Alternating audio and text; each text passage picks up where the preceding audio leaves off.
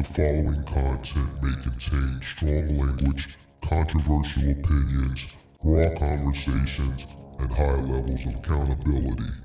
This channel covers business, culture, economics, current events, and real-world commentary. If you're easily offended, this may not be the stream for you. Viewer discretion is advised.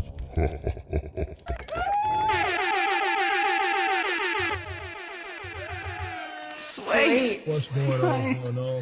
If you guys are in need of insurance for your trucking business, there is a link in the description. There's a link and a phone number in the description below for Log Rock Up for renewal. Looking for a more affordable solution for commercial insurance for your trucking business. There is a link and a phone number in the description below for Log Rock, partner to the channel. Come on in. Make sure you guys hit the like button, subscribe to the channel, turn on post notifications. I know it's been a minute. YouTube just got me on punishment. They don't send out my notifications, but it's okay. It's okay. You know, when you don't stream and all that shit, often they tend to kick you out of the algorithm. They don't put out your notifications and all this, that, and the third. But it is cool. Come on in. Make sure you guys hit the like button. Make sure you hit the like button. Subscribe to the channel. Turn on post notifications. Shout out to Jersey Boy. Says, tell the stone cold hardcore truth. The youth most definitely need to hear it. When I was young, I used to go by that philosophy, but I didn't fully understand. Now I get it 100%. Exactly. And this is why we're having this topic based on the last couple call-in shows that we've had. We've seen a trend. I've seen a trend. And without even asking certain questions, certain conversation tends to come up and it leads down this one path. I think you guys know what it is. If you've watched the channel and you've listened to the last few call-in shows, there's an issue. And we're going to discuss it today. Shout out to Kevin Garnett. Bro already said it's BOM anyway, so exactly.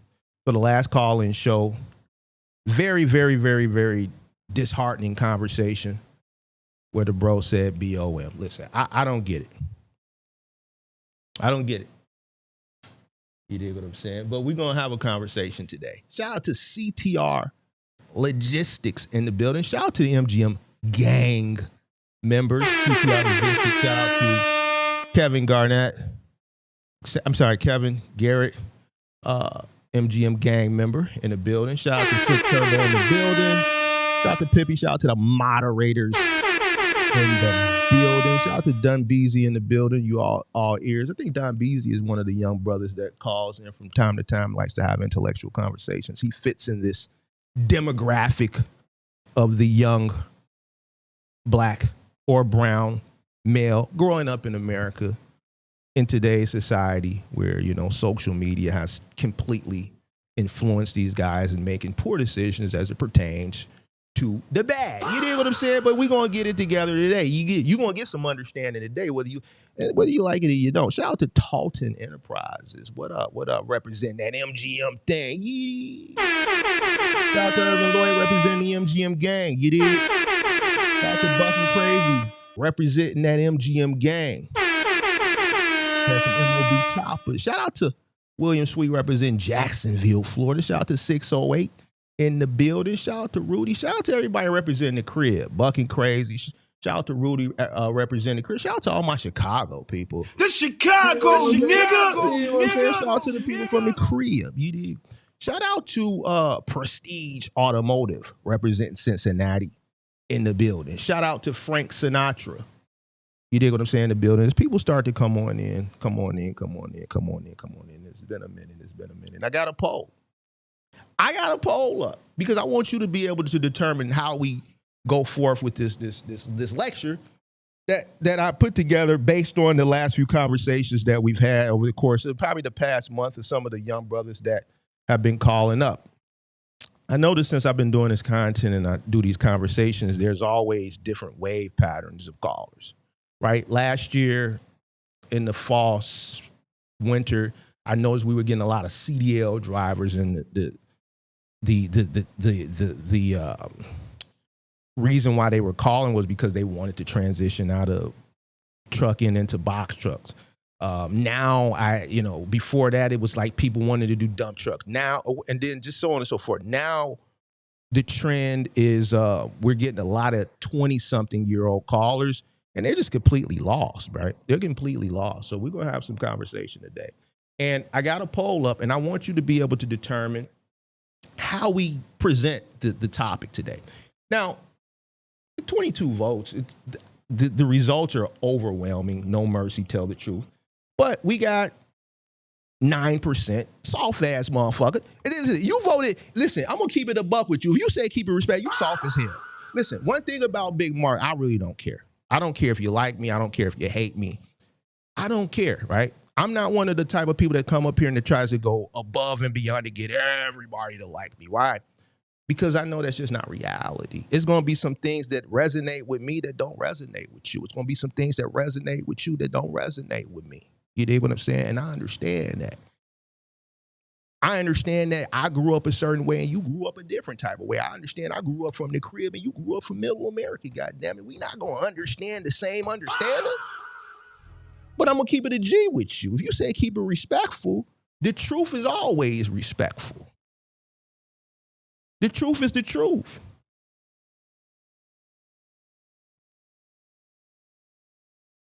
There you go. There you go. The reason why a lot of these young brothers right now are in the situation they in is because they ain't got nobody that's keeping it a G with them. What's one thing that they all say when they come up here? Man, Mark, I know, or I can tell that when guys my age call up here, it's disappointing, but we need you because we don't have nobody to talk to. We don't got nobody that's telling us this shit. They all say the same thing. These conversations don't happen in private. They happen right here publicly. You hear them say, it's not me saying this shit to make myself bigger than life. You hear them say that shit to me. I'm not here to appease you. The problem is they got too many people appeasing them. They got too many people validating they fuck shit. They don't have people keeping it a G with them.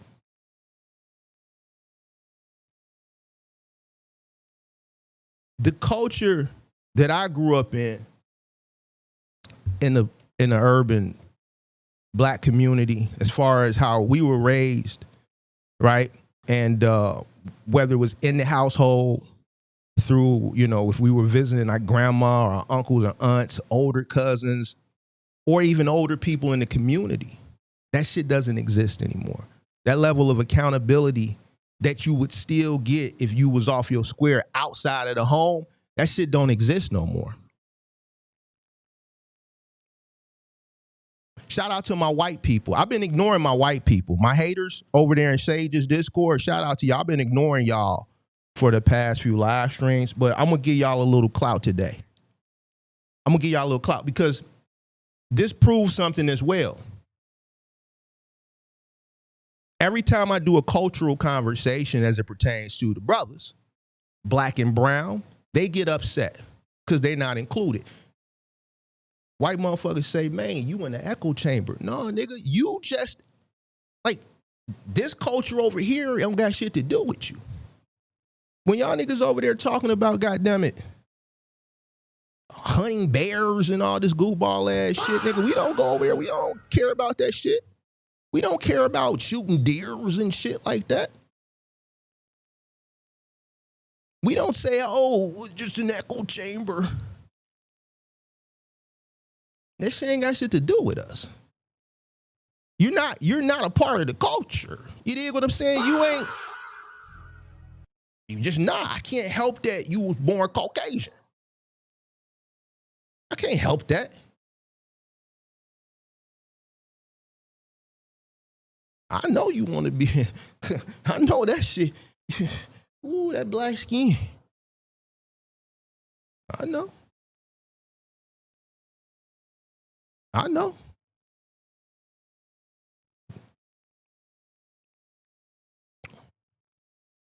I know. But since y'all here, pay attention. See, what I can do, you could never do it.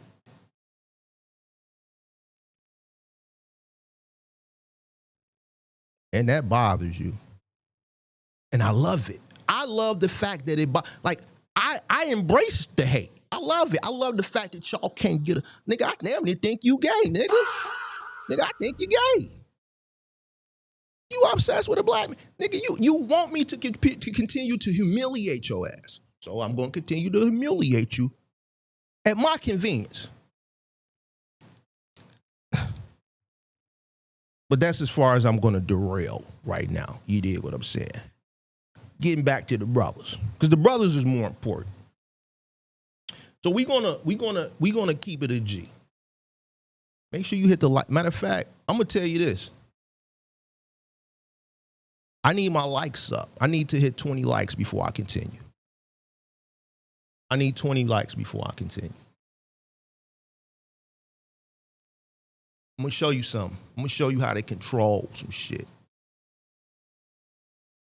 And then we'll get started. When I get to 20 likes, we'll get started.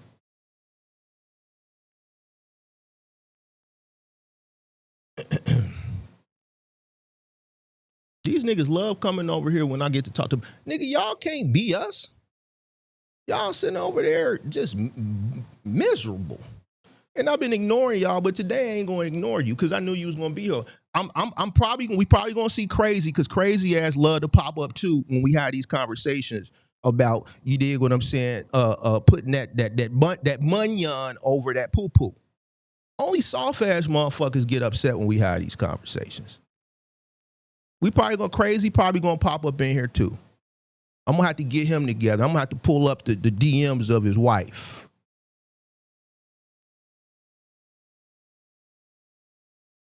DM and the big homie. You know what I'm saying? DM and the big homie. Y'all thought I was lying about that shit. Remember that?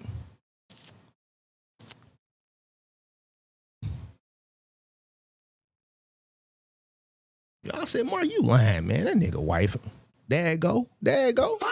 Remember the day that motherfucker hard drive. That motherfucker ain't been around since like that. Crushed that nigga whole world. Crushed his whole world.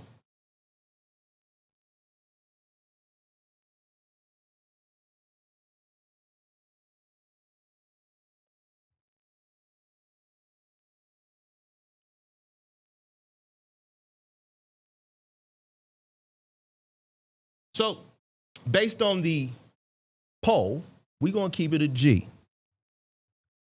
We're going to keep it a G. We're going to keep it a G anyway, but we just going to be a little graphic with it. So, if you soft, then this probably ain't for you.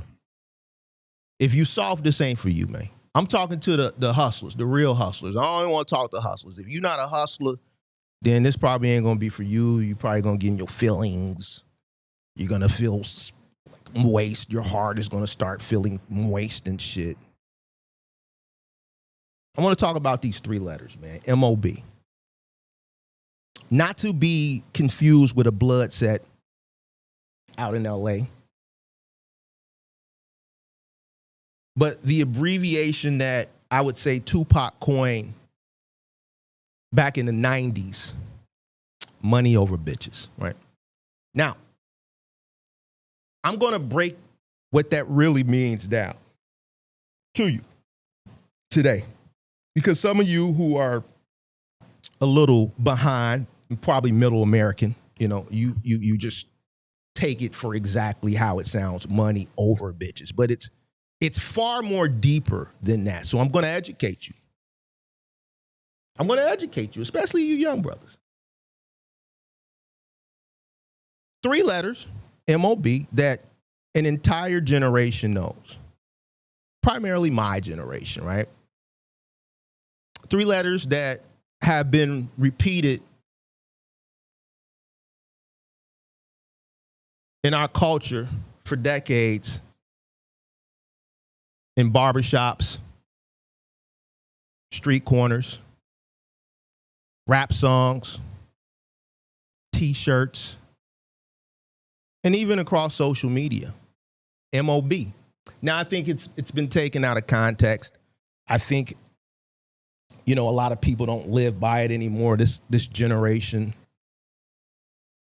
in the culture is way more just softer than my generation. M.O.B.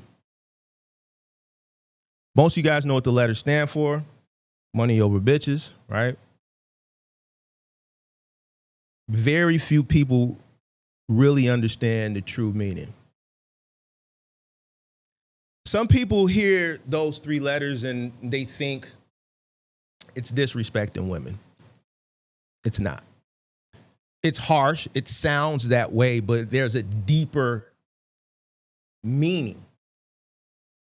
Other people think it's about just loving money. It's deeper than that.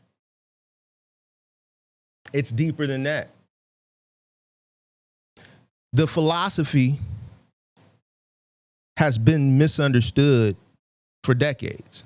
And I'm going to get to that today. All you hear is money over bitches. And why is my camera so close? Let's recall it. Let's make that there. I like that better. Let's get this out the way. It's better. I like it like this. To me, money over bitches, or M.O.B, it just simply means don't let your desires destroy your destiny. Don't let your desires destroy your destiny. I see a lot of y'all young brothers, y'all doing this shit now. And y'all don't think nothing wrong with it. Buddy that called in last week or 2 weeks ago, he said, like, man, I get what Buddy say? He said, man, I got urges or some goofy ass shit that nigga said. I can't, something to that effect. And then you had Buddy ass, matter of fact, we finna really turn up today. We gonna turn up today. Give me a second. Mike Lowry, a week before that or 2 weeks before that, he promoting that, yo, if I make $1,000, I could take 500 and trick it on the bitch. Fuck around with you, nigga. No, you can't. Remember he said that goofball ass shit? Hold on. Give me a second here. When was that? We gonna call Mike Lowry and we gonna tell him he need to watch. When was that? What day was that? What day was that? What day was that live stream? What day was that live stream with Mike Lowry? So then I can go to that date and find the phone number. What was that? That was July 22nd. That was July 22nd. So July 22nd, right? Give me a second, y'all. That was July 22nd.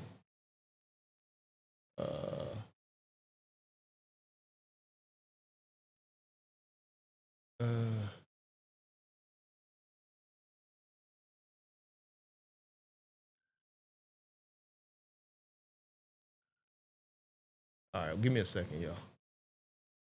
Call Mike Lowry. We want to tell him to tune in today. That was a 2-hour. Yeah, we gonna get cracking. Don't worry about it. Hello? It's Mike. Yeah. What's up, man? It's Big Mark. What's up, Mark? What up, man? And you don't sound too happy to hear from me. No, I'm good, man. You straight? I'm cool, man. I'm cool. All right, check this out. Check this out. I'm doing this show right now. I want you to tune in, man. Okay. Because I think you might get some information, man, that you could use from this, pimp. Well, what is it about, man? M.O.B. Hey, okay. I'm gonna check it out, man. But shit, yeah, bro. Like, I ain't gonna lie, bro. I just be want to kick it, bro. I don't really be with the arguing. And you can call and kick it, but if you talking that goofy shit, then I gotta. I feel you. We gotta hold you accountable, pimp. Yeah, so You can nah, call and kick it whenever you want to kick it, but the point of kicking it is to come to some understanding. Do you agree or you disagree? yeah. See, I disagree with what you doing with the. First of all, I disagree with what the fuck you said, but then I disagree with what happened in the Discord that caused you to distance yourself, and I see that you still doing it. And then you trying to make some type of like understanding and trying to come up with these bullshit reasons on why what you doing is okay and it's not okay. No, I don't be trying to come up with no, like, I don't be trying to justify. I'm just like that. That's what I'm doing. Like, shit. I'm not really trying to do, justify. Yeah, ain't shit what you doing. Ain't shit what you doing cool, bro. I feel And it's man. not becoming. And it's not becoming. It's listen. It's not becoming of a young man. It's not becoming of a young entrepreneur who's looking to do great things. What it's doing is it's continuing to set you back. No, I totally understand, man. I can definitely be using my time a little bit better, but a lot of shit be late night shit anyway. Listen, that's an excuse. That's an excuse. It don't matter if it's in the middle of the day, early in the morning, late night. There's no justification. Yeah, so. You said, look, Mark, if I make $1,000 a day and I go trick $1,000 a week on the bitch, you know what I'm saying? In the strip clubs, on the call girls, you know what I'm saying? You playing the play. You justifying it. Nigga, I don't care if you make $1 million a week. There's no justification. Listen, there's no justification, pimp. Yeah. I don't care if it's late night. I don't care if it's goddamn it early in the morning. You looking for some type of validation. Yeah, for sure. In the wrong places. Mm-hmm. Do you understand what I'm saying? No, I hear you, man. I hear you, man. So I got some shit to work on. I called you to tell you, listen, we're gonna have a conversation today. I don't know if you working and you got some earpods or whatever that you can work and listen in on. And then when I open up the lines after, you feel free to call in. Because a lot of the conversation is inspired by the conversation me and you had a few weeks ago, the conversation I had with a brother that called in a week later after you. Because y'all conversation kind of mirror each other. And I think it's a great representation of the mindset of your generation today and why y'all, one of the reasons why y'all having a hard time getting ahead. No, I hear you, man. Listen, man, I'm definitely gonna tune in, I'm just listen. That's more what I'm gonna do. Yeah. If you want to call in, pimp. Don't be scared to have the conversation. Conversation rule the nation. Conversation is what makes you sharper. Steel sharpen steel, bro. Yeah. So don't be scared of listen. Don't be scared of a harsh criticism when it's coming from a good place. Sometimes you just got to accept it and do better. Yeah. You dig what I'm saying? Yeah, for sure. Yeah. Man, you sound defeated, bro. I don't like to hear you sound like that. Man. I done changed some shit up, man. I done changed some shit up, bro. Since the last conversation? I'm trying, bro. I'm trying. What's up? You changed some shit around since the last conversation? Yeah, man. I'm trying, man. Yeah, for sure. You trying? You know what I'm saying? Like, a lot of times when you doing shit, man, it just be a habit. You know what I'm saying? Man, listen, bro. And that goes back to discipline. Yeah, for sure. I don't see all that late night habits and shit, nigga, break the habit. Yeah. If see, all that shit to me is just weak mindset, lack of discipline. Well, I'm very disciplined in other areas and some shit. You need to be disciplined all around, bro. You need to stay on your square all around. Yeah. Like I said, man, I'm here for it, man. I'm here for it. I really, like, even with like, like drinking and shit. I be doing a lot of that shit too, like especially on the when I be so yeah. I'm trying to, cause like I'm not like no alcoholic ass nigga or nothing like that. But I'm like, bro, I need to kind of cut that shit out. Well, that could be a contributing factor to a lot of the decisions that you make, like you keep saying on the late night. You dig what I'm saying as it pertains to the bitch. You dig what I'm saying? So like, whatever your vices are that contribute to the poor decision makings, which is ultimately what is holding you back from greatness, you need to control those urges by being more disciplined. Yeah. All right.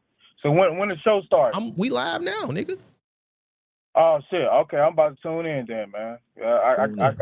I got a couple jobs and stuff I gotta finish anyway, but shit. All right, man. I'm gonna be listening. All right, man.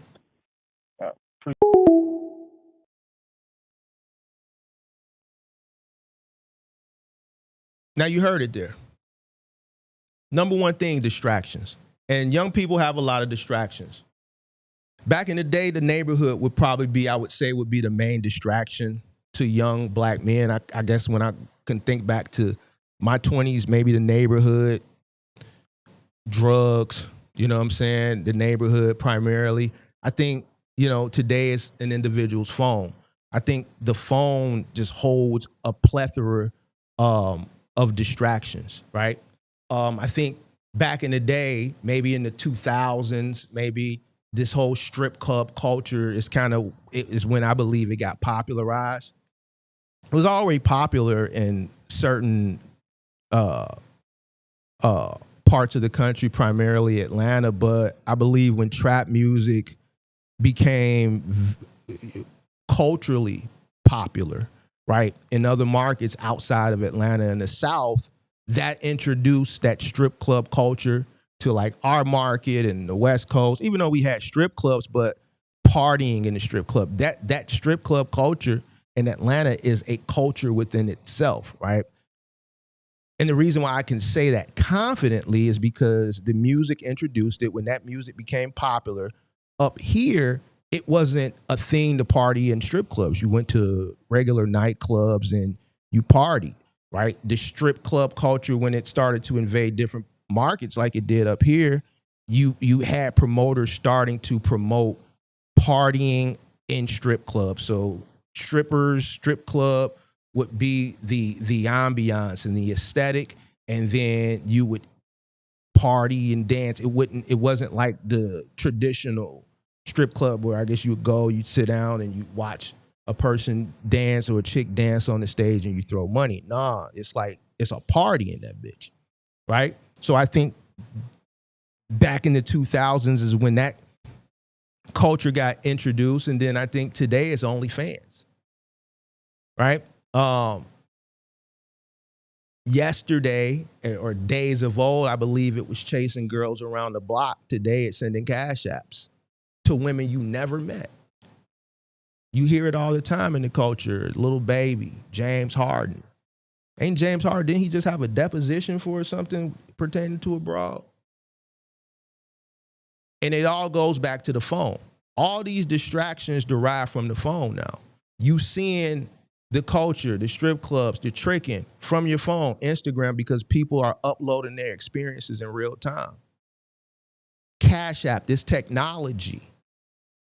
You're sending this shit to women that you meet on Instagram, right? Back in the day, the women you would meet would be like in your community, like community-based, school, work, church, nightclubs, lounges, bars, grocery store and shit like that, right?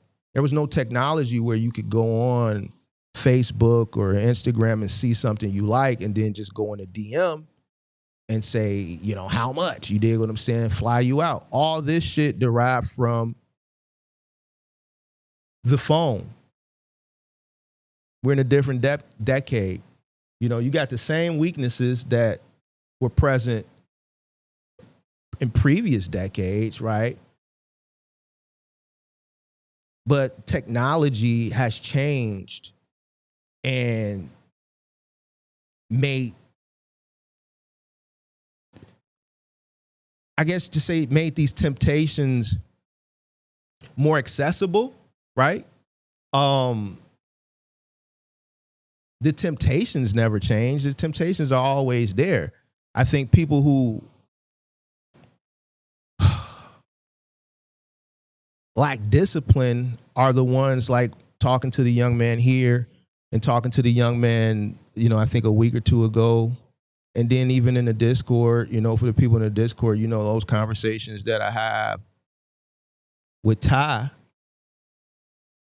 I think technology has just made things a little bit more accessible, and it's just the lack of older people giving the younger generation the information that they need to stay focused and stay on their purpose and stay on their square is a contributing factor to why we are where we are. So that's why we're going to have this conversation. You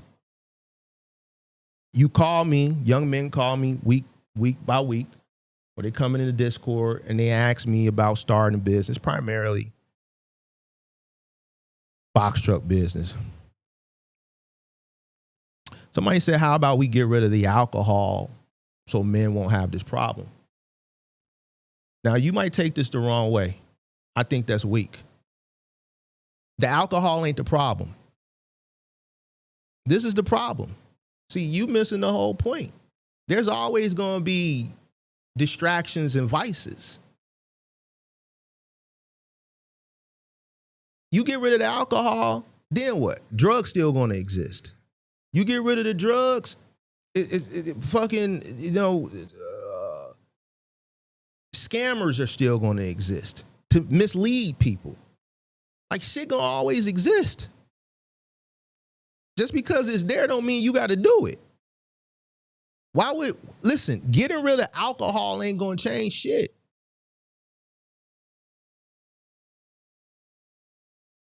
The alcohol there don't mean you got to drink it. And if you decide to indulge in alcohol, do it moderately. Don't do it to the point where you off your square. If you the type of motherfucker that's going to drink yourself to a bloody pulp and you do this day in and day out, that just tells me a lot about you as an individual. You're weak. If you the type of motherfucker that every single day after work you got to stop and get you a six-pack, that just tells me about who you are. You're weak. You just got to have it. If you the type of motherfucker who got to drink to go to sleep at night, man, come on, what are we talking about? Motherfucker, you could put a pallet of the cocaine right in front of me, nigga. That don't mean I'm going to sniff it. Fuck we talking about? What do you mean? How about we get rid of the alcohol so men won't have this problem? What are you talking about? See, this is what makes my channel great. Because if I see something and I can, nah, nigga.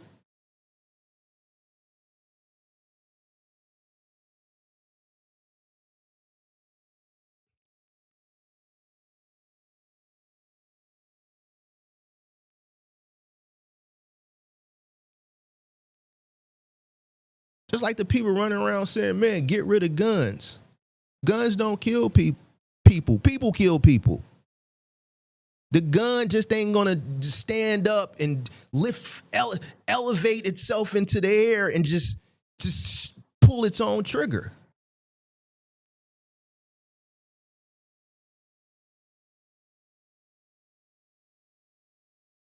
Life is about choices and decisions. Alcohol ain't got shit to do with a motherfucker making a poor choice to drink themselves into a situation where they can't control they motherfucking self.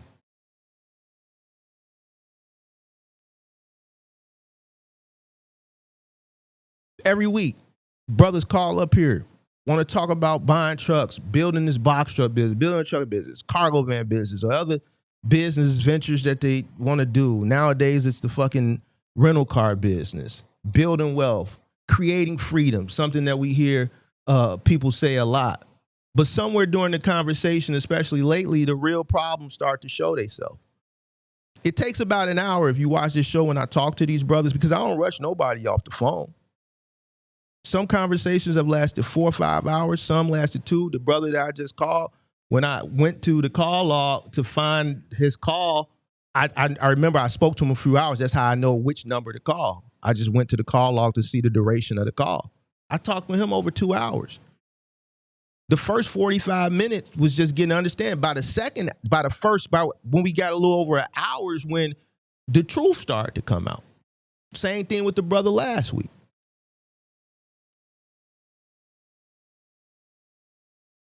I spent this. I flew her this way. I paid for that. Last week, the brother, man, I came through Chicago, man. I was on Tinder. I jumped on Tinder. I jumped on Hinge. Yeah, I met this chick when I was coming through Chicago, man, and I went to her house. If you watched the show a week or 2 ago when I talked to that brother, I had to hold him accountable to possibly save his life. You going into a motherfucking crib that you don't know, that you just met online, in the land of the back door. This is the nigga. We in there. This the land of the back door. We set people up here, nigga. This is what we do.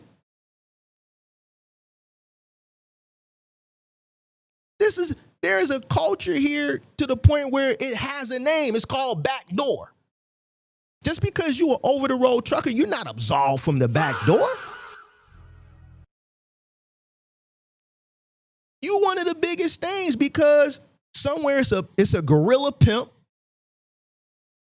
It's a foe in them. I'm trying to explain something to you middle Americans because I know y'all don't know no better. That's why y'all get caught up and then y'all be going missing and shit and you can't be found for years and because y'all be doing goofy shit. Like I told Buddy ass last week, nigga, that's goofy. Don't ever do that shit again.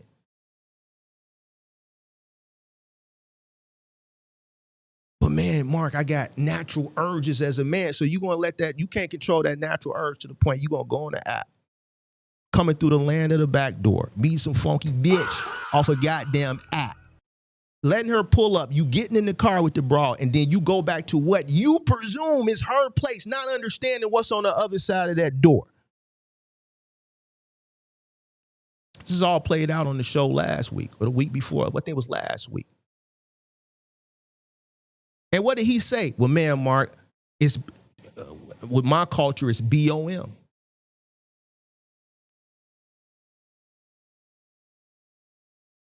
So then I sit here and I'm thinking this shit. How goofy this shit is first. Because I'll leave the show and I'll go into Discord and I'll be like lost in the sauce and shit. Like motherfuckers call up here saying that they got a problem with this and you know, we know they don't know their cost per mile, but then, man, I made the money, but I don't know where the money went because then you doing shit like this, you tricking it off. You say you want freedom, but you allow your impulses to make poor decisions for you. 99.8% or 99.9% of the people that call up here ain't gonna never see that freedom because of the shit we hear in the conversations. Your impulses are leading your life. You have no discipline. So don't be surprised when this future that you got in your head, it never comes to pass. It never arrives.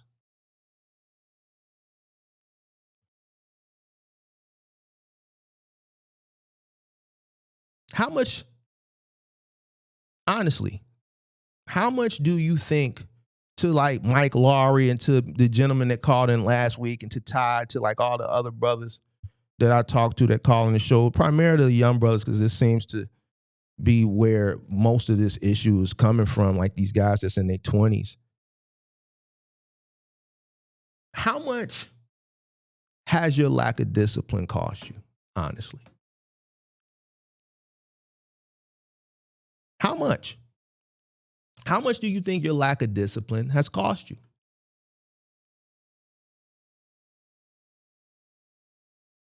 And I'm not talking just about money. I'm not talking just like about time. It could be energy. It could be focused. It could be missed opportunities. how much of how much has your lack of discipline cost you? Honestly. It could be ideas that you've jotted down or you've had in your head that you've never finished, books that you might have purchased on Amazon and set out or thought out that you were going to read that you never started, or you started and you never finished. Money that you wanted to invest that you lacked the discipline to start your investment journey. Money that you wanted to save, but because of your lack of discipline, you never started the journey to save it. How many of your dreams, because you're the generation of dreamers, have died because of your lack of discipline?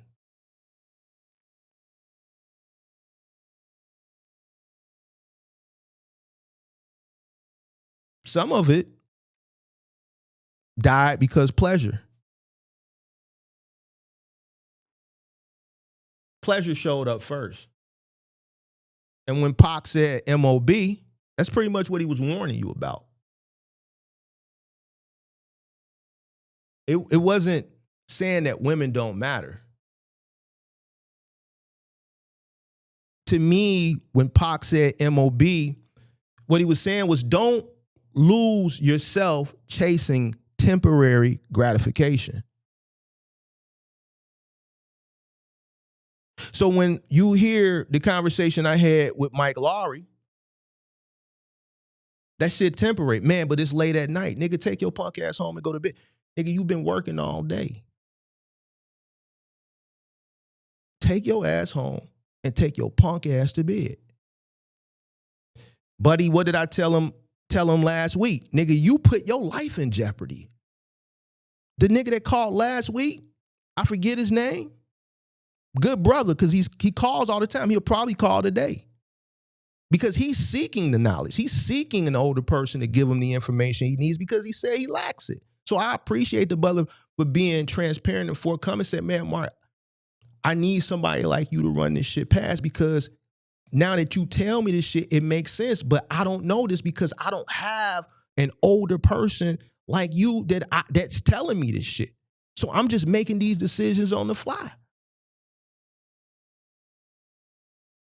So he'll come through as a trucker through Market, Memphis. You coming through Market. Notice the place where they say Memphis again. I don't know, but you came through this bitch and got on an app and walked in a motherfucker crib. Never. We don't go to, listen, as a person who born, raised in here, in this city, I don't go to chicks' cribs, niggas.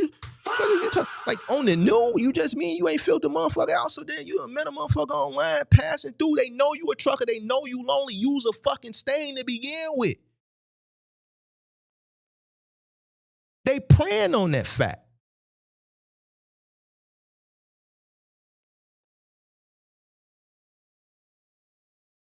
Temporary gratification can lead to permanent consequences. For example, Buddy last week.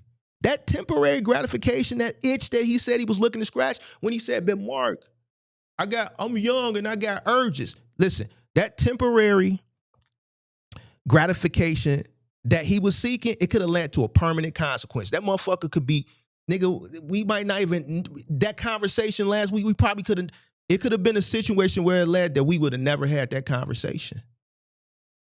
Because as soon as he could have walked through that door, it could have been a back door.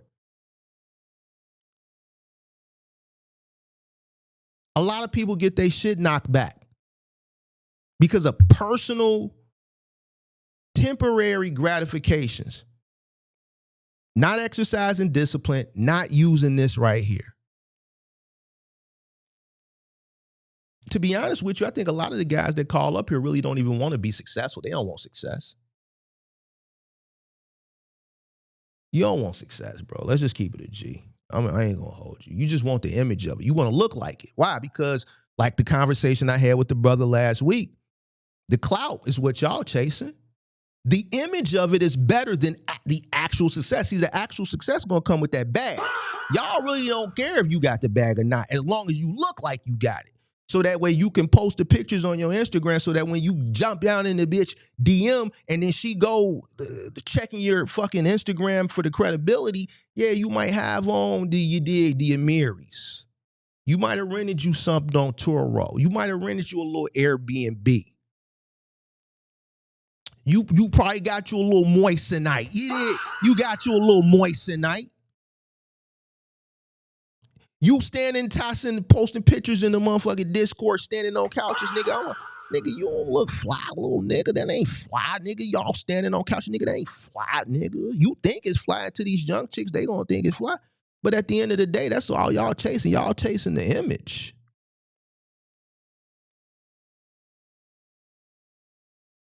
You want the moissanite before the wealth. You don't really want the wealth. Because if you want the wealth, you'll be exercising the discipline to get to it.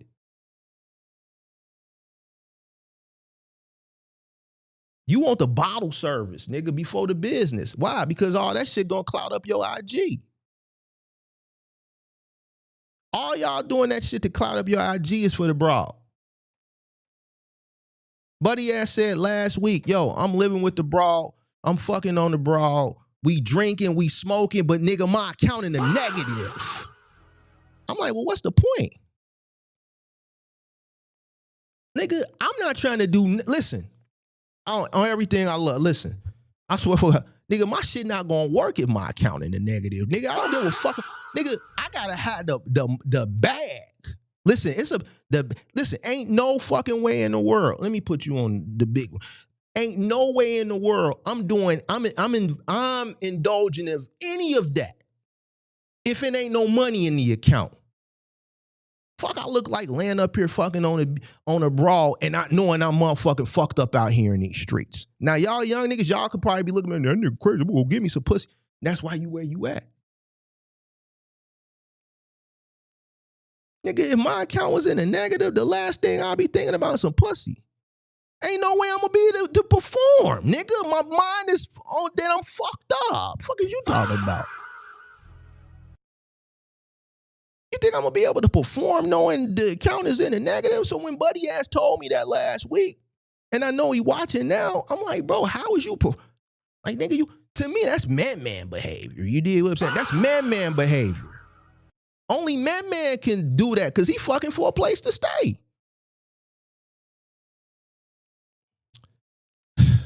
I digress.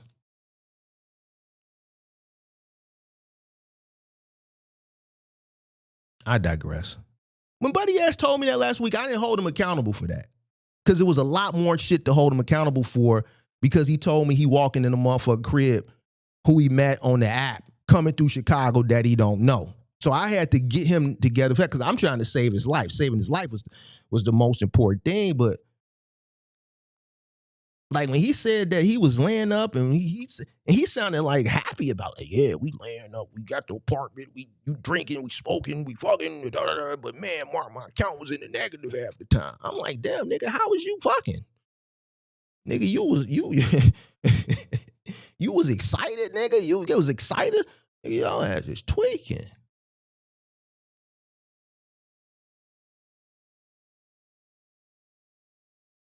It's crazy how y'all want the appearance of success rather than actually becoming successful.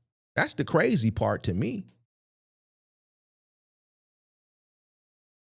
Spending money that you ain't even earned, trying to impress people who don't even give a fuck about you. These people don't give a fuck about you. These internet people, these motherfuckers don't give no fucks about you. I'm telling you. Try this out. Whether it's true or not, call some of these internet people and say, yo, you fucked up out here in these streets, man. What's today, the 5th? Say, look, I couldn't make my rent. Today, the 5th, before they start charging late fees and the eviction process, man. You got something on my rent? See how many people help you. See how many of these internet followers contribute. Whether you need it or not, just do it as a social experiment. It don't necessarily have to be true, but just do a social experiment and see how many people care about you. I'm going to tell you what a nigga like me going to do. The first thing, since you want the clout on the Instagram, first thing a nigga like me going to do if you call me, first thing I'm going to do, I'm going to look at your Instagram, right? I'm going to be like, nigga, Why the fuck you calling me about your rent when I see a week ago you posted, nigga, you was turned up, nigga, you was standing on couches. You was standing on couches. You had the Asics on, cause y'all niggas wearing Asics and shit. Y'all little niggas, y'all wearing Asics in the club. Nigga, get the fuck out of here. That's the telltale sign right there. You ain't got it, nigga. You standing on a couch and you got on some goddamn Asics, nigga. Now, see, nigga like me, I'm just like, this, there, go right there. He ain't got it. Nigga, if you get a section, you spending money on a section, you ain't got it. Sit your punk ass down. Don't stand on the couch now. You can't stand on the couch. Sit your ass in the seat, nigga. Don't stand on the couch. Get your Asics on, nigga. Get the fuck out of here, nigga. We don't believe you. We don't believe that, nigga. Look, I already knew I was gonna hurt somebody's feelings. I already knew I was gonna get somebody. This nigga was in the chat, in the Discord the other day. He posted some weird ass drawers. I said, what the fuck are those, man? What are those? What are those? Hey, Justin, chill out, pimp, man.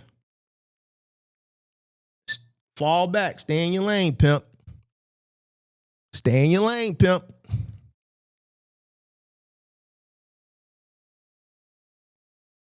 Financing an image, nigga, that you ain't even earned, nigga, and it's obvious. This nigga said black patent 17s. Nigga, what the fuck are those? Nigga, we stopped after 14, pimp. We no Jordan after 14 has ever, my foot has never been in a Jordan after 14. Like anything after 14 is irrelevant. I'm just keeping it a G with you. Now, you got to take it from me. You got to take it from me. You got to take it from me. You got to take it from me. Not because I'm the OG, but I'm from the era, nigga. And I'm from the crib. Mike played for Chicago. We don't place our foot in anything after a 14. But that's a topic for another day. You dig what I'm saying? Just fall back and learn you something, little man. You dig what I'm saying? I can help you there too, pimp. Don't ever come in my Discord posting some 17s. Like what are, I didn't even know what those were, bro. Like, come on, man. What the fuck are we talking about?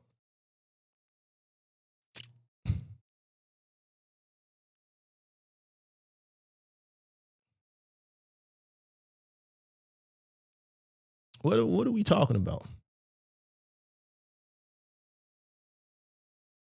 Somebody in the chat earlier said something about if we get rid of the alcohol, then what did Buddy Ass say? Give me a second. Hold on.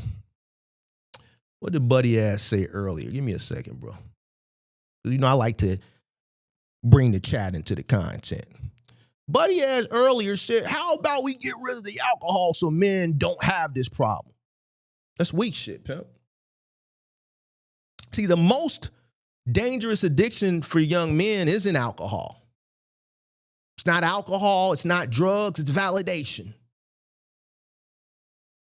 It's validation. You want to be validated. You want to be admired. You want to be wanted. When Mike Lowry was talking all that shit in the Discord, shout out to Mike Lowry, and then he came here 2 weeks ago. He said, well, man, Mark, after I get off, I want to go to the strip club and trick off on the bitch and pay for the little pool, you know what I'm saying? Because I got, and then Buddy ass last week when I'm coming, I'm going to go on the app and I'm going to, you know, go and find the little chick and put my life in danger and all this goofball ass shit. Nigga, because you want to be wanted, nigga. You want to be admired. You want to prove something. The moment somebody knows how to sell you validation, they own your wallet, nigga. See, Mike Lowry, check this out, pimp. The whole purpose of the strip club is to provide you with an experience that makes you keep coming back. Them chicks is selling you an experience and selling you a dream. They validating you, nigga. That's why you keep going back. Giving them your money. They control you. They control your wallet. They own your wallet. They own your attention. You work all day, but you working all day to go there. You working all day lifting and carrying, whoa, shit, carrying shit.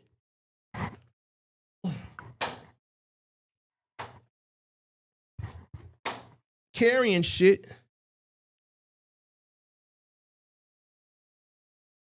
looking forward to the time that you're going to spend at the strip club later on, so that them chicks can sit on your lap, stroke your ego while they run your pockets.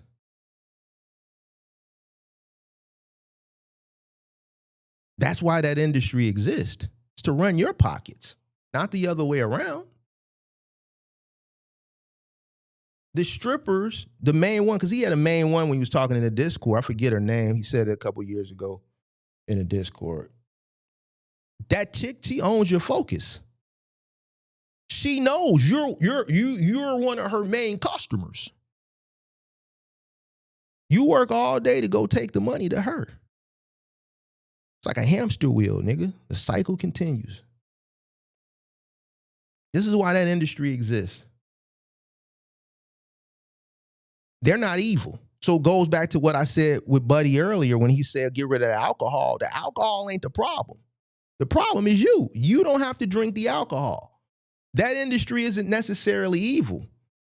It's wrong for the most part. But here's why that industry exists is because they understand human nature, which goes into what Buddy said last week. Mark, I got urges. My human, what did he say, man? I still got my human something, my human connections. I still got to make my human connections. Ain't that what Buddy said? They understand that. They also understand that there's individuals like these individuals that lack discipline.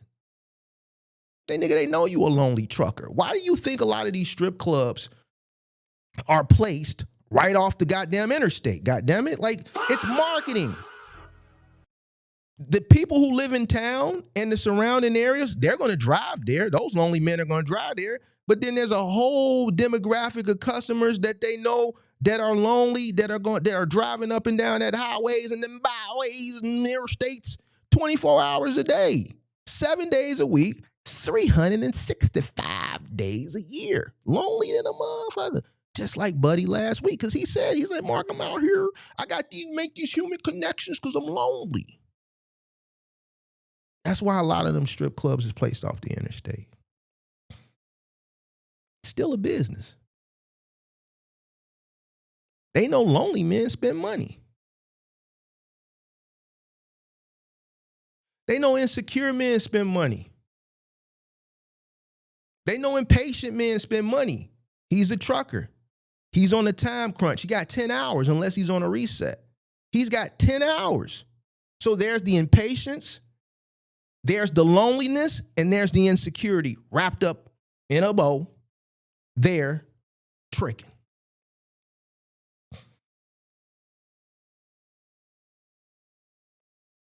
If you don't master your control, if you don't master your discipline, then somebody gonna profit from your weakness.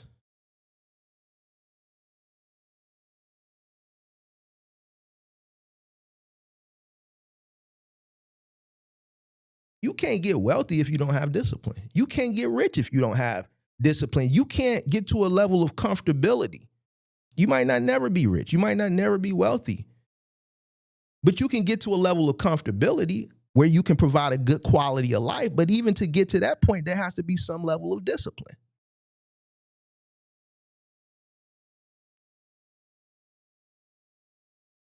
Discipline is the true wealth. And I've been telling you guys this ever since I came on this damn internet. If you can master the art of discipline, then everything else is going to fall in line. I promise you. I promise you that.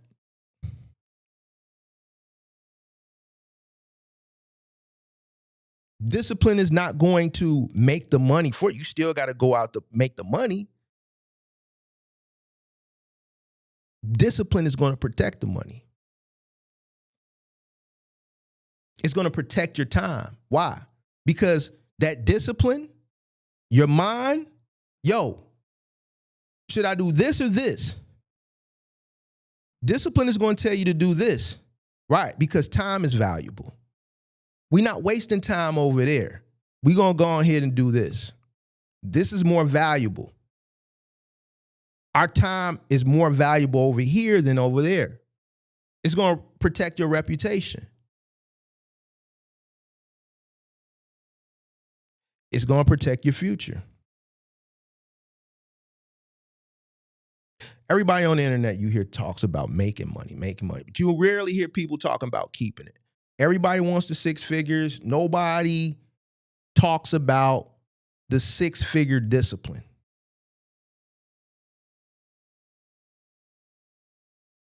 You rarely hear people on the internet talk about purpose.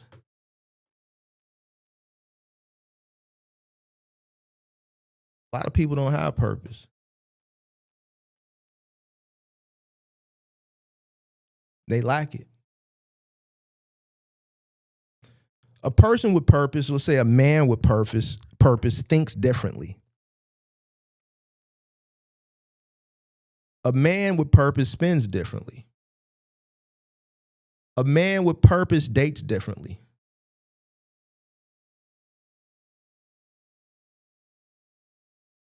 Every decision a man with purpose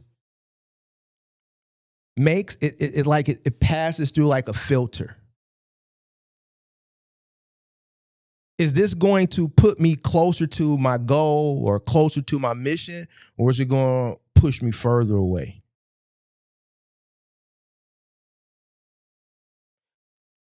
Purpose is like a business plan. One of the things that I used to harp on people about a couple of years ago when I was doing, the content, the PowerPoints and shit like that, where I saw people lacking was a plan, and they have a plan. So they were just all over the place. There's no structure there.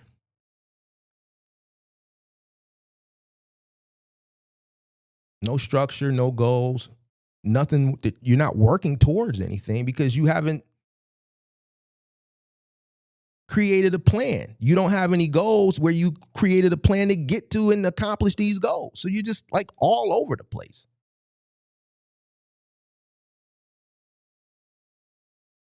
Purpose. A man on a mission has purpose. Look, I'm going to go to school. I'm going to graduate. I'm going to start my career. I understand I got to work my way up from the bottom. I might start as an account executive. I'm going to work my way up to executive vice president. You give yourself a time frame. You're working towards something. So every day when you get up in the morning, you set towards accomplishing different milestones and different goals that you've set out for yourself. You have something to work towards. And when distractions are presented to you,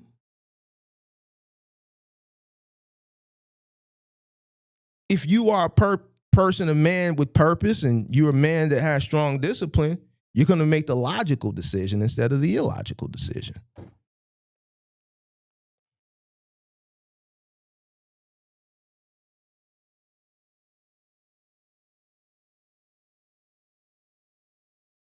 A lot of people that I see call up here, they make the illogical decision.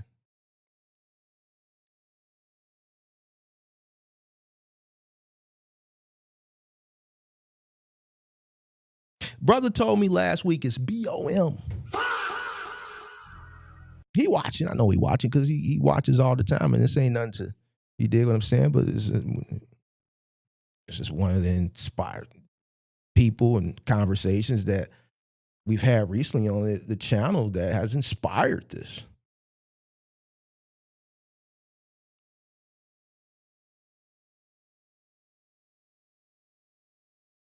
I still don't understand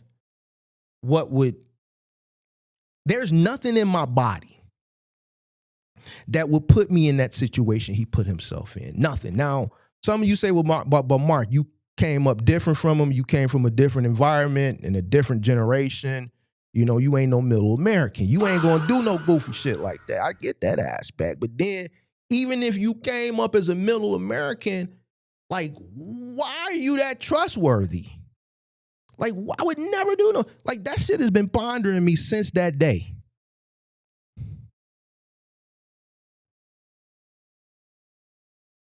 There was a guy who used to watch the show. He doesn't watch anymore, and he's probably watching now. You know, he used to, when we have topics like this, he would get riled up and call in and think he was going to Big Mark. Come on, big dog. But one of the things that he said last year, and it wasn't crazy, it was another guy, I'm not going to say his name. If he's watching, he'll reveal himself shortly. He said, you know, Mark, I used to watch you. Then I start to realize, man, you're telling men to focus on money instead of family. It's not what Big Mark said.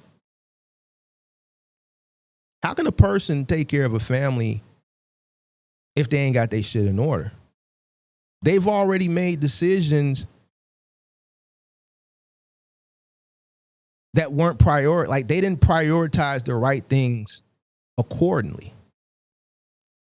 Now, I get it. Not everybody's life is going to be perfect. Not everything is going to be ordered. Not all your steps are going to be ordered correctly for everybody. But what I'm telling young men to do is to put themselves in a great situation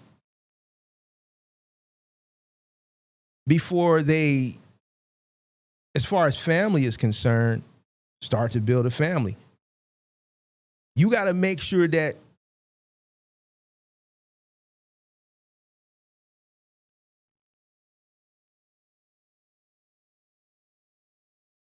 and this is the part I want to choose my words wisely, and then we're going to get back to the more harsh shit, because I do need to touch on this too.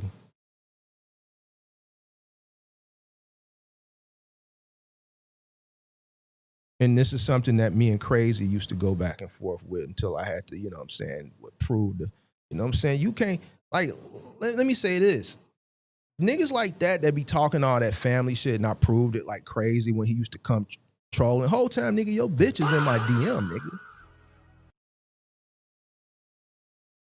You thinking you are the man, nigga. You're not the man. Nobody wants to live under the poverty line. Nobody wants to live in poverty. Everybody wants to have a decent quality of life. I'm not saying be rich. I'm not saying be wealthy, but nobody wants to struggle, bro. This man used to promote the struggle and say, oh, it's family. No, nigga. You got to make sure that you're in a position that you can comfortably take care of family. Each child is a responsibility that didn't ask to be here.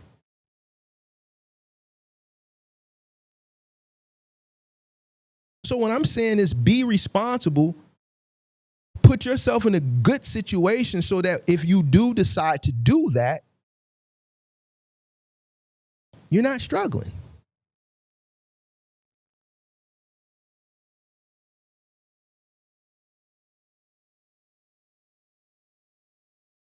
Prestige got it. It's foundation. It's crazy how I had to argue with motherfuckers last year about that.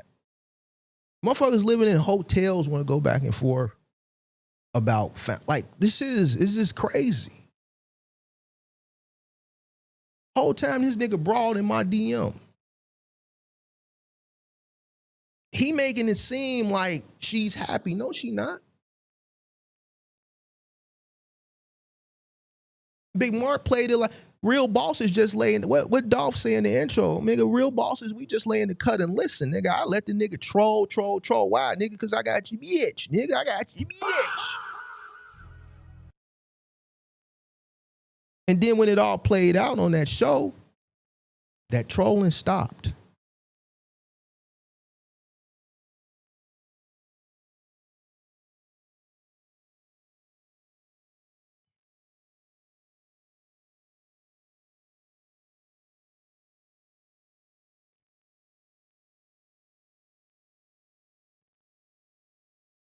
Build a foundation.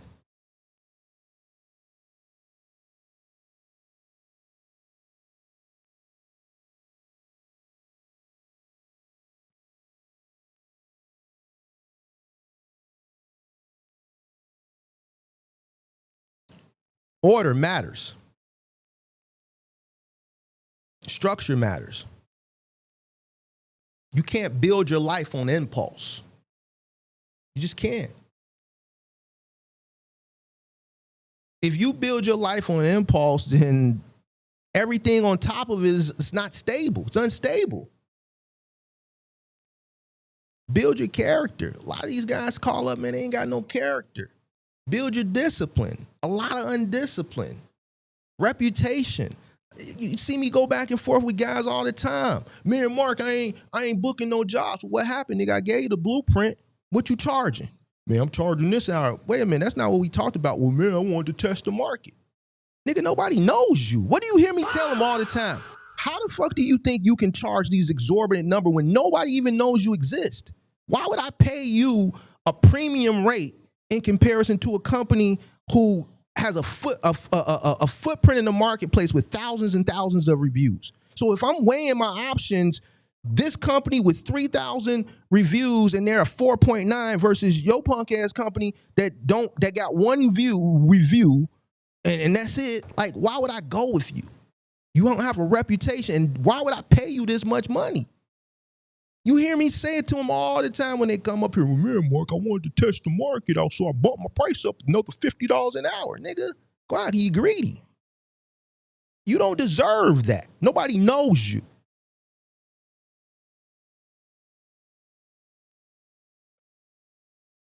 Build your finances up. Build your purpose up. Then invite somebody into your life. A life that you've already built.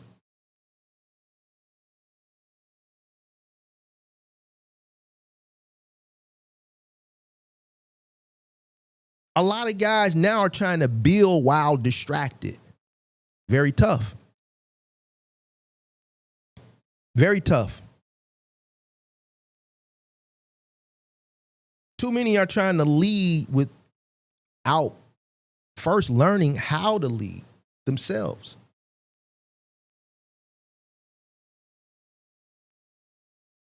Which has also created a whole nother culture, especially within our culture. And I'm going to go break it down a little bit more from urban culture just to the ethnicity. I don't need a man for shit.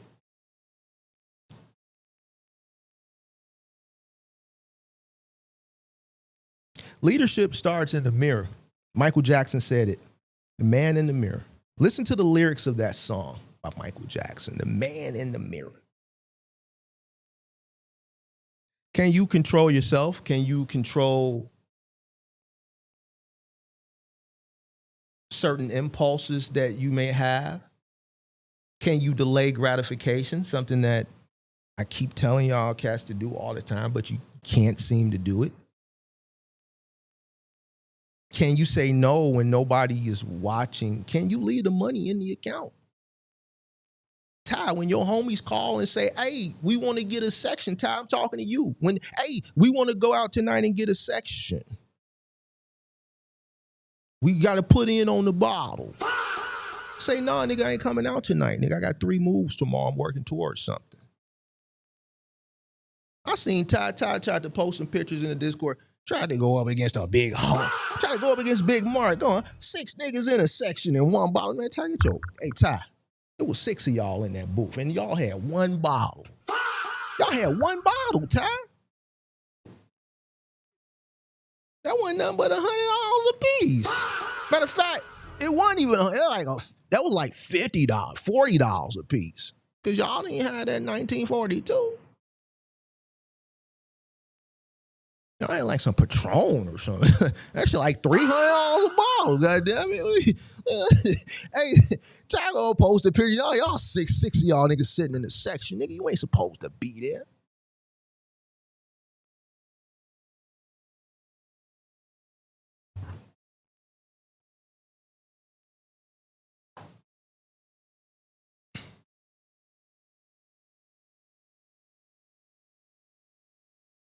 Say no, nigga, sometimes. It's okay. Mike Laurie, can you go home after you finish your work? Can you go home? Take your ass home. Stop taking your ass to goddamn it booby trap on the river. Y'all got a booby trap on the river over in Iowa. Stop going to booby trap or Magic City, Iowa, or wherever the fuck they got over there in Iowa. Take your ass home. Cause she don't listen. She don't love you, pimp. She don't love you. She's stroking your ego every day, and you gotta go there so she can stroke your ego. Nah, pimp, take your ass home. The buddy that called last week that's driving and saying he get lonely and shit and he go on Hinge and Tinder and shit, nigga. Keep driving, nigga. When it's time for you to reset or when you coming through a town and you gotta sit for 10 hours, nigga, figure something out.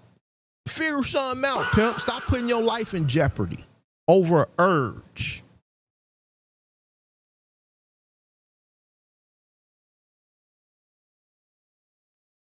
If you can't control these urges that ain't really contributing to what could potentially be greatness, then how can you lead? You can't lead a crew. You can't lead a staff. You can't lead a family.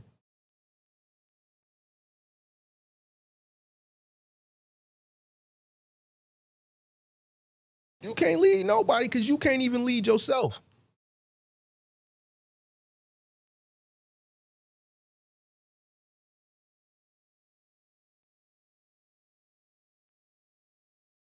Everybody outside of yourself is easy once you master leading yourself.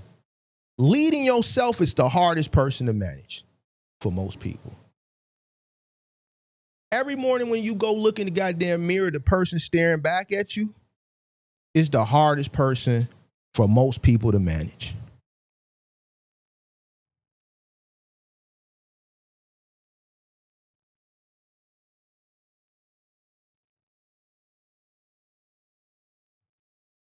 M.O.B.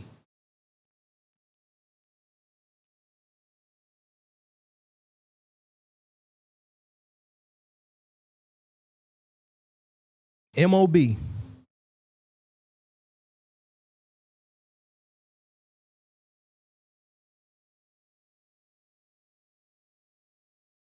That's over everything, nigga.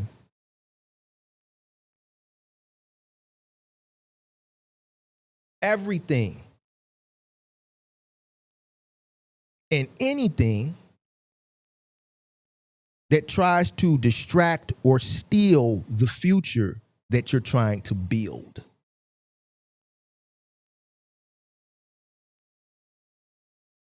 When a man becomes consumed or obsessed, and I've heard this many times, by his mission or by his purpose, stops chasing attention,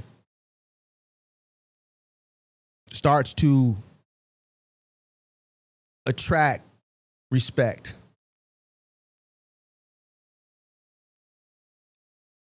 stops trying to look successful, become successful. Something that I hear a lot of these red pill guys, I be watching them, bro. I listen to them, but like some of them, like I agree with, some of them I don't. Like, you dig what I'm saying? But one thing that I hear a lot of these red pill guys is says, oh, you gotta look for somebody that completes you. Nigga, I don't need nobody to complete me. Stop looking for somebody to complete you. A man with purpose, a man with a mission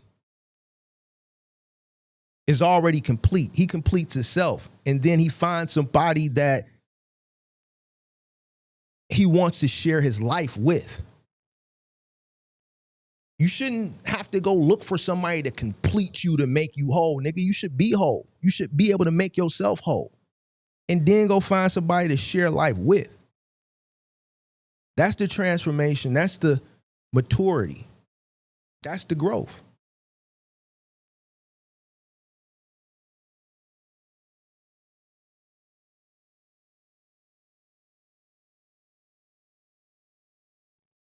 as you get older, right, you're going to always look back at the man that you were 10 years prior. Some of you in your 20s, you're not old enough to get to that point where you're looking back. You hear me talk about 10 years ago, 15 years ago. I'm at a point where I got enough life tenure that I do that. And sometimes when we have these conversations and you see me tell stories of, 10 years or 15, 20 years, you'll see I kind of go into a place because I'm going back there. And what's going to happen as you get older and you start to go back and look at the man that you are today in comparison to the man that you were then, you're either going to thank the man or you're going to resent the man.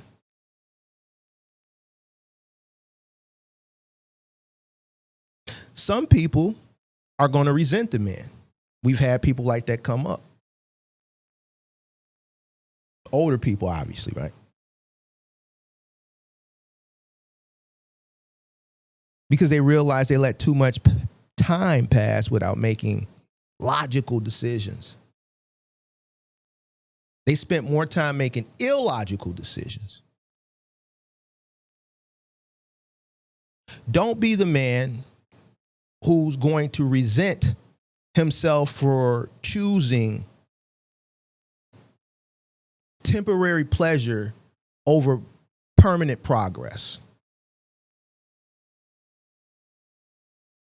Yes, Ty. You're always here, Ty. Why wouldn't I think you were here? Why wouldn't you be here?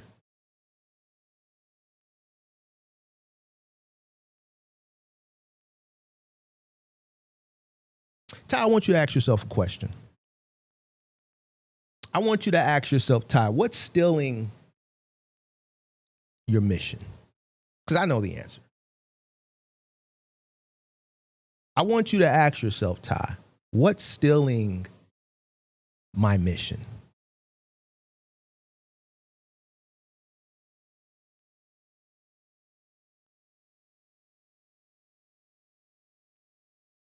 Maybe it's nightlife. Maybe it's social media. Maybe it's your little boo-boo. Maybe it's laziness. Maybe it's chasing people who have already shown you that they don't value you. I want you to ask yourself that question, Ty. And whatever that answer is, I want you to name it. I want you to confront it. And I want you to replace it.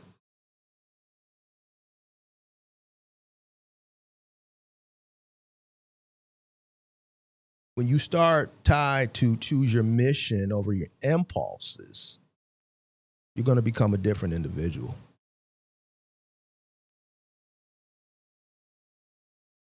And then one day, you're going to get older, and as you get older, there's going to be somebody that looks at your life and they're going to call you lucky. The truth is you're not lucky. The truth is at some point you became disciplined. And that person that calls you lucky is clearly not disciplined.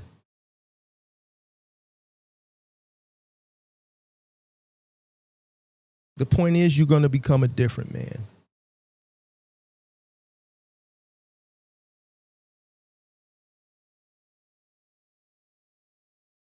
Ty, you need to choose discipline instead of distractions. Mike Lowry, you need to choose discipline over distractions. To the young man that called in last week that risked his life to get some poo-poo, you definitely need to choose discipline instead of distraction.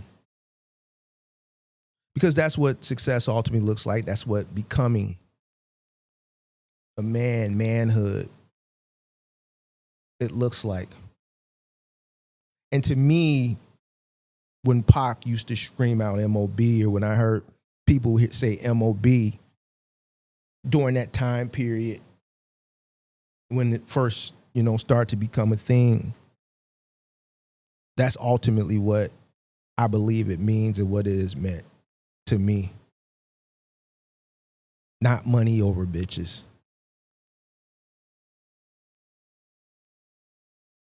Mission, purpose over everything.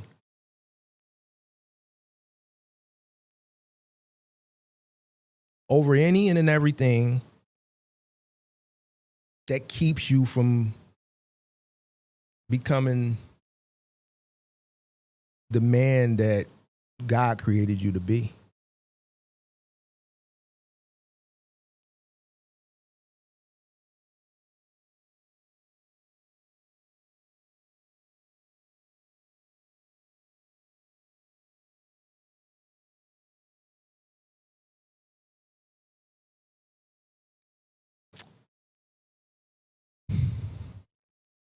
I think I'll end on that note.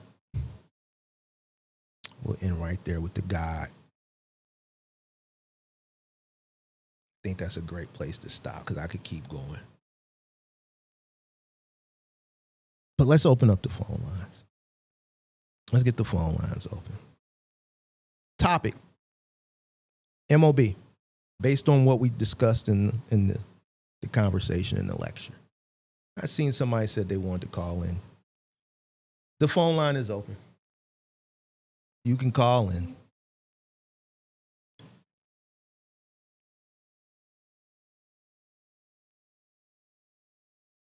Don't be scared. Don't be scared. Don't be scared now. Who was that said they wanted to call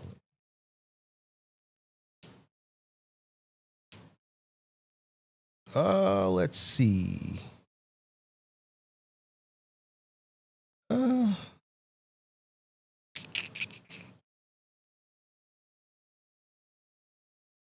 see. Was that Justin? You said you gonna call in? Justin, is that you? The line is open. Is it on? Let me make sure it's on. Phone line is on.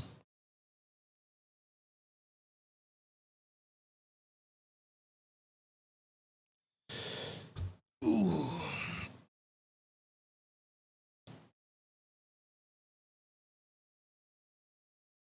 This is Justin, right? Man, I'm about to call up. You gonna call? Line is open. Ty, the young man who called last week, Mike Laurie, anybody. Call up. Have the conversation based on the topic. Explain to me.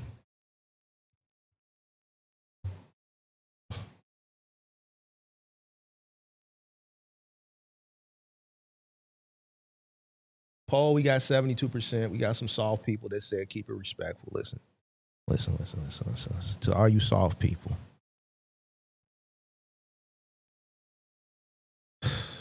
Listen, bro. Y'all ain't gonna make it. Y'all ain't gonna make it. You ain't gonna make it. This shit getting rough and rough and rougher. If you can't take the honest truth, no matter how harsh it may be, you ain't gonna make it.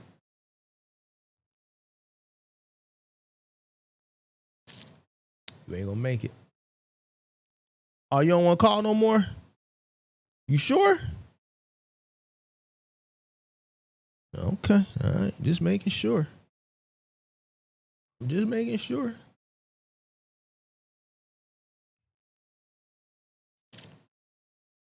It says, thanks for stopping the downhill threat. Oh, with Buddy last week? Yeah, man, Buddy ass was... Wait, is this you? I think this is you, right? Is this the Buddy that I talked to last week that was coming through the land and jumping on the apps, man, and going in chicks' cribs that he met on the app, not understanding what the danger and the threat that could be that could be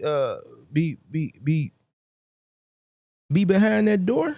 Is that you?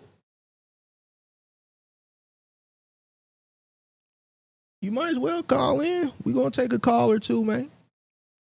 We gonna take a call or two, man. You dig what I'm saying? We got some time, man. We got 2 more hours, man. We started the show early today, man, because I felt like, man, I was gonna have a few conversations. You dig? So I got 2 more hours. I said 4 o'clock, I'm gone. So I got 2 hours, man. Shout out to my white people that are watching over in their Discord. They're here. And listen, I'm sorry that y'all can't be a part of the conversation.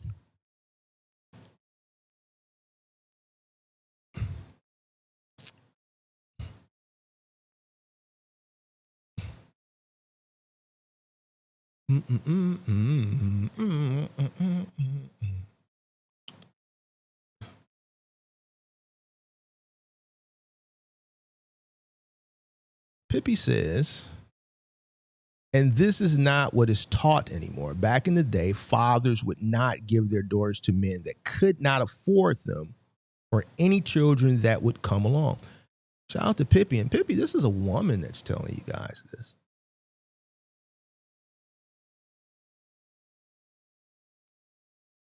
It's a lot of man culture out here. A lot of man behavior.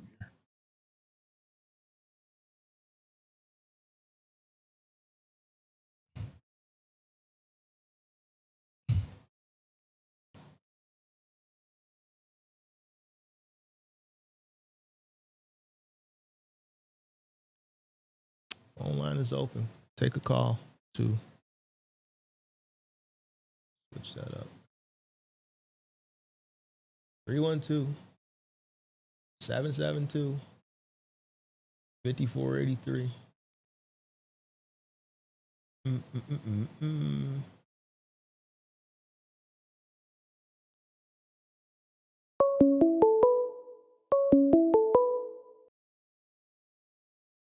What down? Yo. What up? What up, Mark? What up? You know who this is, right? Yeah, this is Justin. Your company came up when you Yes, sir.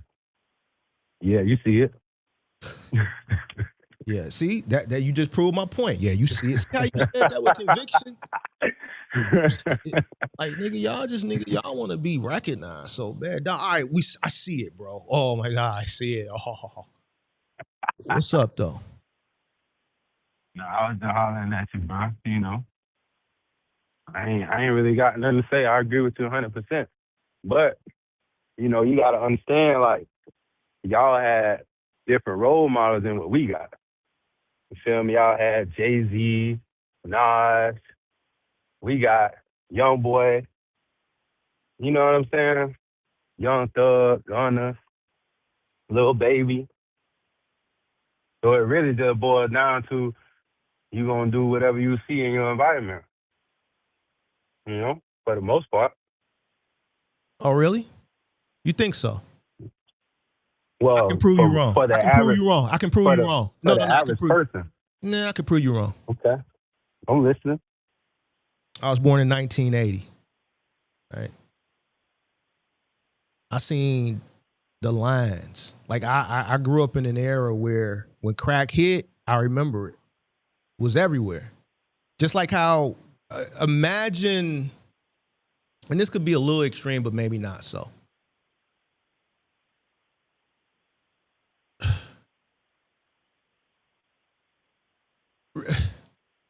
How do I want to?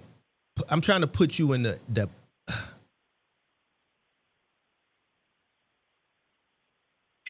crack was everywhere, bro. Right? I never used that shit. True. I never used it. I never tried it. I never did it. So I disagree with you. But this ain't crack, though. Like, this ain't something this is almost a behavior that's champion. Buying them couches, buying bars. Huh? That shit was, well, the buying the poo-poo, yeah, that's some new shit that y'all, because, you know, our era was pimp shit. Everybody was pimping. You know, all the rappers, they looked up to the pimps. They wanted to be the pimps. A lot of the music was pimp culture. It may have not been to the point of like maybe like a Too Short, or let's say like an 8-Ball and MJG, or maybe like a Drew Down, where they were actually pimping, or like a Ice-T. But even if you listen to, you know, a person like Pac, or even going up to like maybe like a Young Dolph, there's still that culture that kind of infiltrated into the music, right? So as far as like buying the poo-poo, like that's not something that our generation championed. As far as like the bottles and the popping, that shit has always been around. It's just the liquor has changed. Now you hearing Castle Azul, Don Julio, 1942. Back in the day, it was Dom Perignon. E&J. You know what I'm saying? It was Dom Perignon. So it was all Biggie. You hear Biggie talk about Don P all the time. So that shit is, that conversation has always existed. Today you hear people talk about what's the Amiris. Back in the day, we was talking about minks and shit. Iceberg. But the difference is, Mark, y'all ain't had that social media aspect. You feel me? Y'all ain't know. You know what I'm saying? You ain't really know what dudes in Florida was doing. You ain't know what dudes in Detroit was doing. You know what I'm saying? But, unless you ride up there or they come down there, you ain't have no idea. But we saw what people in the neighborhood was doing. We saw the dope boys.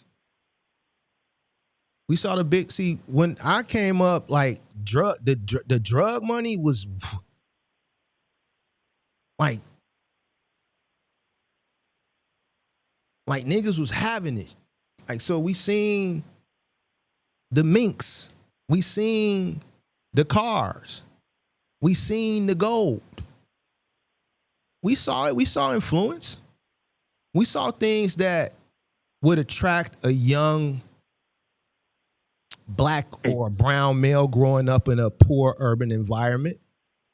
We saw those things. I disagree with you. But let's say if you take 100 guys from that time era, it may only been 12 of y'all or 20 of y'all that decided not to sell drugs and shit. The vast majority just gonna do whatever everybody else doing. Fast money. But it's that social media shit that really be killing dudes my age. Social media, and then the girls, what the girls expect out of you is way more than what they used to expect out of y'all. Y'all can take the girl to the movies, buy some popcorn, go skating. You spend a smooth what? Shit, back then maybe $25, $30. You know what I'm saying? The whole environment is just different. Okay, what they expect out of you now? Yeah, I don't really know. I ain't been. I mean, from what I see, it's so just. How can you state the case if you don't know? Okay, for example, you know, I ain't even gonna say that because you may be. Say what you want, bro. Say it. Nah, no, nah. Say it. But like, bro, okay, I can't have a conversation if you ain't gonna keep it a G. Listen. I'm kicking with you. These girls want to go on trips. A trip is crazy. Mm-hmm. They want to go out to eat. They want to go to nice. You know, in my opinion, Longhorn is nice. These girls say Longhorn is like basic. But you can go to Longhorn and spend a smooth $100 or more if you ain't careful, if you buying drinks and shit. Longhorn is see basic, that Longhorn is basic. And when you compare it, well, see, you got to understand, you in Tallahassee. No, I ain't even about that. I just, you know. You know what I'm saying? You ain't in New York or Chicago, so you don't know what a good state. No, I'm just keeping it a G. Mark. This ain't to like belittle you or anything, but you got to understand, I'm from a market where I know what a good steak is. I'm from the land of the mob. There are steakhouses here. So when you compare a Longhorn to like a Gibson's, you understand me? There's no comparison. You don't know Like Well, we Mark, got I state live, colleges. This ain't I New York. live. You go to New York and Chicago, you gonna see some state. Longhorn is like a chain place, so it is a basic state. It's a basic See, that's the state. problem right there. No, no. I I'm just, not speaking from their aspect. I'm speaking from yeah, a person reality. who can enjoy a succulent steak. You dig what I'm saying? I got a question for you though. When you order your steaks, Well done, do you pimp. get them Well done. well done? Oh, that's see, you don't I'm even know. black. You I'm don't black, even. nigga. Oh We don't hell want no no. blood, nigga. It's gotta be well done, nigga. Crisp the top. Hit the Just button. make sure, nigga. I'm black, nigga. We don't want that's the other people. They got the blood Man, and shit no. coming out. They motherfucking. You know what I'm That's a saying? I'm little black. bit more. That shit gotta be well done. You still get the savory and the juices and the Hell succulence and nah. shit coming out of it. You That shit still gotta get be the pink, succulence. cuz. It gotta be pink. Oh no, bro. Just a little pink, cuz. Oh no, nigga. It's gotta be well done, sir. Pink. Nah. You ain't supposed to eat no steak well done Who like told you that, that? man. Who told you It's that? supposed to be a little You pink. can eat It's the supposed to be a goddamn little steak pink. however you want. You gonna pay $100 for a Cajun ribeye, goddamn it. Well done. Well done. We ain't into the blood, brother. We ain't into the blood oozing out. You cut it, it's pink. That's not us. Well done. But yeah, man, times change, bro. Like, and we kids. I remember that one show that I used to talk to. I was like 22, and she was expecting me to buy her purses and shit. I'm like, girl, I'm 22. She was telling you about a what? I'm 22. I don't have shit. She trying to get me to buy her like bags that cost $200, $300, like trips. I'm like, bro, I'm 20. I'm 22 years old. You know what I'm saying? But that's the difference. Like, whether you got goals or not, every dude trying to get women at a certain point in their life. The expectations on us these days is a lot higher than what y'all expectation was. Feel what I'm saying? And it's all because of the music, The media. the materialism that they expect from you is higher. Yes. See, the expectation of what a woman should, I think, look for when she's looking to date a man should be like Stability. provide, stability, right? Yeah. A trip ain't a form of stability. A bag ain't a form of stability. Multiple dinners throughout the week so she can take pictures and post on her Instagram at your dime that she turned up in every single steak restaurant in Nobu and Ocean Prime and Steak 48. That's not helping you build stability. See, back then, man, a good job, a higher level education with a good job. Those were the guys that were sought after. Shit, back in my day, nigga, if you worked for the city, it was guys that used to come to the club with a city uniform on, whether they was driving the bus CTA, where they was working for streets and sanitation. And they did this purposely because that proved that, you got a good city job you gonna have a good pension. So that's why they would purposely come from the work and keep on their streets and sanitation vest or keep on their CTA uniform because it was an easy way to pick up a chick. You got a fucking job with the city, bro. Now you get clowned probably for that. Yeah. You see what I'm saying? So materialism is what's affecting in your culture. Yeah. You know what I'm saying? These chicks don't care nothing about stability. These chicks can't even recognize stability. Like them chicks in your demographic age, they can't recognize stability if the shit smacked them in the face. Hit them in the face. Yeah. Motherfuckers been programmed, bro. Been programmed beyond repair. Why you allow somebody to program? Programmed beyond repair. Why you allow somebody to program you? all of us programmed to a certain extent. Nah.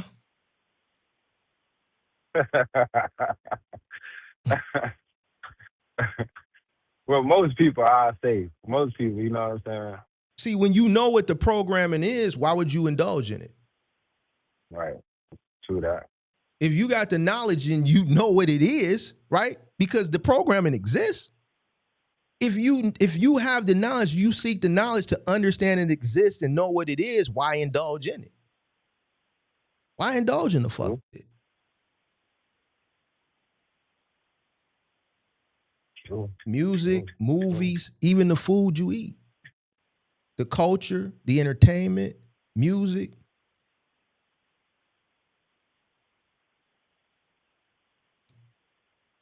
Why indulge in it? True. It's rather that, or you gonna be, I ain't gonna say lonely, but you're gonna be isolated Not because necessarily. all your other homies indulging in it. Okay. The guys that's indulging in it, I want you to look at yourself based on what I know in the conversation that we had in the Discord and your other homies.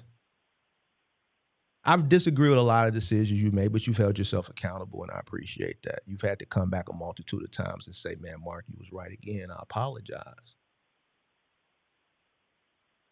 But now that you're going on the right path, do you see separation between you and your homies? For sure. Are you spending a lot more time by yourself? Yeah. Be in the Discord. Do you see the communication between you and your homies getting farther and farther away? It's less frequent? Yep. So you know what that tells me? You're figuring things out. You're focused on your purpose. You're at the very beginning stages. You're at the building stages, the foundation. It's going to consume a lot of your time. And it's letting me know that you're prioritizing what's important. The ones that are truly your friends, they're still going to be there. They're still going to check on you. They're not going to let too many days go by without hearing from you. Why? Because they understand the mission that you're on. So they're not going to feel a certain type of way because you didn't reach out to them. They know why you didn't reach out to them. So they're not going to act like a bitch and not call you. You call me, they're going to call you. Man, just checking on you ain't hurt. You dig what I'm saying? Now the ones that don't, there you go. So it's just like, I know you heard the saying, as you get older, you're going to have less and less friends. My mama taught me that. They ain't your real friends. Yeah, that you think ain't really your friends. Yeah. As you get older, you'll be able to count how many true friends you have. On one hand, you probably still have some fingers left over. Right? Everybody else is associates. You may have some closer associates and some other associates who aren't so close, but like true friendship is always going to be limited.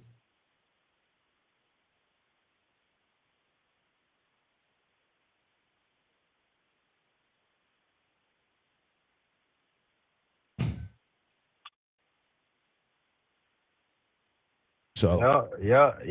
It really don't make sense. It just really nothing to talk about, you know. The interests are just not the same. But shoot, starting to get used to it now. I got one or two, probably like three homies that really, you know what I'm saying, they out here getting it. But the hardest thing is just being disciplined though. Like I got some homies, they'll work. You feel me? why is it hard They'll to be work. disciplined? I mean, Well, tell me, because it's not hard it's really because I've been disciplined so long, but tell me, why is it hard for you? I don't. So I mean, as far as saving money and shit, that's not really hard for me no more. Like that's not hard for me, honestly. But I don't. I mean, I feel like why is it hard to be disciplined? Yeah, because everything that's good for us sucks. You know what I'm saying? Like if you going to the gym, it's hard, it sucks, but it's good for you. Everything that's bad for you, that shit feels good when you do it at first. So it's that thing. It's hard to be disciplined. It's hard to stay in the house. It's hard to not go out and have fun. It's much easier to go out and have fun because you get that instant pleasure. But when you being disciplined, you bored. You ain't gonna really see, your seeds really grow until like maybe 2, 3, maybe 6 months. But whole time you bored, whole time you going to the gym, whole time you sore, whole time, you know what I'm saying? So that's why it's hard to be disciplined, because when you being disciplined, the shit don't come fast. The shit comes slow. And it's hard to maintain that shit. You know what I'm saying? But the older I get, that's why niggas like Mike was so good, Kobe Bryant was so good, because they ain't even care about how they felt. They ain't care about how many points they scored. The only thing they cared about was doing what I said I was going to do every single day. Like, Kobe Bryant was really like probably the most locked in nigga I ever, seen in sports. But, that's why I want to be disciplined, because shit ain't fun. Shit don't feel good. It's not fun? I'm not saying me per se, because I didn't experience what it's like to stay down for an extended amount of time, and no clothes, no shoes, no bottles, no club, no one night stand feels better than me having a goal and achieving it faster than I thought I would, or having a goal and just hitting it, period. Nothing feels better than that. Just do it, man. Yeah. Like Nike, just do it. Just do it.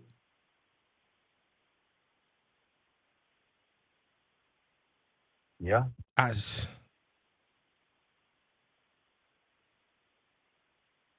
You think being fucked up out here in these streets feel good?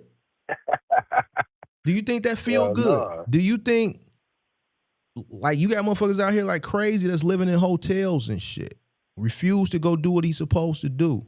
You got people out here that's really fucked up out here in these streets, whether by choice or by unforeseen circumstances that place them in these situations. Do you think that's fun? It's a motherfucker out here right now. You got motherfuckers like Buddy Ass over there in they Discord. Fat than a motherfucker. Big as hell. Bigger than them. It's just unhealthy than a motherfucker. Breathing hard and shit. You know what I'm saying?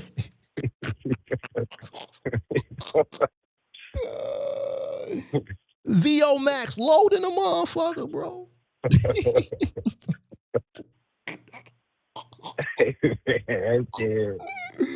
Nigga breathing, trying to have a conversation, breathing more than they talking. Just big. For no reason at all, man. Goddamn it. That shit don't feel good. I ain't, listen, I would never let myself get to that point. But would you rather be like that, or would you rather be healthy? Big than a motherfucker. Can't put the, listen, motherfucker ain't lasting long in the, you know what I'm saying? Motherfucker ain't putting it down. Motherfucker ain't standing up in that shit. Motherfucker ain't standing up in that shit. Would you rather be in shape and nail it bitch to the cross, you hear what I'm saying? Or you rather be one of them big motherfuckers who T counts is low and ain't got no wind and hips ain't working and shit. Then wonder why the bitch in my DM. You goddamn it. You understand what I'm saying? Is that fun? Do you think that's fun? No. Finding out, man, you trolling Big Mark and the whole time your wife is in Big Mark DM. Do you think that's fun? Worst feeling in the world. Would you rather go to the gym and get that work in? Or would you rather have you bitch in another nigga's bed because they knocking her back out? Because you can't do it. You ain't healthy. Your shit won't last. Would you rather be fucked up out here in these streets because you lack the ability, you lazy, you following what other motherfuckers doing, you make money but then you go trick it on some goofy shit? And now you can't move how you want to move. Nigga, you gotta eat, nigga. God damn it. Tuna packs and shit. Bologna and shit. Nigga, you gotta drink water out the faucet. Nigga, you can't afford a case of bottled water. Oh no. Nigga, you fucking renting a room or some shit. You living in a hotel. Is that fun? You think that's fun? Hold on. You think that's fun? I don't think it's fun, but I think what would you rather do? What would you rather do? Me? Yeah, would you rather go get that go put that work in? I'm putting that work in every day. I love to work at this point. Then. So then here's the thing, pimp. That's what separates us from them. See, it's always going to be two sides. You just got to pick which sides you want to be on. It's us and them. Ain't nothing fun, I don't think, since you use the gym, about being unhealthy.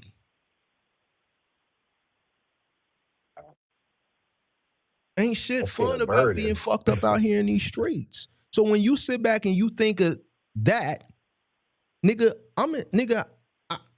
3 miles every morning, lifting weights in the evening every single day, except Sunday. Sundays I might still get the 3 miles in. Yeah. You still be running? Yes, sir. Yes, sir. I gotta get my cardio in, bro. I have to do it every day. I have to, bro. 3 miles. Ask Ty. Ty be calling me in the morning with problems. I be jogging when he be hitting me 7, 8 in the morning. Already out jogging, 3 miles. Every day. That's tough. And I still go to the gym and do my weight training in the evening. Why? I'm getting older. I ain't getting younger. I look good for my age. Nigga, I ain't got all these ailments in these niggas my age got, nigga, big and can't stand up and can't stand up in the, you know what I'm saying?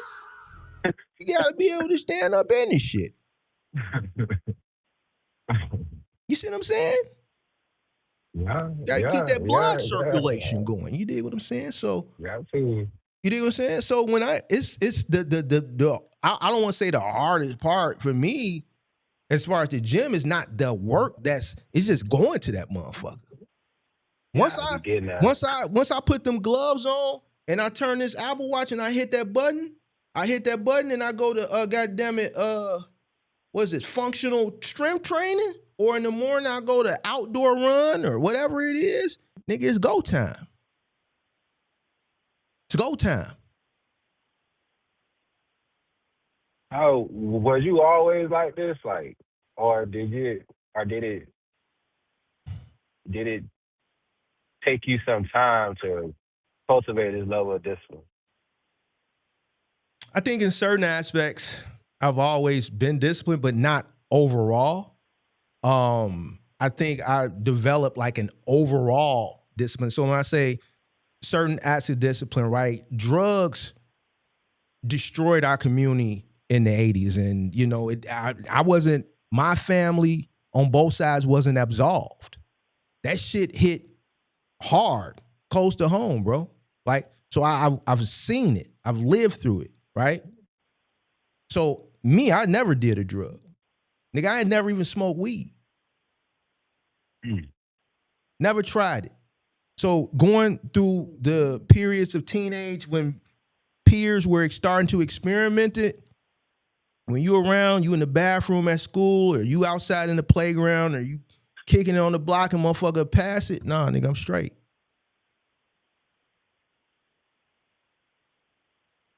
Why? Because I know that shit ain't good. Now, some people will say it come from the earth. Well, that's your opinion.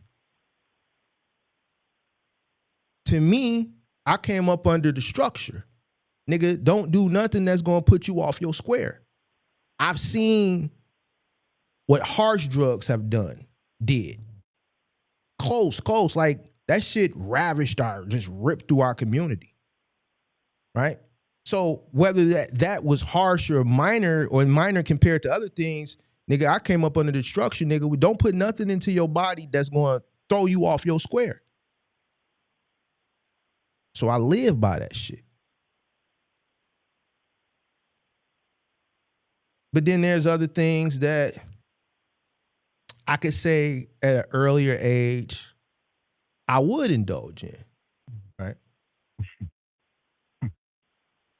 Which might have been going through the periods of learning who your friends truly are and how to pick and choose certain people wisely. So maybe I developed leadership skills early on, but there was once upon a time where I could say as a child, I might have followed somebody else, right? Until I started to realize, which I realized very early on, that nah, nigga, I'm spearheading this shit. I don't always have to say, yo, niggas going to the park. All right, I'm going to the park. Man, we finna go over here. I'm going over here. Now we going over there to who? I'm going over there. Even though, okay, I want to hoop, but shit, nigga, we understand, nigga, this is, nigga, we going over there. Nigga, back in the day, we called it the 3 Bs. We ain't really got no business over there. I know we ain't got no business over there. But because I want to hoop,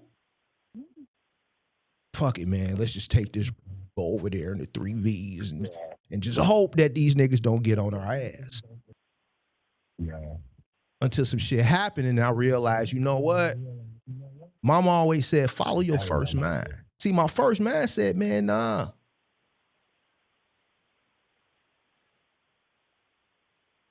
But I didn't follow my first mind. I followed the crowd. Even though I knew, man, it's a possibility going over in the Bs.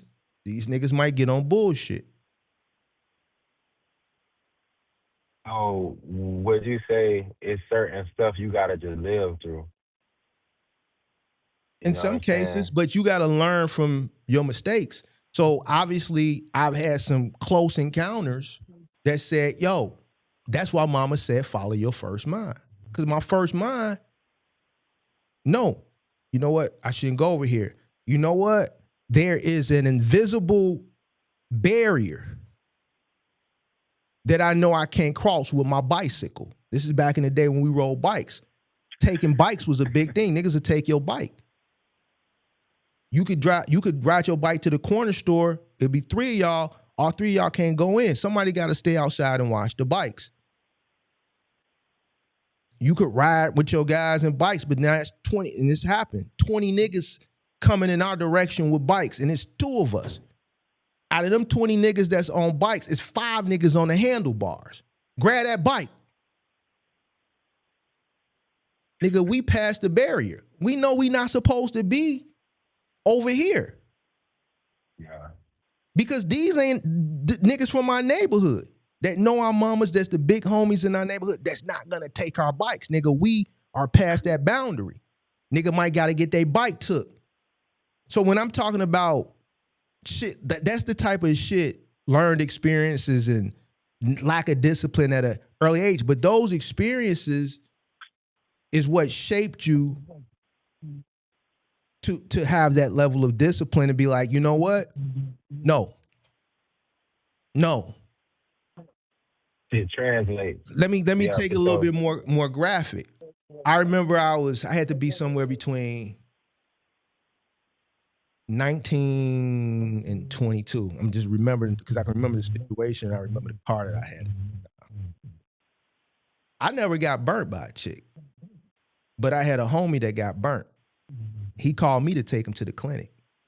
Just how that nigga was jumping around in my passenger seat, holding on like that, man, I'm gonna kill this bitch, was enough for me to understand at 19, 20, 21, however old I was, I can't remember, I might have been 20, to keep that garbage bag strapped on me. Cause this nigga's 6'5". You know, he a bigger guy than me. And this nigga jump around my passenger seat like a bitch, holding on to his shit, crying, tears. Yeah. You see what I'm saying? Oh no, I don't want to look like that. However he's feeling and this shit that he's talking about, he's leaking. I don't never want that to happen to me. You dig what I'm saying? We gonna keep that garbage, nigga. I don't care. Listen, I don't care how much, during that time period, nigga, we was drinking the Moet, the Moet. Then we started drinking the Moet Rosé. Nigga, I don't give a nigga. I'm still gonna reach for that motherfucker. Right? I didn't have to go through a situation to just looking at this motherfucker jump around in my passenger seat that time. See, what a lot of people like in your generation, you don't know how to take lived experiences, whether it's through you might have lived there or somebody else, and they might be minor, and take that shit and learn how to use those situations to help form some form of strong discipline early on in life. Now, there's certain things like you asked the question that it was just, nigga, it was a zero tolerance. Certain things I learned. Nigga, I'm not going to some like buddy ass like I'm not doing it. Are you crazy? Why? Because I know the back door open. I know the back door open. Nigga, I'm from the crib. It's open. That shit just you see what I'm too saying? much could go wrong. We ain't got no wheels. You can't even leave if you want to. Right, nigga. So why? That's a one of them what's known don't need to be explained. But now I'm seeing that, man, there's a lot of niggas out here that's thinking with the wrong head. You dig what I'm saying? They gonna let the wrong. Yeah. I know a nigga who lost his life like that. Was a promoter here about 10 years ago. I ain't gonna say his name. You from the crib,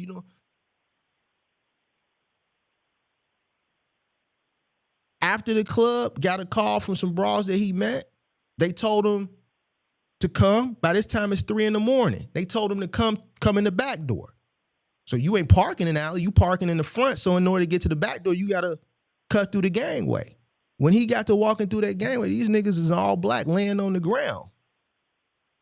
Call him in the gangway, a robbery that turned into a homicide.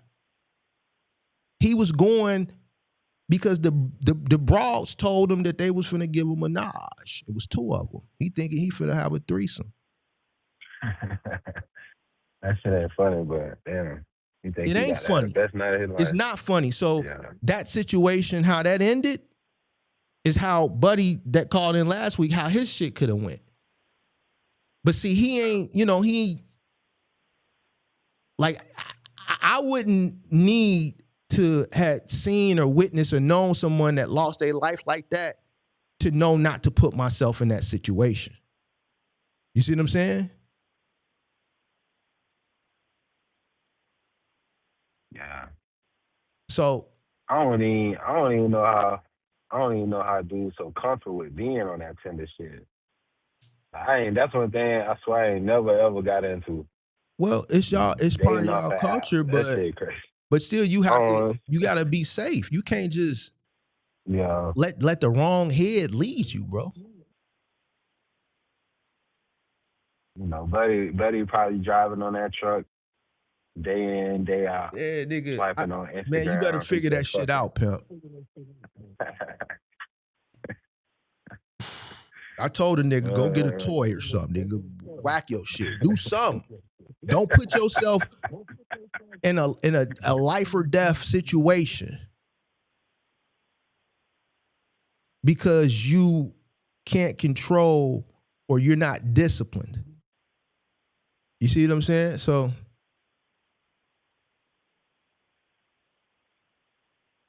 yeah. I just, I don't know, bro.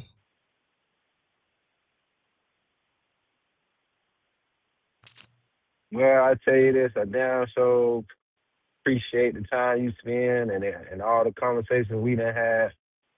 Most definitely changed my mindset about being more patient and just staying down and just like not being in a rush. You 20 what, 8 now? Time. You 28 now? 28. Nigga, you ain't gonna really live until you get 40. Yeah. And I'm okay with that now, but before I ran into you like that was like a oh, nah, I'm gonna be old. But now, man, 40 ain't old, bro. I'm cool with that. 40 ain't old. Nah, yeah, It's not. yeah, Nigga, it's all how you live. You see them niggas yeah. that looking old and shit, like buddy that called up that one time, like, nigga, how old you? He said 34. He looked older than me at 34. And when I was doing that I was 44. He looked 10 years older than me. He was 10 years younger than me. Life fucking him up. Why? Because of the decisions he made, including the poor decision he made when he called in the show. Some people, life be fucking them up because of the decisions that they make. Some people just dealt a bad hand, right? Some people can actually do good, but they keep making bad decisions, chasing shit. He was chasing some shit, right? 40 is not old. These motherfuckers live to 100. These motherfuckers live to 90. These motherfuckers live to 80-something, bro. Right? And then too, like it's really just the quality of life. How you saying that 42? Like my goal is to be around your age and doing the same thing. Like have plenty of time to go to the gym, run, then go to the gym, then come back and you can get on the Discord, you can get on YouTube as long as you want. You got houses and assets to tend to. Like I don't give a damn about my 20s. That's discipline, though, bro. In order to get to that level, yeah, for sure. I get that, but see the discipline that it takes to be able to do that. A lot of niggas ain't gonna do it. They can't do it, bro. They can't say no. No, it has to be in your repertoire. No to going out this night. No to this trip. No to the beach. You dig what I'm saying? No. You dig what I'm saying? No. Yeah. I was gonna tell you about some shit, but I ain't got enough time. We kicking it. We kicking it. I only got 2 minutes. I only got 2 minutes, and I'm going to do this movie dog. 10-4. But yeah. So I'm actually gonna jump out right now. Next time you in the chat, next time you on live, I'll tell you about that shit. 10-4. Are you talking about with your little boo boo? Yeah, it was her, bro. Like, nah, it ain't nothing bad. It's just a mere fact that like I had to go out of town with her because it was her special day. But the day she was born is literally the worst day for moving companies and moving jobs. I probably missed so much shit. So you mean to tell me you took a little vacay first of the month, peak moving season? Yeah. That's what you telling me, big dog? Nigga, I gotta hold you accountable. Don't worry about it. We'll do it in the Discord. No. We gotta have a conversation. We gotta have. End of July, bro. Yeah, that was a. Why would you do that? Why would you plan for that? No, I would say guilt. Like I ain't worried about. Nigga, why you didn't plan it? Why you didn't plan it in the middle of the month? Man, oh shit, we were busy as hell then. Like the first end of the month and during peak moving season. Yeah. Like why would you schedule it? Yeah. Listen, if you want to take the trip, she ain't gonna trip whether you going from the 15th to the 18th or the fucking 30th of July to the 2nd. All she know is nigga Jamaica, Punta Cana, Cabo, Trinidad, Turks. She want to put on a bathing suit. She want to make sure the room, the all inclusive got a swim up bar. You dig what I'm saying? She want to take our pictures for the gram. It don't matter if it's the 15th through the 18th or the 30th through the 2nd. So what I don't understand is why would you schedule that during the time period where you know when the money is, when people's leases are up? I don't understand that. That doesn't make any sense to me whatsoever, sir. But see, that goes back to choices and decisions. That goes back to urges. That goes back to discipline. Baby girl, let me tell you. See, you didn't come to me. I would have told you how to handle. Baby girl, check this out. Can't do it on the 30th. Now, if you can be patient, we can do it in the middle of August. But if you really want to do this, we need to do this shit in the middle of July. I can give you 4 days and 3 nights in the middle of July. I can't do nothing in August. Why? We got the first of the month. Then we got back to school in the middle of the month. So we got to do all the colleges, and then we going to transition from the first of the month to colleges to the end of the month. August is off limits. So, babe, we need to do this in the middle of July, or you're going to have to wait till September. Yeah. But the problem was, see, I was supposed to go in the middle of July, but then they kept calling, so I rescheduled it. Well, we were supposed to go the weekend after that. I had rescheduled it. Where'd you go? So I'm like, fuck. Jacksonville? I said 2.5 hours away. I ain't even go nowhere crazy Jacksonville. You mean to tell me you missed out on some first of the month money to go to Jacksonville? What the fuck is in Jacksonville? Nigga, Fulio, man, kill Fulio. What's down there?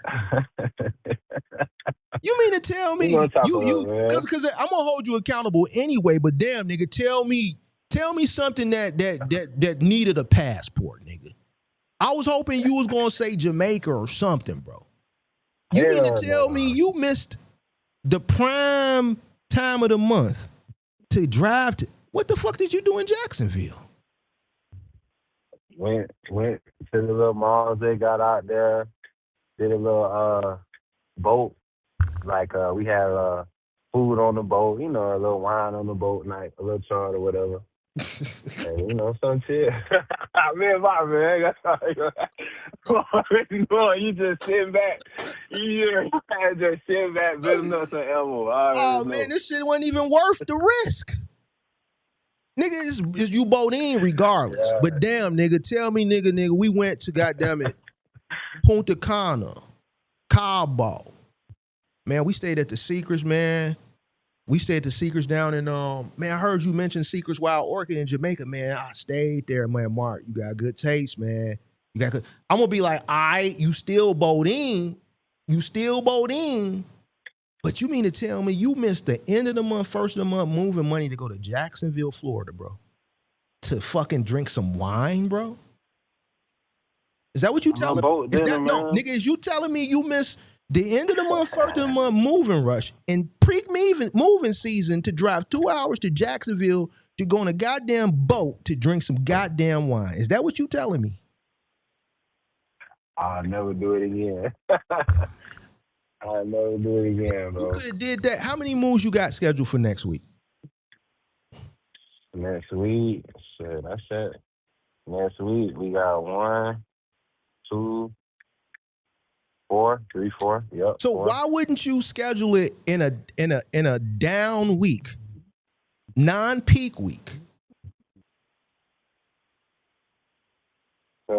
Man, I had kept rescheduling on it. So who paid for it? Who paid for it? Who paid for it? Me.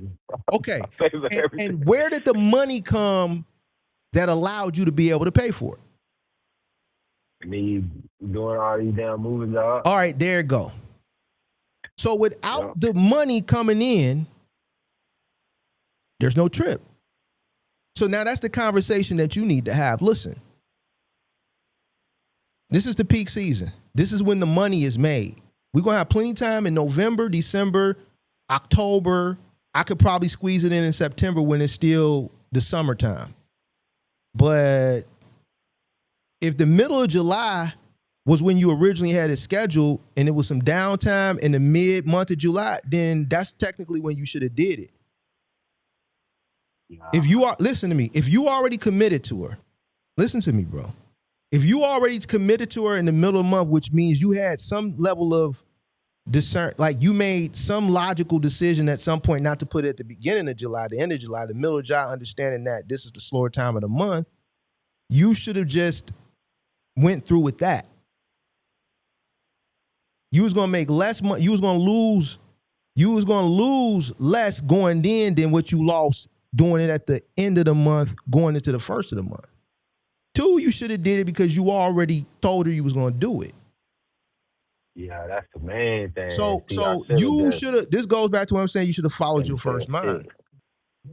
Yo, there you go. So there you go. I damn so should have. If you say you're gonna do it, then do it. Whether it's right or wrong, you got to be a man of your word. Like, listen, if you put your foot in your mouth, you just gotta still own up to it, but then learn from that lesson. So it was 2 mistakes that you made right there.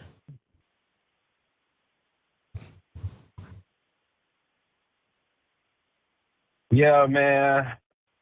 No cap. I probably got 20 calls every day. Friday 20, Saturday 20.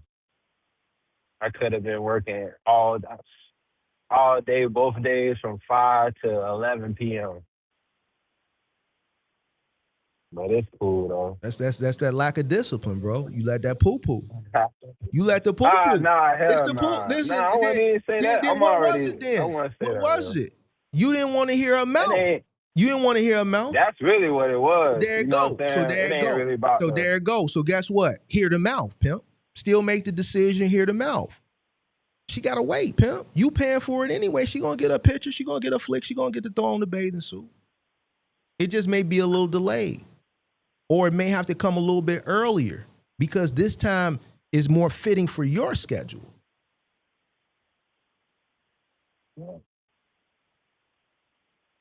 You gotta meet. Listen. And that's what I should did. You have to meet the needs of the business. This is household goods moving.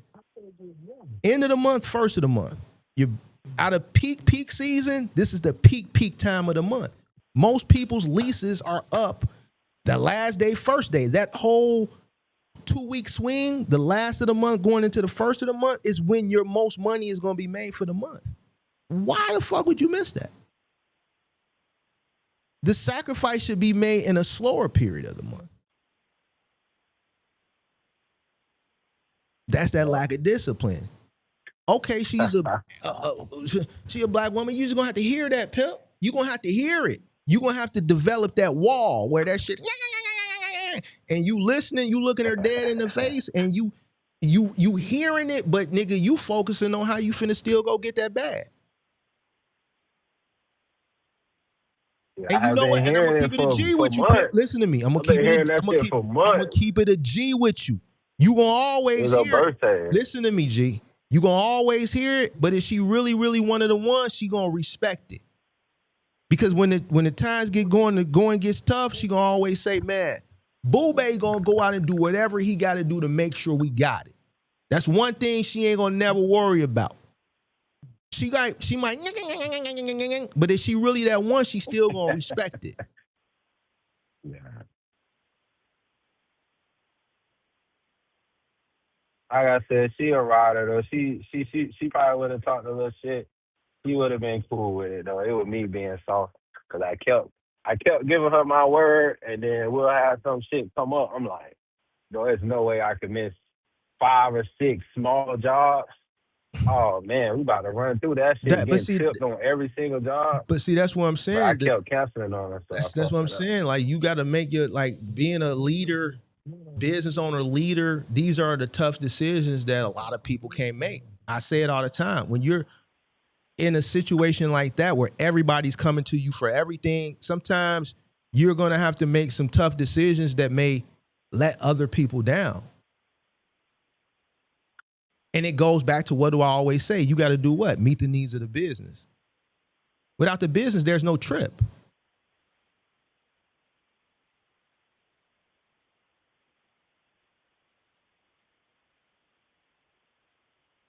Yeah. Jacksonville is Jacksonville if you go on Jacksonville on the 15th or if you go on the 1st.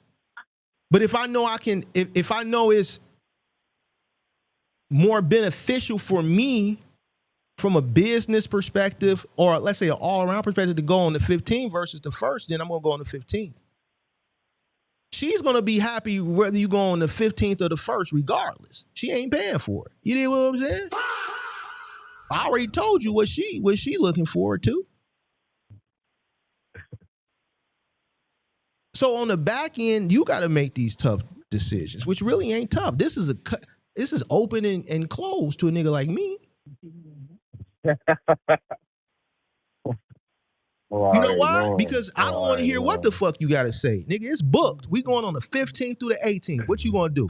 You don't want to go? Well, I really want to go on the 1st. They're having the jazz festival. Man, fuck all that shit you talking about. We going on the 15th through the 18th. Do you want to go? We staying at Secrets. You staying at Secrets now. You want to go or you don't want to go? What you want to do? You know what she going to do? She going to poke out her lip and she gonna go pack her bags. You dig what I'm saying? She gonna go. Like, nigga, what we talking about? Yeah. So it is. All right then. So Man. it is. Stop, man. Yeah, I definitely say I never the only way the only way we might have to make a little bit, because if we go on the trip, we got to make sure it ain't that time of the month either. You know what I'm saying? So now that's the only thing. Now if it's that time, because we ain't going down there, we got to get it in down there. You know what I'm saying? So if it's that time of the month now, then we might have to reschedule, but we still not rescheduling for the goddamn it peak time of the month where the money is coming in. Facts. All right then. Facts. All right then. Yo, man, I'm gonna get up with you, man. We're gonna get in here and get this dude moved. All This up. right. Yes, sir. All right. We'll holler at you. All right.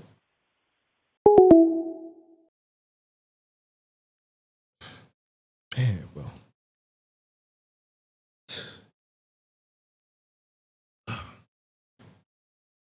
Whew. All right. Who else is calling? Said bro said he blew a bag to do nothing. Oh, I'm like, bro, you went to Jacksonville? Like, come on, man. You missed a whole Jesus Christ, bro. I don't understand, bro. I don't understand it. All right, phone line is open. 312-772-5483. We take one more. We still got an hour. We still got an hour to blow. You dig? You hit that like button, subscribe to the channel, turn on post notifications. Oh, Ty, you in the chat still? All right. Ty, you don't want to talk about the topic? You ain't got nothing to contribute? You ain't got nothing to contribute, Ty?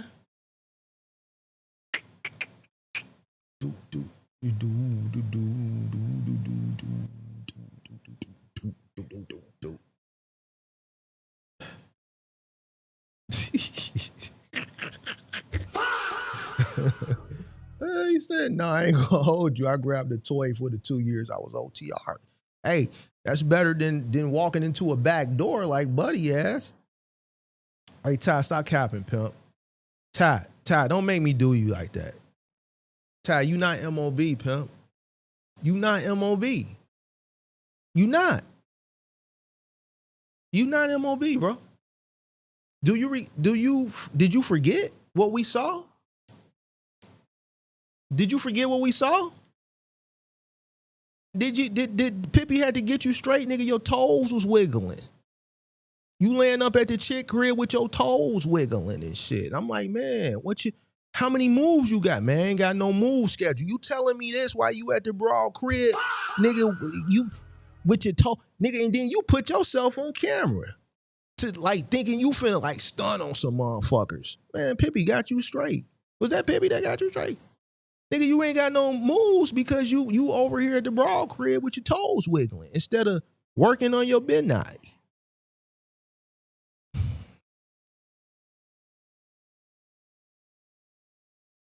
So, man, you just don't come to M.O.B overnight, nigga. Man, so Mark, what do you want me to do? Nigga, it ain't about what I want you to do. It's about what you want to do. You complaining that you didn't have no moves all while your toes is wiggling over at the chick crib. You should be out looking for moves. You should be in front of a computer marketing and coming up with ads so that you can book more moves. You should be out at storage facilities canvassing your local town, introducing yourself to these storage managers and providing them with your business cards or your flyers and saying, hey, everybody that's looking for moves or that's moving in or moving out that asks, do you guys work with movers, instead of directing them to that board over there, give them my card, and every person that you send my way, I'm going to kick you back $50 or $75.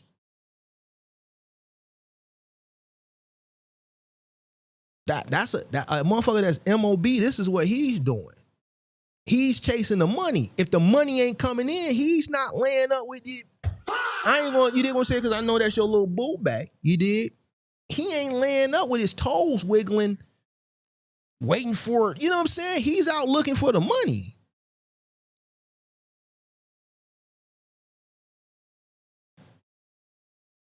That nigga had his toes wiggling. He came on camera to show, nigga, I looked at the Pippi got that nigga straight. Don't even think I had to say much. Nigga had his toes wiggling and shit, nigga. Little whippersnapper. You a little whippersnapper, man. You ain't no M.O.B. Nigga, it ain't even been 30 days, man. It ain't even been 30 days.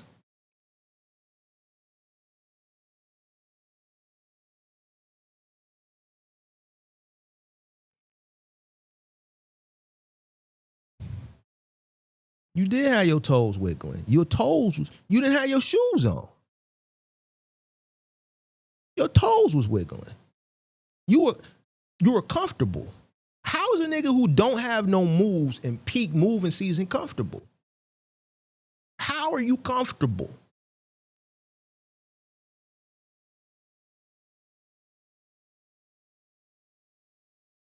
How many moves you got? None, man. I had none. I don't understand, Mark. This is crazy. Man, Ty, where you at? Yeah, I'm at my girl crib. What the fuck, nigga? Why you ain't working on your business? I mean, I ain't got nothing. What? Nigga, I don't need your $100. Nigga, see, this proves my point. You proving my point. We appreciate the super chat. We appreciate. We'll give you coins. Sweet. But you ain't gotta prove nothing to me. You ain't gotta prove that you made a little chop. I seen what I seen. I know what I know. And I'm telling you, M.O.B.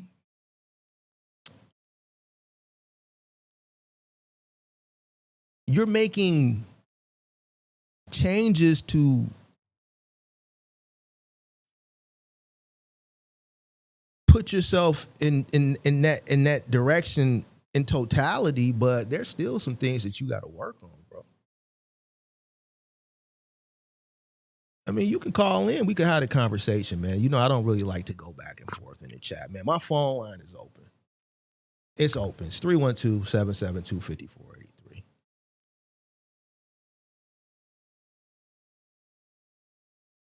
You know, so. But I appreciate that super chat. You dig what I'm saying?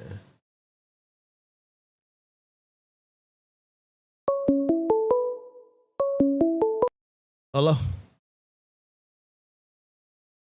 Yo. What's going on, Mark? What up? Who that? Mr. Backdoor Man. You remember me? Oh, man, this buddy from last week. Oh, God. Yeah, damn. yeah. Nah, man, I had to clarify that the woman I ain't messing with, they not from 79th Essex, so What does that got to do with anything? They not no backdoor. You listen to too much Lil Herb, bro. You listen to too much Lil Herb, bro. Stop listening to Lil Herb. I mean, listen to Lil Herb, but that for you not to be from the crib and say 79th and Essex, that's Terror Town. So I know you listen to Lil Herb. Huh? I put Lil Bibby over Lil Herb, though. Lil Bibby, Lil Herb. You know. But that you listen to that crew.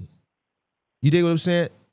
But what that got to do with anything? The back door ain't limited to Terror Town?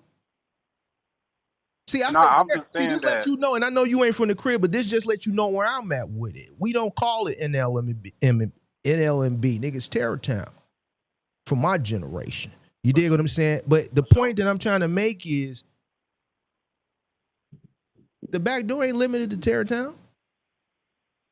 No, for sure. And I know you gotta, they backdoored the white boy up in Rockford. The white boy that would hang out in Terrytown, GME Bands, he got backdoored up in Rockford. The dude that got kidnapped? Yeah. They backdoored him up in Rockford. See, you ain't even from the crib, but you understand, you know what's going on out here. You see what I'm saying? They backdoored him up in Rockford. So it's not limited, bro. This shit is all over, bro. For sure. It's people that would take advantage of you in the middle of nowhere. See, what you got to understand, because you ain't from the land, is that the building's been torn down since the 2000s. The urban environment, what I grew up in, is going through gentrification. Yeah. You got Hispanics, first generations or second generations, that are pushing their way through certain areas like Inglewood and shit like that. You got white people that are pushing their way through Bronzeville, pushing their way west. West Town and shit, what I grew up in West Town used to be was predominantly Hispanic. We couldn't even go over there, boy. Satan disciples and maniac Latin disciples all through Chicago Avenue, right off of Ashland over there by Wells High School. That shit is predominantly white. Humboldt Park, used to be a predominant Hispanic area. It's white people that push their way through there. So Chicago's going through gentrification. Where do you think these black people went? They went to the suburbs. Outskirts. They went to the suburbs, and they went to small towns like where you see Buddy, who called in the week before you, Mike Lowry, down in Moline and shit like that. So where you think that this shit is just limited to the city, no, it's gangsters everywhere. It's poverty everywhere. It's people that have nothing to lose everywhere. This is where your ignorance and your middle Americanness comes in at. Right. I'll eat that. But can I clarify that when I say from there, I'm talking about like nurses, law firm representatives. I ain't messing with just. How do you know these people are nurses, bro? You can be whatever you want to be, nigga. It's the internet. It's where'd you meet the bitch at? I'm gonna call her the bitch. Hold on, I'm gonna call her the bitch. Because she gave it up to a nigga she don't even know. She opened that gapper for a nigga she didn't know. Where you meet the chick at, pimp? What was the name of the app you called it? What was it called again? Tinder and Hinge. Tinder and Hinge. How you know she a nurse? There you go. There you go. There you go right there. When she pulled up on you at the truck stop, did she have on her scrubs with her badge that said RN?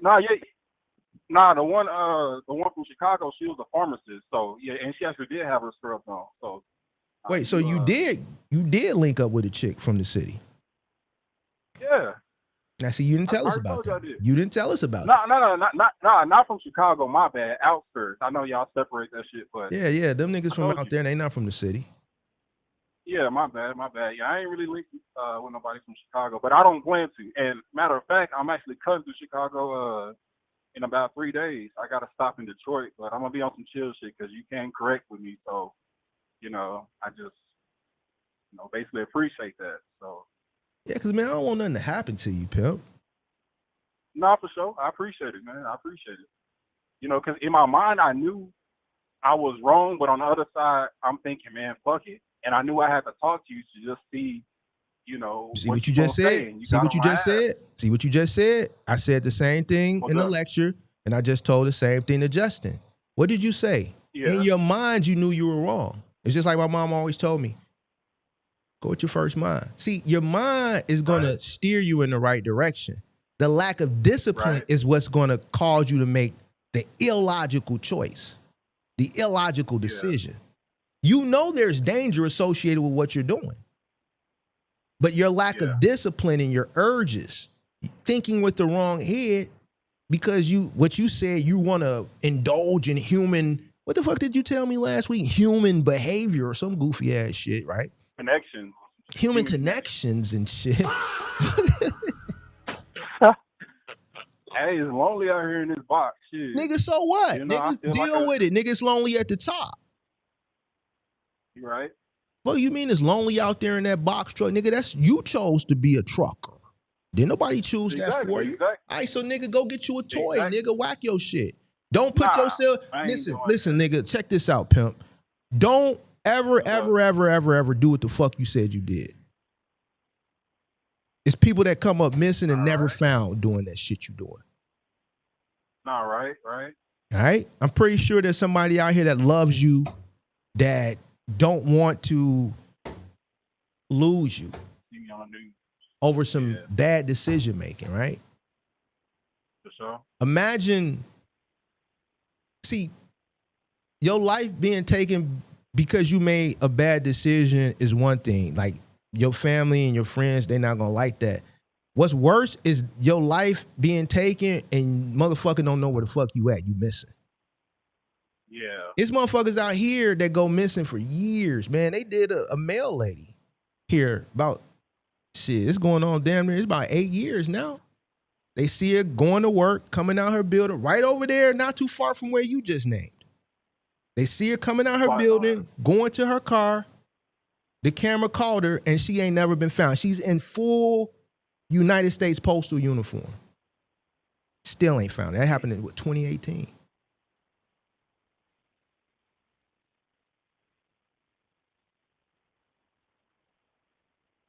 So imagine your people not even knowing where you at. Hello? Yeah, I lost service. I'm over here, in the middle of nowhere. Can you hear me? Don't ever do that shit again, bro. No, I got you, man. Like, bro, trust me, man. After that talk that you had, bro, I just, it's something I've been thinking about, and I just been telling myself, man, let's go ahead and just focus on this money, man, and get to it and get off the road in 2 years and, do my thing. So, can you hear me? I hear you, bro. I'm just thinking, bro, like,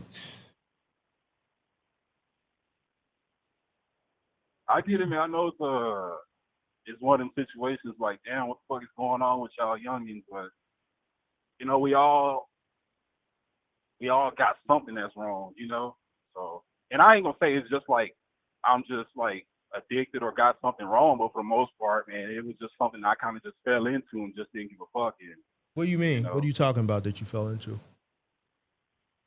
like just meeting up with different women, like it's something I've been doing since college. When I first went to college, online man, and shit like that. Yeah. I never even heard about it until I got to college. My teammates and shit was like, "Hey, man, you heard of Tinder or something?" I get all that. Middle of nowhere. I get all that. This ain't what I'm.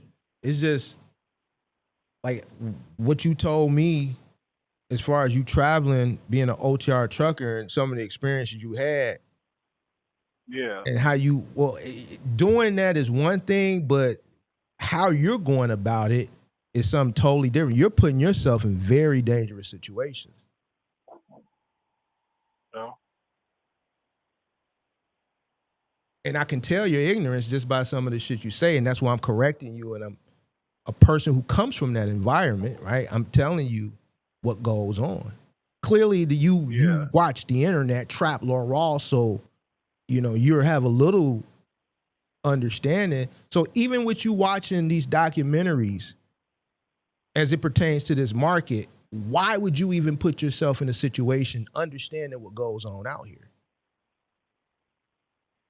It's like you're a traveler in a foreign land trying to play a dangerous game in a land that you have no understanding or on how the politics and shit works. Right. How the back door works. Women are used to set niggas like you up.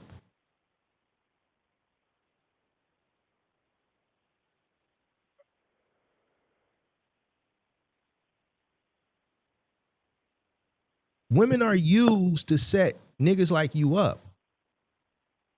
Especially truckers. Because you're lonely. And because you're lonely and you lack that discipline, you an easy stain. Yeah.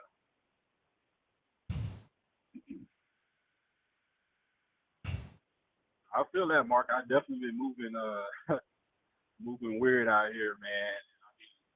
I'm glad that I'm still alive, but for most, I'm glad you just stopped that shit. And like I said, man, here on out, man, I'm just dry your truck. Man. Listen, just dry your truck, pimp. So. And fight your urges that could put you in a dangerous situation.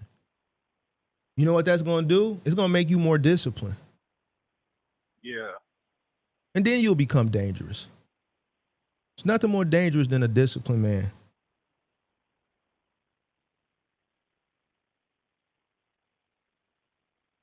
That's definitely what I want to be. And I know it's there. Like, I got the discipline. Well, I don't got it all the way. Now, you don't have it, bro. You don't got it. Yeah. You ain't got it. You can get it, but you ain't got it. Yeah. It's there. It's in everybody. Yeah. But you got to get it. It's not going to happen overnight. Not everybody can just go cold turkey.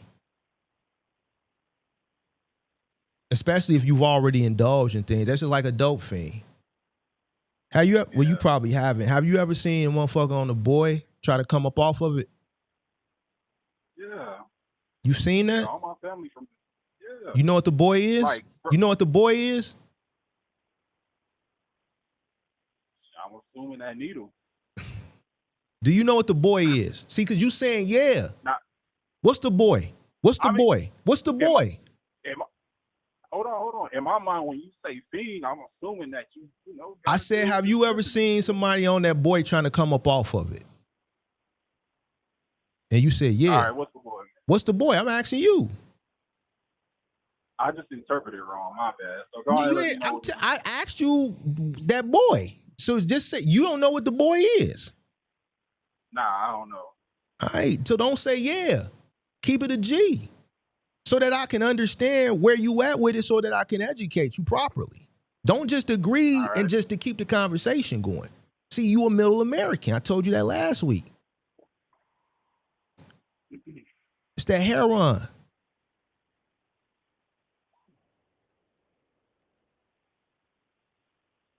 They got to put a motherfucker on heroin on another drug to wean them up off of it. That's how bad that shit is, bro. The withdrawals and all that shit, bro. A person can't just kick that shit that's already has indulged in it. Yeah. You've indulged in certain behaviors a multitude of times, so it's just not going to be cold turkey. If you was that strong to go cold turkey, you would have never made some of these decisions in the first place.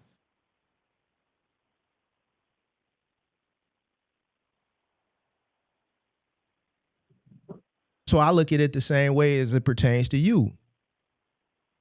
You're going to have to go through some withdrawals. You're going to have to get weaned off that bad behavior. You're going to have to get weaned away from making those illogical decisions. You're not, based on the conversation I've had with you, you're not just a person who is strong enough to just go cold turkey. You're going to go through withdrawals and you're going to have some relapses probably along the way as it pertains to certain situations. I hope not this situation, right? Because this is a situation that you're playing with as a matter of life and death, right? In a multitude of different ways, right? But the back door is the one that I'm focusing on, right? But it's no different than a motherfucker who on heroin that's trying to come off of it. They got to get on what's called, I believe it's called methadone, if I'm not mistaken.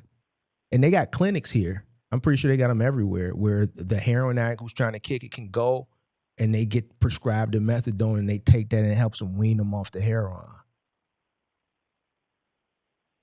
The people that you see go cold turkey, so imagine being on heroin and get locked up in jail. Those are the people that you see go through the withdrawals and they throwing up and they shaking and they cold and they shaking and they throwing up. Because once you do that shit so much, your body needs it to be able to function. Yeah.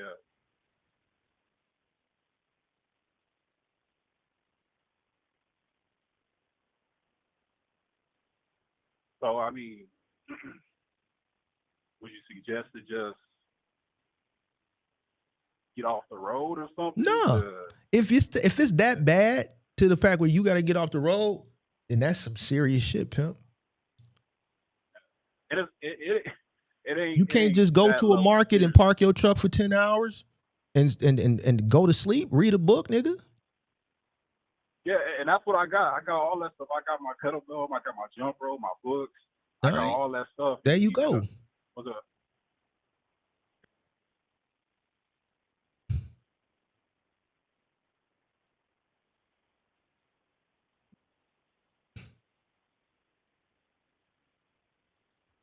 yeah, and that's really what I plan on doing. Whenever I take my 34th, just read, work out, learn some stuff from your YouTube, and just keep writing stuff down. Cause I really want to get this moving business jumping after 2 years of of grinding on this road, and it's just got to kick these little habits.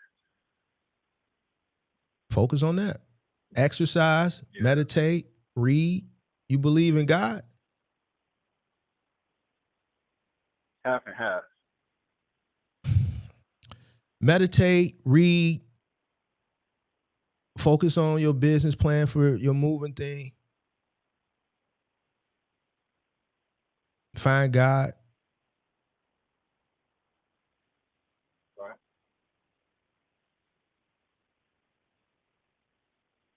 I think that other half that you lacking is also what's hurting you. But stay focused. Yeah. Yeah, I'm gonna do it. Which is why I came up here. It definitely takes a lot to come on here and let all my business out and do all this, but Nobody knows I you, knew bro. Nobody knows you. I know you. You can't hide from Big Mark. Nobody knows you. I know you know. I know you got the PI, man. So but nobody knows you. So I mean, based on the last conversation, you said these conversations are needed because you don't have anybody, right? But these are the conversations that you need that are helping you become a better person, right? Right.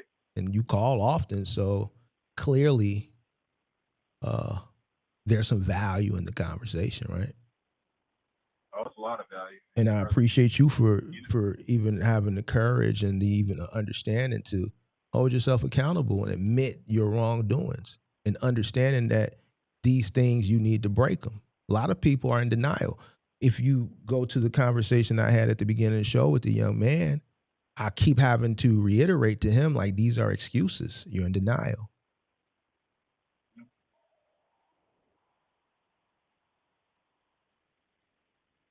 For one of the main things that, in order to help change and to kick some of these bad habits is admitting that they are, things that need to be kicked in the first place. Yeah. So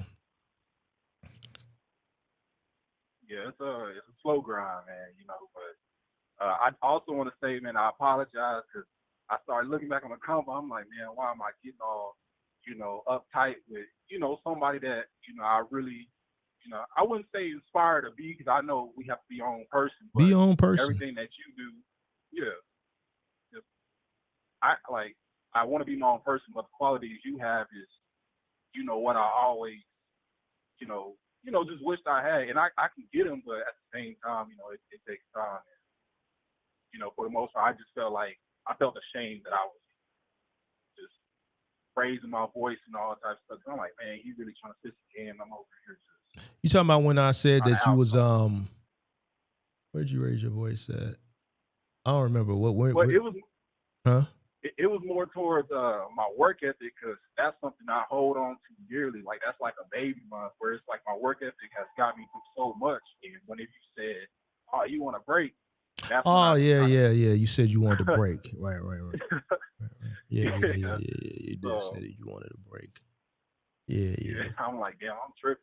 Yeah, because I didn't So understand what that meant. I didn't understand that. yeah, Yeah. How old are you again? I forgot. 20 what? 27? 25. 25. Yeah, you said, well, man, if I work, I'm going to need a something you said was crazy, though. It was crazy. Yeah, I said so. If I'm working and I gotta take a break, I'm gonna get two guys to run the truck. Yeah. Basically broke it down for me. Yeah. And that's just the thing, man. Like you really, can go deep into whatever sentence that comes out of me, and I'm just like, damn, you don't really give no surface level responses. You really, give a lot of context to things, and you know, and that's just one thing I'm really trying to work on, which is why I'm getting into just reading, trying to really understand the dictionary, man, and remember all these words. Just just get on your level to where, you know, when I do got my movie company going and I start to scale, then I can start, you know, having these high level conversations. I'm 21 years older than Really. you, bro. So this is just wisdom from lived experiences all around. Business, lived experience, being out in the world, environment, situations, experiences, relationships. So I got 21 years more tenure. So yeah, I appreciate that. But like this level of understanding, you know, it comes with time. It's not going to happen overnight. Mhm. You know, the reason why, like you said, you can say a sentence and I can go deep into context based off something you said is because of that tenure of all around just lived business, just experience in totality. And that's just something that you get with time, right? So you'll get it, but you gotta you have to start making better choices and decisions, bro. You got to. What y'all, I hear y'all say, because Justin just said it, and I think you might have said it, is like bored. Like y'all,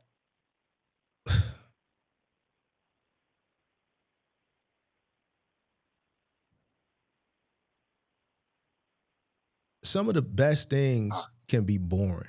The most successful relationships, and I think right now of people that are married that I know that are in my age category, which is not many, right? The relationships that are the most successful are the most boringest ones. I got two that I'm thinking off the top of my head. Go to work, come home. Then go to work, come home. There's no lit shit. There's no, and these aren't people who aren't successful. These are successful people.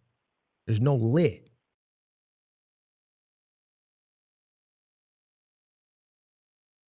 There's no lit, bro. It's go to work, come home, unwind on the weekend, maybe go out to a dinner, come back home, unwind, get prepared for the work week. So when Justin said, "Oh man, being disciplined is boring," I just had a conversation with a lady. We lost service. He'll call back about a week ago, maybe not even a week ago, a few days ago. Same thing. You know the right thing to do, but it seems boring. So you do the wrong thing. I don't know, bro. You know, but the most successful situations as far as relationships, the most successful people that I see are, when you look at everything, they're boring. It's like repetition every day. Get up, go to the business, run the business, deal with the business, go home, repeat.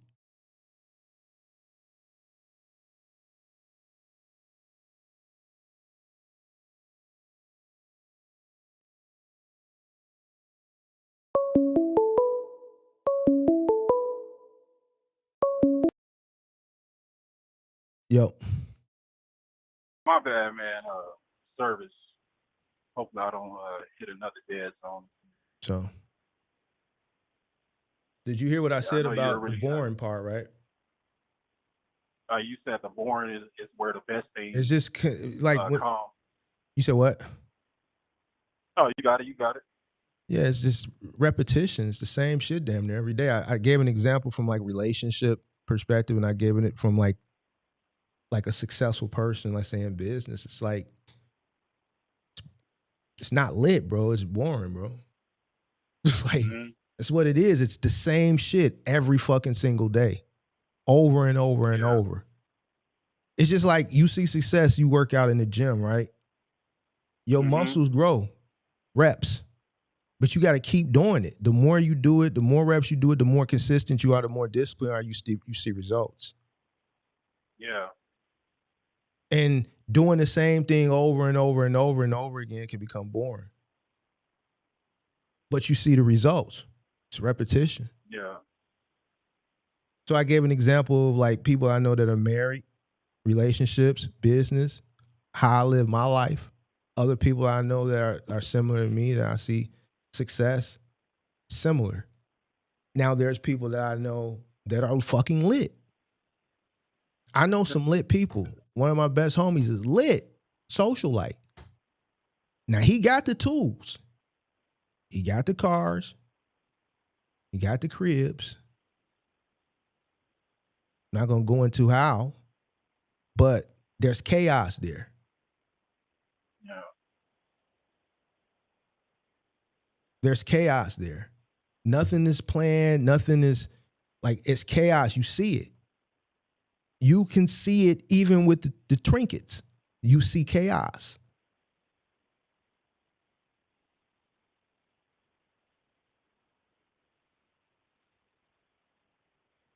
That's just So part where you're just saying you can see from other people's lives what not.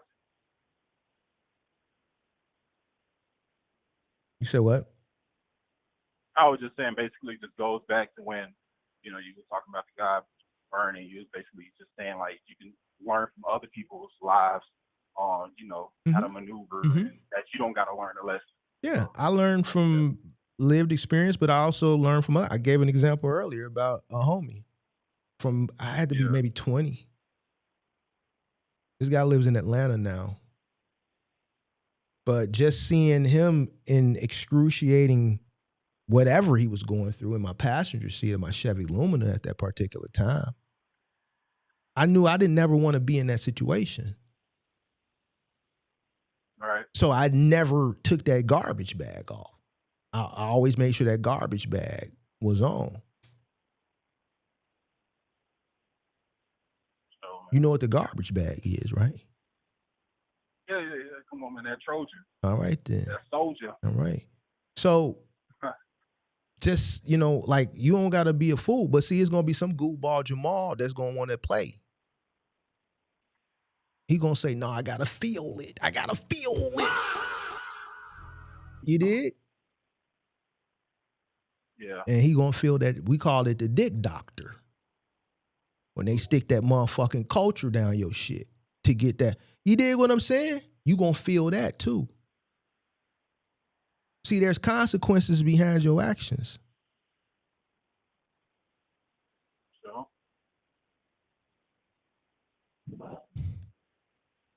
So you can learn from your lived experiences, but you can also learn from others.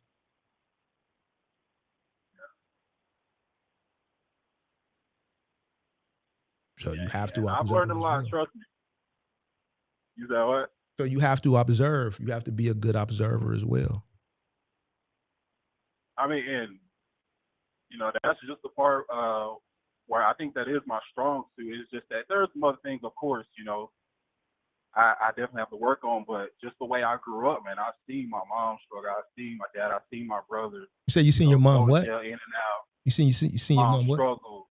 Okay. Struggle. Fuck up. She, you know, would gamble over in Oklahoma, come back broke, dead broke. And my sister, she going through a lot of so like, and that's just the part where like, you know, I know you like to call me middle American, but like, trust me, if you knew the way I grew up, I don't like to call you that. That's just what you are. There's no feelings or that's just what you are. But go ahead, continue. I'm listening. Well, can you give me the definition so I can at least know why? So I can look myself. You are a person who didn't grow up in certain environments, more urban city life. Doesn't mean you live in middle America. It just means you lack the understanding, little ignorance there as it pertains to obviously certain situations. So because you grew up in maybe an environment that is not of maybe like a larger urban setting where you're faced with all these different situations to build this level of understanding, right? Up that I have and that some other people may have, you're like a middle American. Okay. You lack the understanding of a lot of things. You're ignorant to a lot of things. You're like a rural type of guy. You're like rural. You see what I'm saying? Wow. I gave this example. You said, "Wow." Listen, Nah, I didn't say I wow. gave this I example said, to what's Buddy and them over there? When he brought the chick up on the thing, because he couldn't handle, a conversation with a man. So the chick got into the business and she wanted to understand what it was. And I kind of gave her an analogy of like the culture of like fashion. Who do you think leads fashion? Who creates the fashion? Where do you think it comes from? urban communities. Urban just in totality. Most of the fashion Say that, again?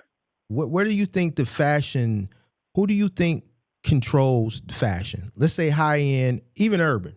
Where do you think it all derives from? I want to say black folks, right? No, I'm talking about geographical. Oh, France. Okay, France, Italy, so on and so forth, right? Now, when it makes its way over to America, who do you think gets the fashion first? Who would you say would be the most fashionable from a geographical perspective in the States? As far as where all the fashion, when the new fashion comes in, the new styles and the new trends, what market do you think gets it first? Who's the most stylish? Urban folks. Just in general, as it pertains to fashion. Oh, What market? I would say the New York market. New York. Chicago. All right, New York. You're LA. right. No, you're right. Chicago is behind as it pertains to fashion. Unless you're a fashionable person, you're going out and seeking what's next. So, for instance, if bell bottoms, wide leg pants come back in style, which they have, right? And you are seeking the fashion, it's not going to be prevalent here yet. So you're going to look like you're going to be an early adopter. So when you go to these events, you're going to stand out. You might have some other fashion forward people that will compliment you. You're going to have some people that are going to laugh at you because we haven't caught up to what's going on in France on the runways and the fashion shows with Paris Fashion Week and shit like that over there. And then when it comes back to the States, it hits New York work first. That's why New York has a New York Fashion Week, right? We're behind unless you're fashion forward, right? So it's like being behind on certain things. So when I say you're middle American, it goes back to kind of how the conversation, you're behind. You say, yo, I want to clarify, I'm not from 79th. I didn't pick up the chick off 79th. And I had to educate you on what does that mean? Right. It's niggas that, and I went into further details on why. I said, man, do you know how, have you ever seen somebody try to wean themselves up off that boy? Yeah. But the way you answered it, I just didn't believe you. That's why I wanted to see if you really know what it was. You don't know what the boy is. Hold on, pimp. You don't know what the boy is. You didn't know what it was. I don't care where you grew up. You're still a middle American. There's certain things that you just lack of understanding. That a non-middle American that got us more culture, that's more seasoned, that's really from that, knows. You could grow up in Dallas and still be a goddamn middle American. Okay, I can accept that. It's your mentality. If it was geographical, then you would consider, because I'm in Chicago, I'm in the middle of the country. But I'm not a middle American. It's not we're not looking at it geographically. Mentality.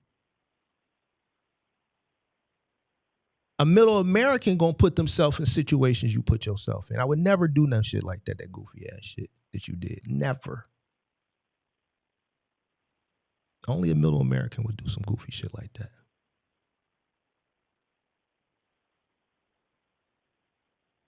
Hey, that's a lesson learned, So, man. That's a lesson learned. y'all be getting upset, but like, Nah, it's well, what yeah, it you're is, right. man. You're right. Like, you 'Cause, gotta accept that. yeah, it's just more of like a me looking in the mirror thing. Because for the most part, whenever I was always around my family members, that's like, oh man, you sound white, or stuff like that. So I'm like, damn, like I need to know. And plus, since you have ways of putting things into context, I at least wanted to know, what made me this way. Because What made you I this kind of way? go through like a. What way are you? You are who you are. You're right. What you mean? What made you this way? That's more of a self question. I don't even towards myself. understand that. So, Shit don't even sound right, bro. That's like you know who I would expect motherfucker to ask a question like that? Like a motherfucker who like one of them letter people or something like that. Like one of them letters. You know what I'm saying? Like, man, that's trying to understand why. Why am I this way? You ain't one of them letter people, is you? nah. All right, so then what you mean made you what way? What are you? What made you a way? What you are who you are? Who you trying to be? What you want to, like, what do you mean made you what way, bro?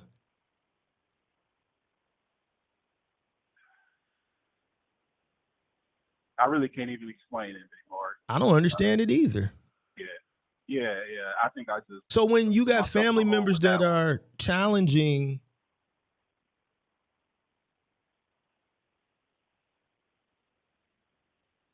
how you articulate yourself, right? Because here's what I was taught. This was something my OG always taught me and told me. There's no such thing as talking like a white person or talking like a black person. Proper English is just proper English, right? So I can speak Right. proper English, right? But I can also speak, I guess, whatever you want to call it, Ebonics, hood, culture, whatever, slang.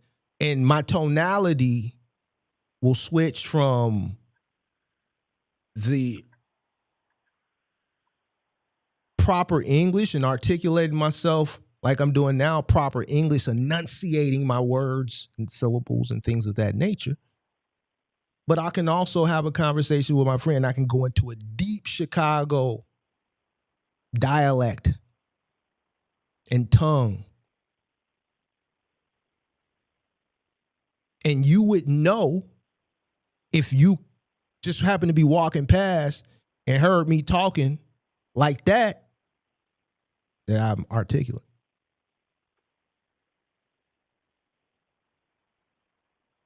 Proper English is just proper English. There's some people that can't speak proper English because they've been consumed with the urban environment and their native tongue and slang. And they've never been in a situation where they have to present themselves in a certain way because they're around certain people. So they know what they know. You clearly probably went to a mixed school, maybe, right? You probably grew up in a certain environment where you adapted to what was around you and what you heard, right? So for you to speak proper English, right? That means there were people around you more times than not that spoke proper English and you picked up on it. And that's why you speak the way you speak.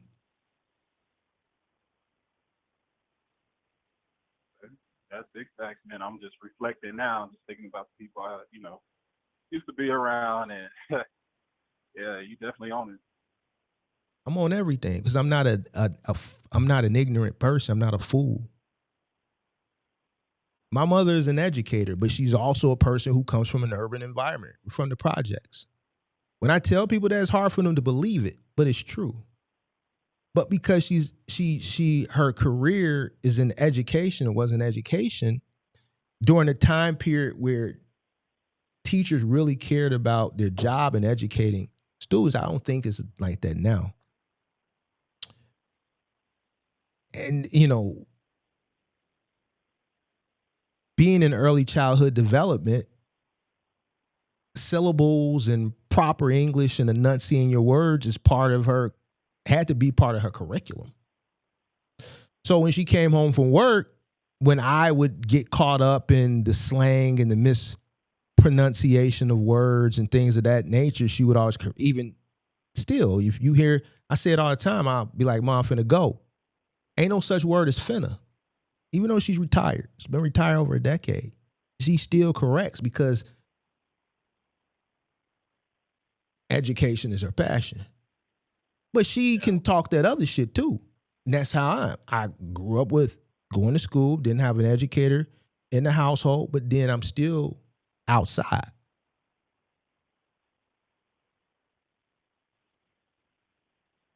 I'm still outside. I'm still outside with guys who don't have a mother as a teacher. I'm outside with guys that still go to school. I'm outside with guys that dropped out. I'm outside with guys that still go to school that's failing miserably because their home environment may not be similar to mine. We're all poor, but I got a person in my house that's an educator, that's making do, that's, going to work, but also correcting me as well. Whereas these people or these particular group of friends or associates, you wouldn't be able to tell them apart from their parent because the conversation is not a representation of what you would expect from a parent and a child.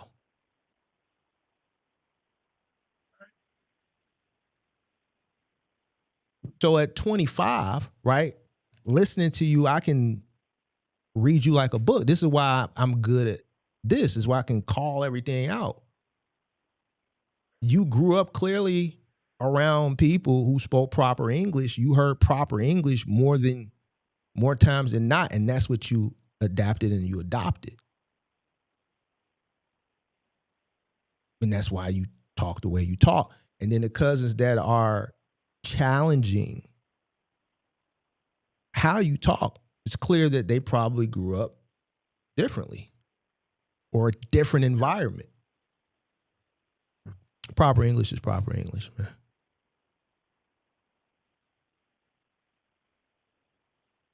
I appreciate that contact, man.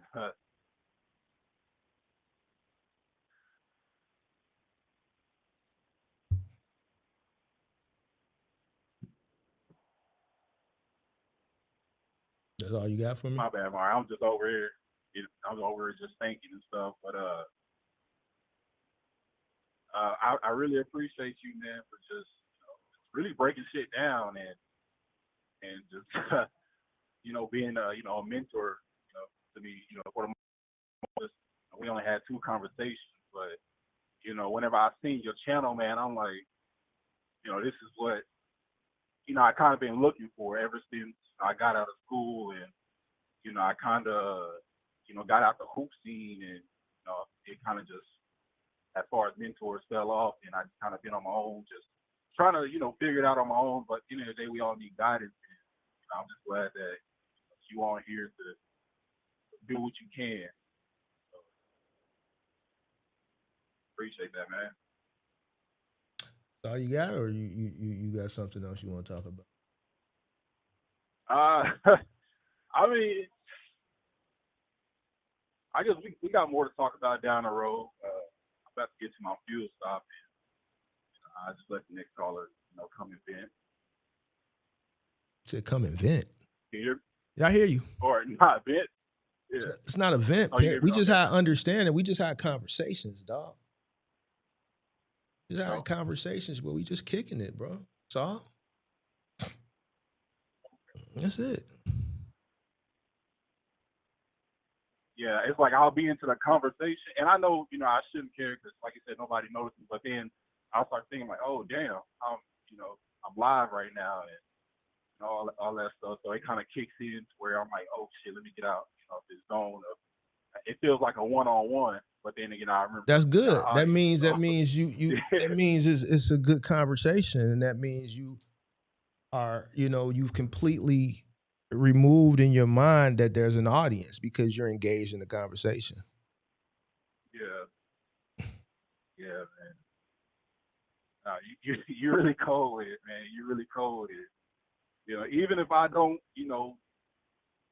I will be better. But for the most part, I definitely hope to have a son that, is like you or way better. And I know speaking from being 25, I hope my son is like Mark. But I'm just basically, thinking about the future and everything I kind of see is what I will. Your son will be a representation of whatever you are. Right. It's how you raise him, bro. Don't gotta be like me. Right. It's gonna be like how you raise them, what you instill in them or don't instill in them. A parent that's not at home, that's running the streets, they kid. All these shorties running around here doing these team takeovers, you know why they out all times of night causing havoc? Is because their parents ain't nowhere to be found. So they're easily influenced by Facebook groups or however they're organizing this shit to be out past curfew to fucking wreak havoc. If their parents were at home doing what they were supposed to do, then their kids wouldn't be outside wreaking havoc. They'd be at home because their parents are at home. Parents in the street. Or their parents just don't give a fuck. If you give a fuck and you instill certain, morals and values in your child and you raise them the right way, they're going to be a representation of however you raised them or didn't raise them. Right. If you want your child to have, let's say, characteristics or values that you say you probably admire about, let's say, myself or someone else, then first then you got to do is you have to develop these within yourself. Right? So then you can pass that on, or your child will want to mimic and mirror what they see you do. You want to be a good representation. That's definitely what I want to be. And, which is why, like I know I keep going back to this, which is why I called you, because I really want, to be the best version of myself and do big things and be able to, push out a positive image to the next generation. So, we can keep it going. I don't know if this is a weird question to ask, and hopefully you don't get on. If you get on me, fuck it. But like, what do you see in the future, like 50 years later, for us, Black folks? Because when I see things, it just seems like it's downhill. But I at least want to know your perspective. It's downhill. Downhill, bro.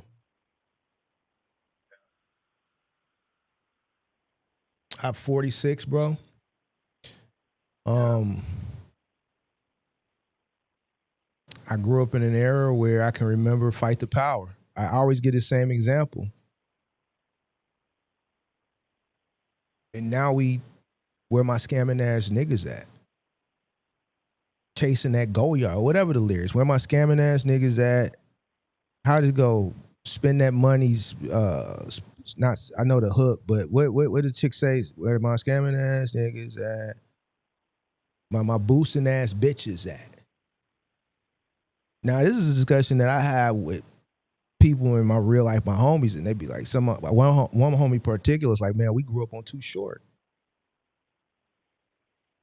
But when I think of songs like, let's say,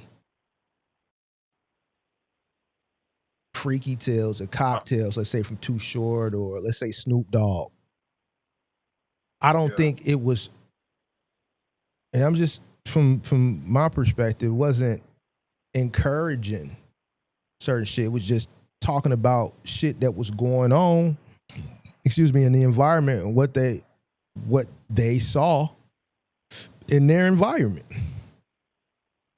Yeah. You're telling people to do this, do that, spend it, get it this way. Right? Or if I listen to like a Sexy Red,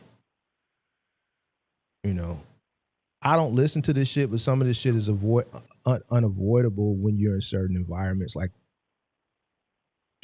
clubs and lounges and shit like that, or day parties, rooftop parties, or fucking, class picnics and shit. This, it's the summertime, so motherfucker outside, motherfuckers moving around. You dig what I'm saying? So this is the shit that you gonna hear, right?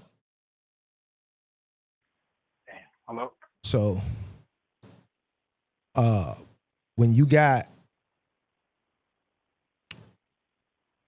the media, right? You there? Hello? Yo. I just finished my thought. I don't know if you can hear me. When you got the media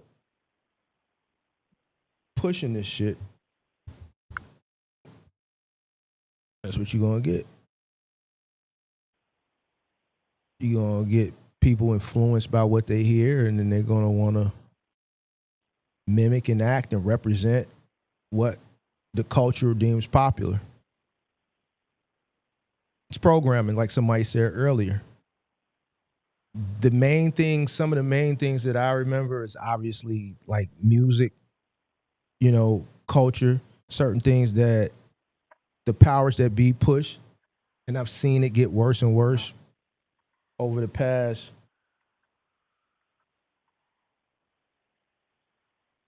35 years, 36 years. One of the most memorable things I've seen as far as programming is how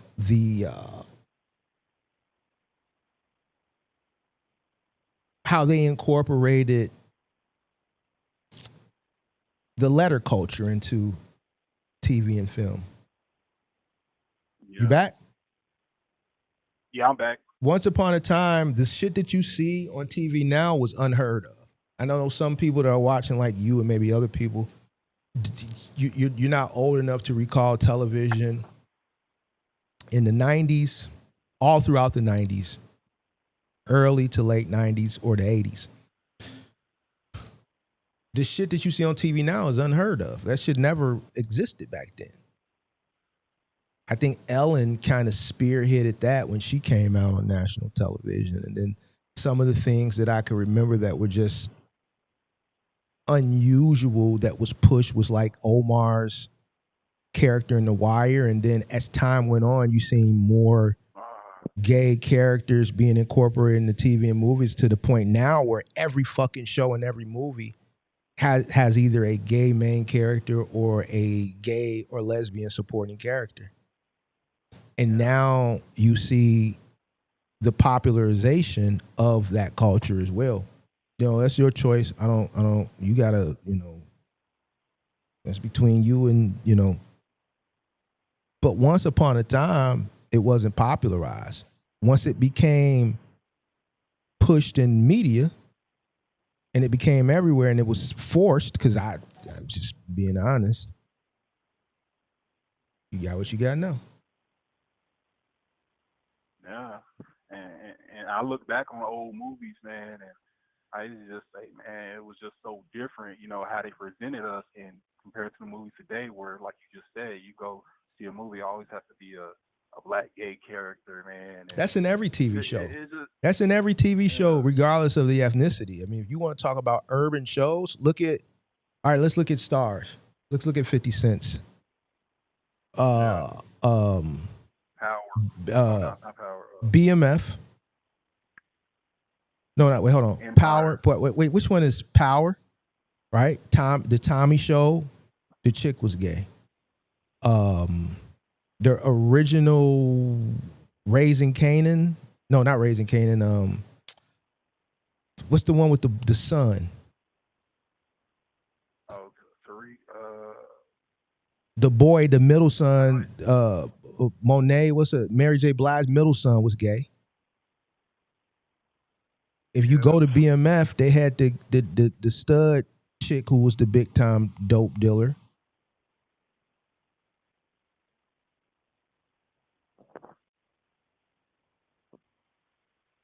So like all these shows, you go to Empire, the middle son was gay.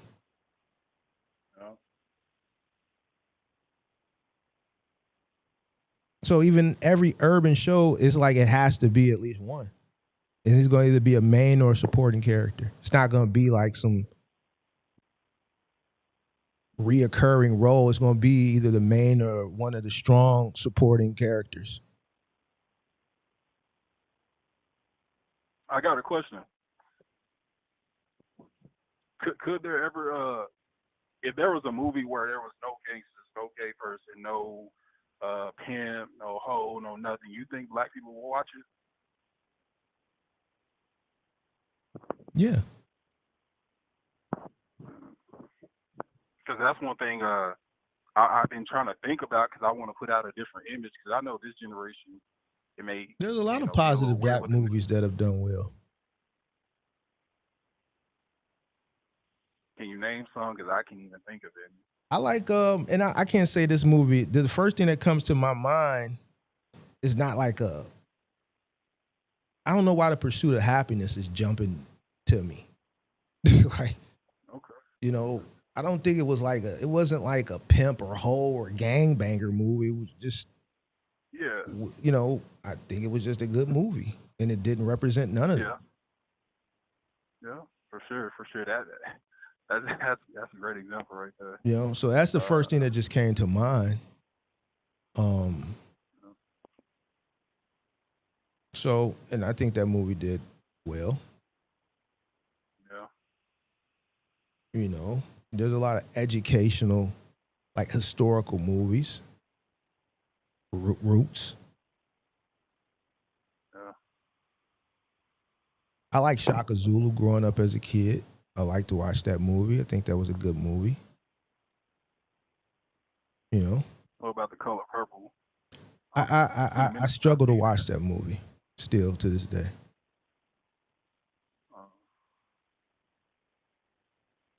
Okay. I've never seen Rosewood. Can't watch it.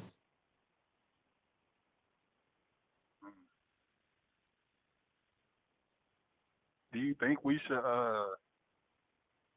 well, not we, but for the most part, do you feel like a lot of those slave movies should just kind of, be there should be less made now since we already have some where you can just say, all right, watch Roots, watch. I don't think they are made anymore. When is the last time you seen a slave? Well, 12 Years a I Slave. think Will Smith was in one, but it wasn't really. What was the name of it? The last one I can remember is 12 Years a Slave. I don't remember. I can't remember the title, but I'm just gonna search it up right now while I'm at this fuel pump. So I think there's positive movies. I've seen plenty of them. I'm naming some. So The Pursuit of Happiness was the first one that just popped into my mind. Okay. Yeah, it's just like other things besides the movie business, which should be the number one priority. But it would be a good idea to at least try to fund media guys and directors to be able to put out a better image. The thing is the overall consumer is just going to support what they support. I mean, I'm gonna keep it a G with you, nigga. I like New Jack City coming up. Boys in the Hood, Menace to Society. When I was a preteen and a teenager, you see, New Jack City was 90, 91. Boys in the Hood was 91, 92. New Jack City was like 93, 94. So I was somewhere between 10 and 14 when those movies came out. And those was like cult classics even then, right? Because going to the movies was a big thing in the early 90s. But those movies, when I got a chance to watch them for the first time, when they finally made it to cable like a year later, like shit didn't move as fast as it does now. Like Michael came out a few months ago. You can already watch that on like Paramount Plus or some shit or Stars or wherever the fuck it's at. Right? Back then, like a shit would play at the movie for months and months and months and months and months, right? And then maybe a year later it make it to cable. Right? But those movies were exhilarating even for me, right? Even though the movies were, I guess you would deem them negative, but I wouldn't really deem them negative. It was just a representation of what was going on at that particular time. Drugs and how drugs affected the community in a negative way, right? Some people are going to idolize the drug dealer, right? Some people are going to look at the movie and say, yo, this is what this epidemic did to the community, right? All right. But ultimately, would more people want to watch, let's say, a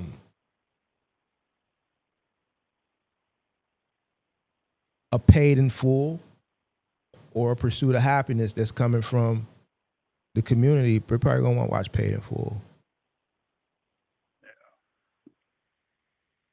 The pursuit of happiness is gonna do well too, probably better, but that minute, because the hood makes up a small portion of the grand scheme of things, is gonna go watch that.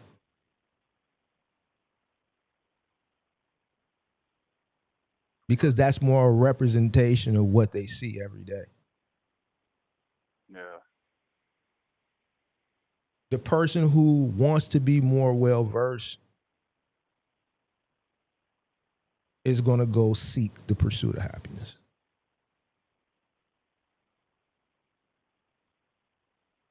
Okay. Yeah, so basically just gotta let them be. So to answer your question, I haven't seen things get any better. And the way we're going, it's going to take a miracle to reverse things and even get us back to where we were when we're saying fight the power, where we were walking around and wearing kente cloth was a fashionable thing to do. To wear dashiki in 89, 90 was like putting on a motherfucking, God damn it. What's a hot shirt motherfucker wearing now? Supreme or whatever. So putting on a dashiki back in 89, 90 is like comparable to rocking I don't want to say Supreme. I want to say something that motherfuckers is like breaking the bank to wear. Not nothing high-end fashion, something like more urban fashion. What's that shit that they wearing now? See, I don't wear that shit, bro. Bait? No, not bait, bro. You about 20 years late. What's that shit that these niggas wearing? These little urban little companies. Not even the gallery department. What's that shit that they wearing, man? Valley Dreams and all that shit, bro. V-Loan and all that shit. Like, I don't see us going back to the positivity and the message, fight the power. Or Queen Latifah, who you calling a bitch? UNITY or self-destruction? We're headed for self-destruction. Or we all in the same gang? Those positive songs that were made that were trending and there were top 40 songs at that particular time. So you had positive music, you had positive movies. Why? Fight the Power was on the soundtrack to what? Do the Right Thing. Have you ever seen the movie Do the Right Thing? Yeah, only one time though. What was it about? Because I got to question you because you be lying and shit, bro. So, all right. So basically, when I watched it the first time, I didn't really understand the context. But who was in the movie, bro? Who was in the movie? Spike Lee was in it when he was young. Fuck. I remember the big dude, the one with the radio. Okay, all right, you got it. All right, that's enough. But that was a positive movie, would you think? There was no gangsters. Sure. There was no pimps. The movie was based around a hot summer day in Brooklyn, New York. Yeah. There was a representation of positive black culture in the movie, right? They were wearing dashikis. The soundtrack was pretty much centered around Fight the Power.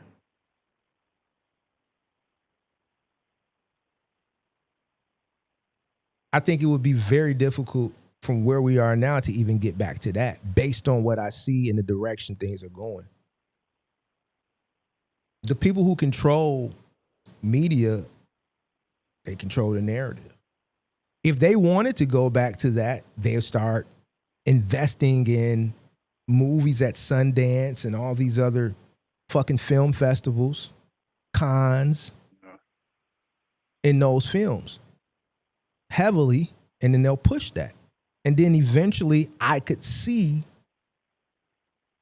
and I believe things would start to trend and transition and go towards that direction. But they don't want that. Why? Because it's not profitable. Yeah. So those films, when those filmmakers, when they go to Sundance and when they go to cons, they really don't get big budgets. Nobody buys their movies. So they have to be independent. And independent into making a movie now, You're gonna go to Tubi, goddammit. Yeah. You're not gonna be on the big screen across the country.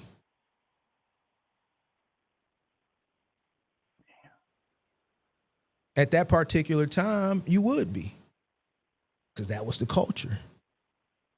Every day when I would come home, UNIT, Rap City played that shit like it was going out of style. Who you calling a bitch? UNITY? They played UNITY, I swear for God, they're about the same as you hear where are my scamming ass niggas at. It's funny because I never even heard that song, man. I'm going to have to look it up. It's Queen Latifah, bro. Queen Latifah, all right, bet. And I may have heard it, but just never knew the title.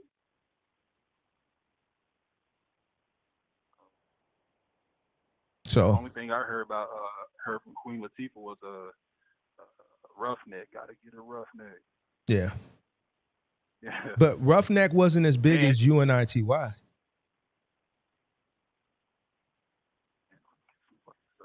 But I just named you about 5 songs that were popular during that time period because that's where the culture was at.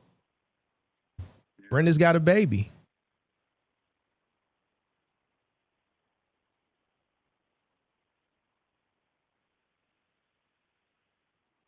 Positive song. Told a real story. That song played like you would hear. What's a popular song you hear on the radio now? Manisha Nabet Shabang. All of my ops, they dead. Why did she gas me up? Da about my head. Mama! The way you hear Shebang, you heard Brenda's Got a Baby. When I turned on the box, Brenda's got a baby, but Brenda barely got a brain. A damn shame. The girl can hardly spell her name. And Pac standing right there by the goddamn garbage can. People would pay $275 on the box to see that video over and over again. Like, goddamn, it just went off. You're going to pay another $275 to play it that it just went off? I would see that goddamn video 50 times in a row. Brenda's Got a Baby was a fucking hot song.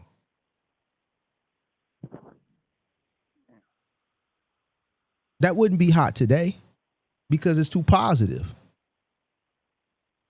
Somebody said, keep your head up. Yeah. Positive. That shit played like it was going out of style as well.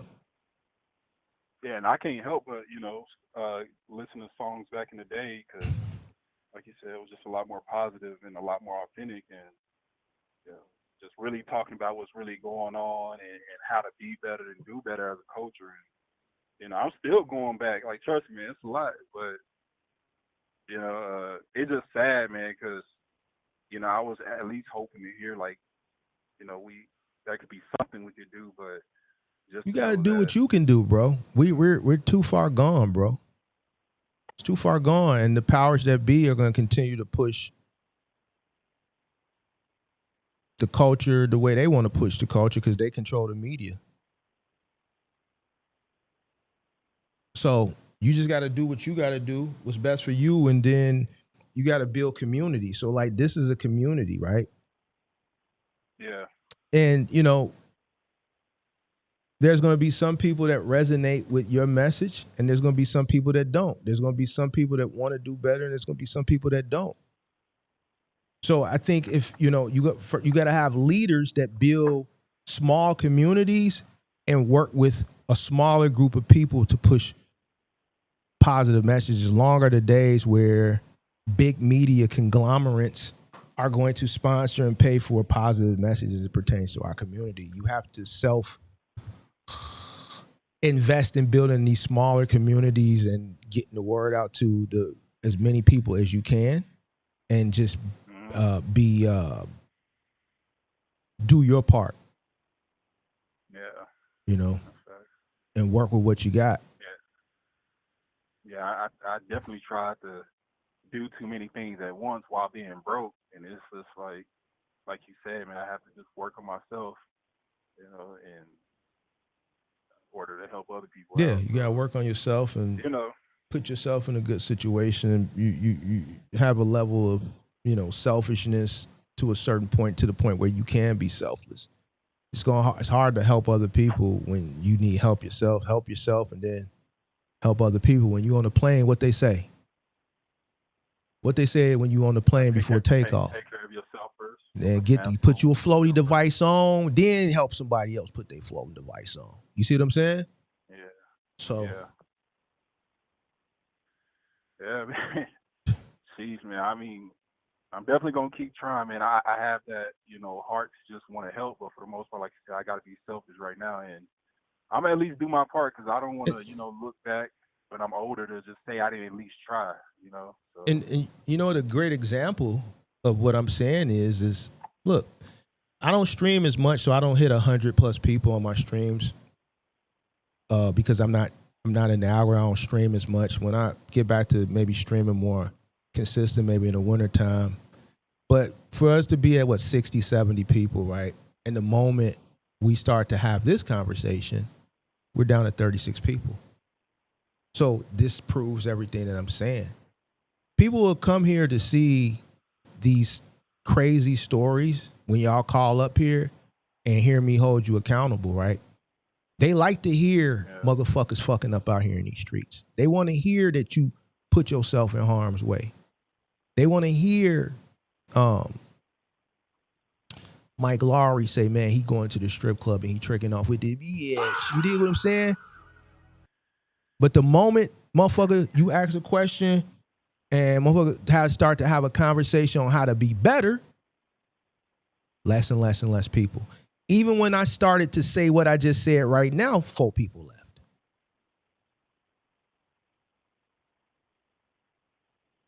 You see what I'm saying? Yeah, for sure. Goes back to what I said earlier. Positivity is boring.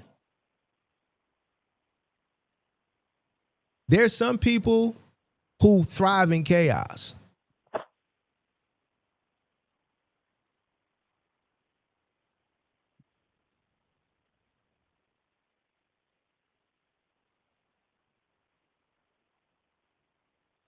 There you have it, pimp. That's why it wouldn't work in today's society. If I had this conversation that I'm having with you in 90, it would be 1,000 people in here. Yeah. If this technology exists and we had this conversation then. And they'd be saying, fight the power, brother. You see a lot of blacky fist emojis and fucking African flags and shit in the chat. Not no more. Care about that shit now. Now you see the eggplant. You're going to see the eggplant emoji in the splash because the nigga fucking you bitch. You know what I'm saying? That's where Kanye said, somebody in the chat said, Instagram got your bitch. Instagram got you bitch. Oh, That's the code. That's where we at with it. damn, bro, this shit really hurts. So you got to know what it is. See, I know you. As long as you know what it is, then you gonna stay away from the bullshit. Nigga, you got to be able to be entertained by the bullshit. Watch the shit, but don't live by the shit. So, Listen to the shit, but don't let the shit influence you. for sure. Yeah, and I had let it influence me in my early days because as a child, you just see what you see, and like you said, the programming and just follow what we follow. But as I got older, I just started to say, man, this shit ain't right. And every time I listen to a rap song or watch a music video or anything like that, I'm just like, come on now, And also, I wanted to, that's why I wanted to jump into the media business to try to change the image, but there was just a lot of self-belief on trying to create things to better the people, and I kind of just bailed out on that. And, Help yourself first, pimp. for sure. Help yourself first. You won't be no good to others until you get yourself together. See, me having this conversation with you, I don't know if I told you this before. If my shit went together, I wouldn't have the capacity to even engage with you for 50 minutes and 34 seconds. I can be selfless now because I once was selfish to put me in this situation that I could be selfless to have this conversation. 15, 20 years ago or even 10 years ago, I was like, nigga, I ain't got time to talk to you, man. Figure your shit out. Yeah. Philanthropy and reaching back wasn't in my repertoire at that particular time because I'm still building. I'm not experienced enough in 2016 to be able to, like, my conversation with you now wouldn't have been this conversation then. That's understanding. You see what I'm saying? Yeah, that's understanding. This is 10 more years of trials, tribulations, situations, understanding, milestones, letdowns, heartbreaks, triumphs, next stepping, building,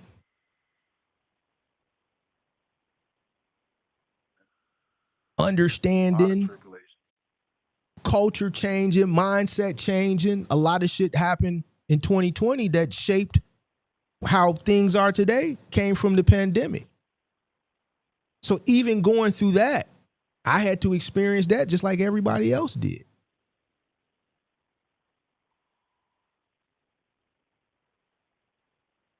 Man, you made it, man. And I ain't gonna say like you But made it discipline where, is like, what? just complete. Discipline, understanding, Yeah. choices and decisions, Yeah. not drawing off feelings and emotions.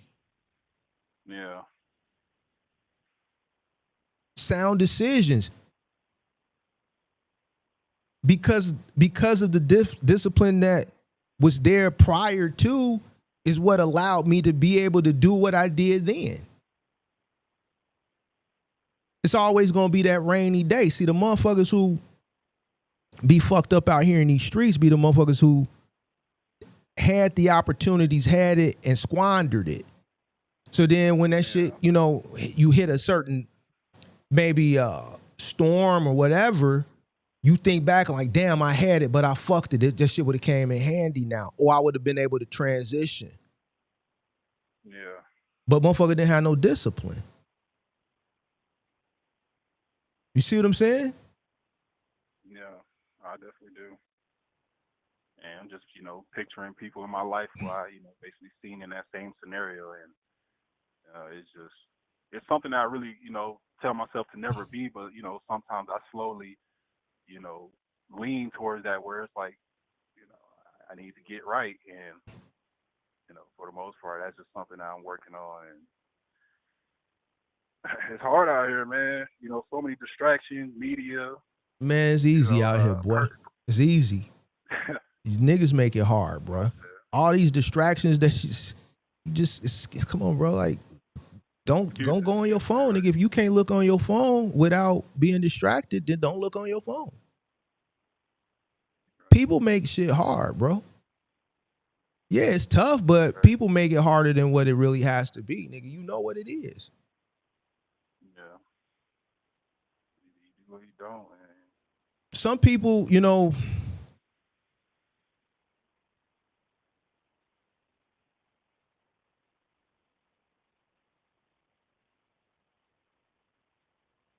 it ain't, see, y'all just don't want, you said 25. See, y'all, you want to be somewhere where you ain't earned to be yet. And the one thing I can say social media has fucked y'all up is it showed y'all a lot that, let's say, my generation didn't necessarily know existed, or we expected it after a certain age or certain years of work, you know what I'm saying, so on and so forth. Technology and scamming and social media has shown you a false sense of reality. So y'all feel like y'all missing out. You ain't missing out on nothing, nigga. You supposed, where you at right now is exactly where you supposed to be, grinding. You're 20-5. You're not gonna be Casanat or Speed. Them niggas is the anomaly. But guess what? They deserve everything they got, because when niggas was laughing at them 8 years ago when they was doing something that wasn't popular then, by putting their life out there online very early adopters, they reaping the benefits of that now. And everybody else trying to catch up. But they never will. Because these niggas was doing that shit when it wasn't cool or popular to do.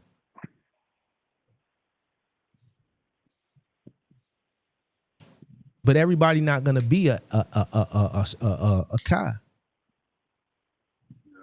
or a fucking Speed, or let's say somebody more recent, a Dean who might have not been as popular but had the vision to think outside the box, create, come up with something, reach out to Adrian Broner and say, yo, let's do this together to create what they created. And now they doing $1 million deals with Zeus. I mean, and then that's just going to add to what we was just talking about as far as the dysfunction and the chaos, because that's why Lemmy over there at Zeus is making the money he making, because a lot of people want to see dumb shit. And I feel like streaming just makes it a lot worse because it's got people acting out on live and not really thinking ahead before putting stuff out. But that's they no. Well, no. The more chaos, the more viewers. So some of the chaos is done deliberately. You think you getting on baddies unless you fucking fighting? Drewski fucking could be in love. The fighting is what people paying the $6 a month to see. The ratchetness. There's no Zeus without ratchetness, bro. They want to see Blueface treat the broad crazy while she pregnant. He doing the same thing he did to the broad now that he did to Chrisean. You think it would sell subscriptions if he was, oh, good morning, and hopping up in the middle of the night and going and getting her cold compresses and kissing her stomach? It's my little man. And nah, they want to hear her call. They want to see him call all type of funky bitches while she's pregnant and steady running up like, man, he's mistreating you. You're pregnant with his child. He's calling you all type of funky bitches. Get with the program, treating her like she's nothing while she's carrying that child. Right? Because technically it's really not normal. Yeah. That's not normal. That's not what normalcy looks like. That's what makes it entertaining. The chaos. Because this is how they program the culture and what they program the culture to like. And then it becomes a representation of how people live their lives. Yeah. This is how you got a man. This is how you got a man. This is how you got red pill content. Why these guys can sit on Instagram and YouTube and talk about the culture and man, why the man, the chick don't leave. Why she steady staying with him? That's how they can have these conversations. You see what I'm saying? So that's all profitable. A good normal relationship would be boring, right? Yeah. But that goes back to what I said. Positive, normal, good, boring.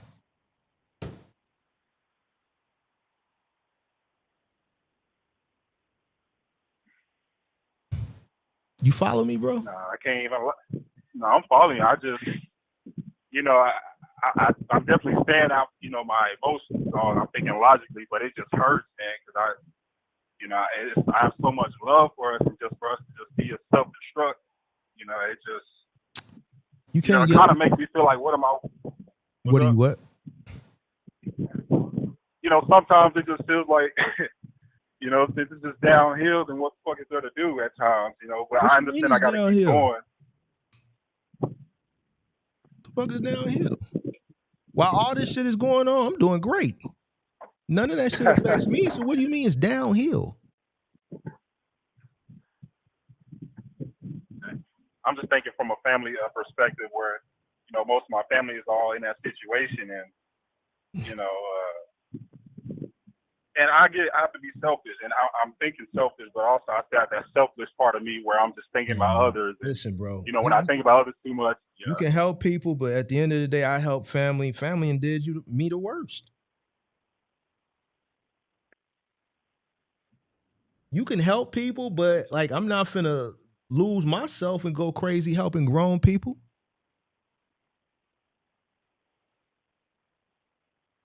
Family do you worse. You help them, they don't pay you back. They get mad at you when you want your shit back. Cousin asked me to borrow. I forget what it was. I think it was $100. I'll never forget this shit. This is the funniest shit. I think it was $100.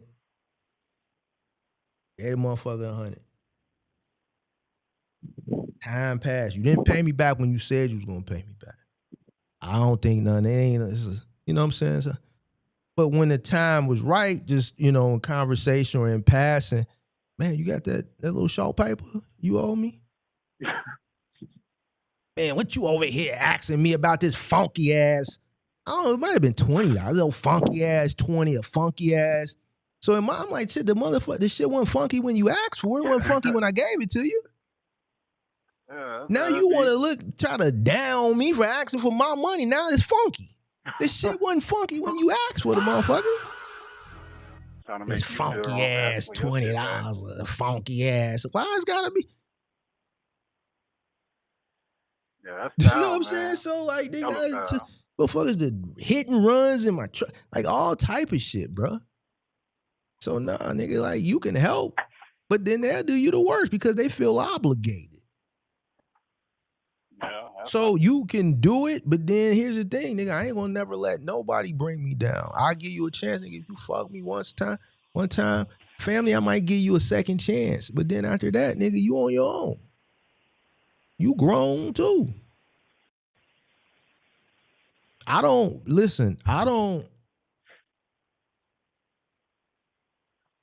revolve in chaos, nigga. I'm at a point in life, nigga. I reside in peace. Anything that's gonna break my peace, I don't want shit to do with it, pimp. Nothing.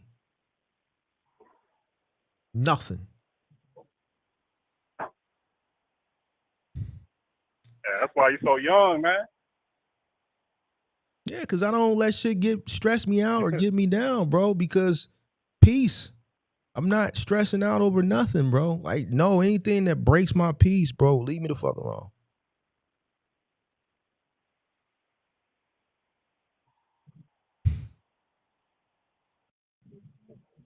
So. I definitely learned a lot of game, man, and my bad for not giving you the responses that I should be. I'm just over healing up, and I don't want to make sure I fuck up nothing. So. You didn't fuck nothing up. You said what? You said you fuck something up. What you fuck up? Oh, nothing. I ain't fuck up nothing, but you feeling up, you just kind of got to be on your P's and Q's, and just making sure I'm always just attentive to things, and I don't want to just be that type of dude to be tripping at the truck stuff. So my mind has to kind of disengage at least 75% to what I'm doing. So I'm just letting you know that I couldn't really give you the responses that I would give you if I were to just be driving right now. So all I could do was agree and understand, where you're coming from. 10-4. 10-4. That's it. So I'm almost done feeling. Huh? Yeah, that's it. I was just gonna tell you I'm almost done feeling up, but yeah, that's pretty much it, man. Like I said, I mean, I'll definitely be tuning into a lot of your shows, and even going back and looking at your informational ones and just applying it to the business that I want to have in 2 years. So that's pretty much it, man. I appreciate you. All right. Be safe. All right, man. You too. Appreciate it. Mm-hmm.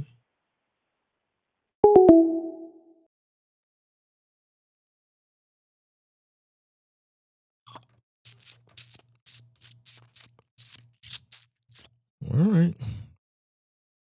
There's always going to be an agenda. Always has been. There will always be. TV show Good Times. What's happening? What's happening now, right? With JJ? Not JJ, with Rerun. The parents were removed from both series, just an example. That's true. You gotta stop permitting society and social media to make you feel responsible for the entire world's problems. True. Focus on your life, not others' highlight reels. That's true too. Yeah. All right. All right. Mark looked like he's a big Dragon Ball Z. I never watched that shit, bro. That era is after me, bro. I was born in 80, bro. Dragon Ball Z, was that the 2000s or some shit like that? I was a grown ass man by that point. Nigga, I watched He-Man, nigga, Masters of the Universe. I was watching He-Man, boy. What are you talking about? Dragon Ball? Like, how old do you think I am? I'm older than what you think. I know I look good, man. I look good, man. Dragon Ball Z, that came out like in the 2000s or something, bro. I'm grown. I watched He-Man growing up. Pee-wee Herman.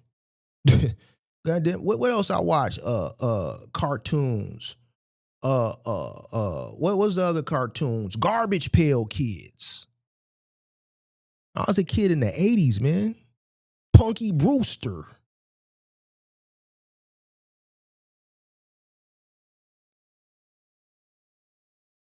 Dragon Ball Z. I never watched that shit a day in my life. I couldn't tell you nothing about the Dragon Ball Z.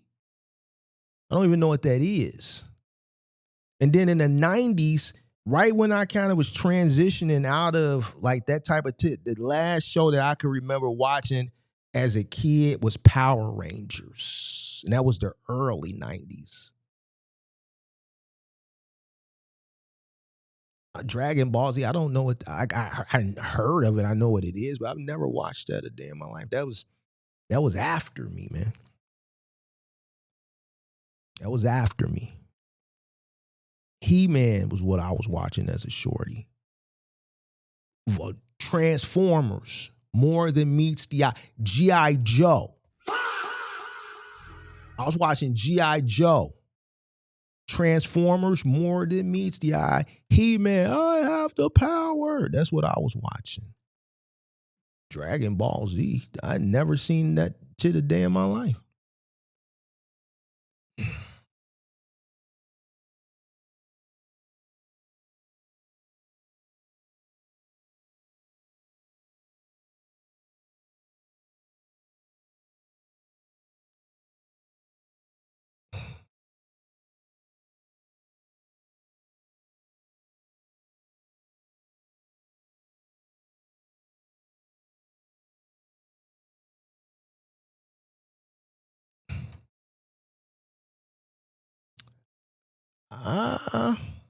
Yeah, I'm not an anime.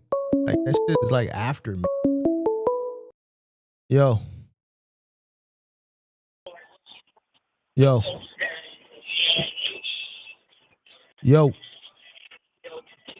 What up, Mark? Who this? Bye. What up? Oh, you couldn't hear it. I was playing a song. These noise cancellation headphones, man. What up? What up, though? Chilling. What up, man? You say you want to chop it up, man. What's going on? Call me at the end, man. Like, damn, nigga, I'm finna get ready to go get it in. It's back there. Because everybody was calling. I didn't want to call while they was calling. So what up? What you want to talk about? Man? What you mean? Shit, everybody You talking about I can't change overnight. It ain't M.O.B. It is, though. I snap just like that, man. Oh, so you changed overnight? Yeah, man. Oh, okay. So what you doing differently? Man, I'm getting to it. What you doing? Locked in, man. I'm in a different mode. What she say? You mean what she say? She cool with it. Okay. And if she wasn't cool with it, she would have had to bounce. Stop talking like you got that in Yeah, you. to it, man. I'm talking like you got that in you, boy. boy. You ain't from I'm him, man. I'm him. not from that. You ain't from that. Timothy. Nigga, You ain't heard the song I was playing, playing over man. there with your toes wiggling. I don't even know who seen like that. Huh? Toes wiggling was crazy, man. You was laying up in there with your toes wiggling, bro. We saw you. Pippi had to get on you. Your toes was wiggling. And you said, man, I'm at my shorty house. You at your shorty house complaining that you ain't got no moves. Man. Tied down, man. I'm out here, man. I'm getting it. No, it ain't in you. You like Lil Baby. It's on me. A nigga who like Lil Baby and worship and idolize Lil Baby just can't go from I ain't on idolize no what little we baby. witnessed to just being M.O.B. overnight, yo.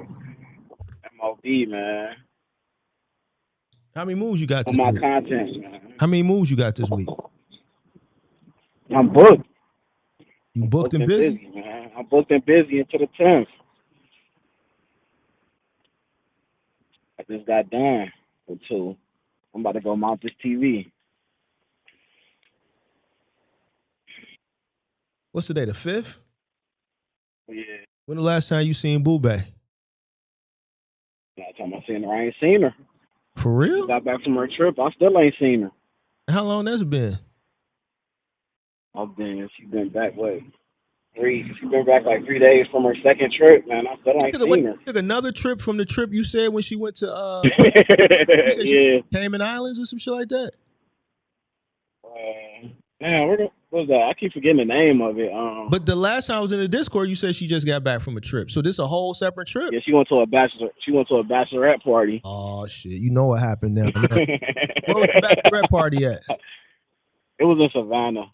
Oh yeah, Savannah, Georgia. Anywhere in Georgia, you already know what happened. Man, go. Damn.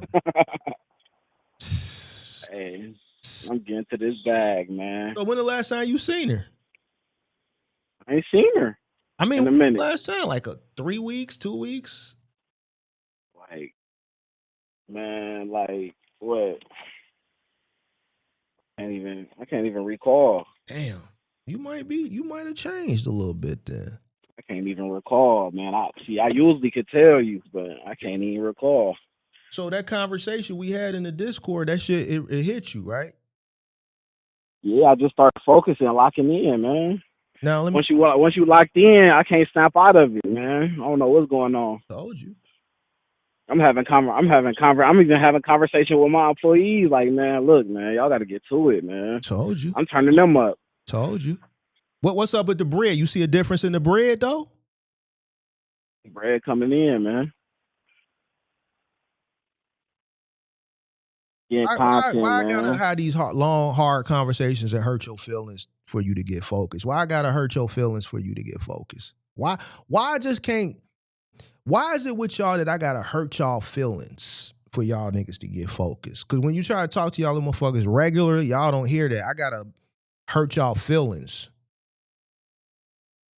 Why is that, bro?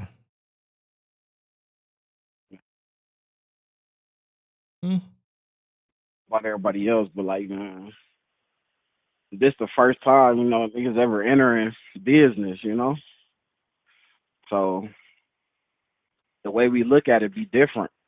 Man, it don't matter if it's business or not, nigga. If you was working a job, a career, it's the same shit. I mean, you still got time to kick it when you got a job. I ain't gonna lie. As long as you get up and go to work. But like when you got a business, you trying to get up off the ground and you trying to make sure people know you and stuff, it's not the same. Definitely different from when you working. It's like, but all the minutes I'm putting into her and hours, I could be putting in the marketing and stuff and trying to make sure I'm booked and busy. So yeah.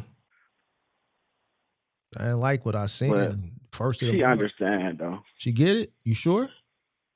She understand though. Like, you sure? She understand. I only got the way I explained it was like, you know what I'm saying? Like, only got so much time to get it. before All right.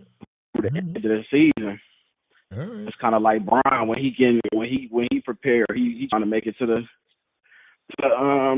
playoffs and stuff like that. He got to sacrifice a lot to be able to be the GOAT of all time, the greatest of all times. You know. All right. All right. As long as you change and this, you seeing some positive results, man. That's all that matter. Yeah, I just got pissed off, man. 'Cause I know I can't fail like this. Like You said you can't do what? I can't fail.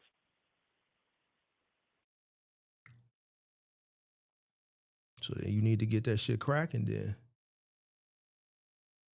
Or, Well, I'm glad you made some changes, man. For the better, man. disappointed in you, Justin. No, he's still in here. Oh no, he's probably on that move. Hey, man, you not in a position to hold nobody accountable, bro. You got your own problems. What you mean? You not in a position to hold nobody accountable, bro. You still got your own problems. You not absolved from accountability. We peers though. Huh? We peers though. Yeah, but keep that to like you trying to call him out. You could do that like in a Discord. You're not in that position where you could do public call outs. You not that. Your hands ain't that clean, pimp. Because when you call people out, then you got to be able to. You dig what I'm saying? I got pissed about that truck too, man. What truck? That truck, man. What you trying to make me upset with that truck, man? Are you talking about with Bakari? He make me upset. He earned it, bro. He earned it. He earned it. If you show me, then I'll do the same thing for you.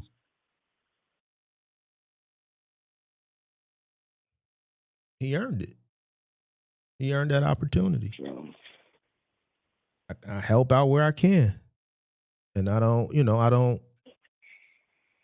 advertise it. But if you do what you're supposed to do, maybe next year I might do the same for you. Who knows? If he does. You said what? All right. Coming to the Discord why would you today. get mad at You ain't somebody? been in there all week. Why would you get mad at somebody? No, I ain't mad. I ain't mad.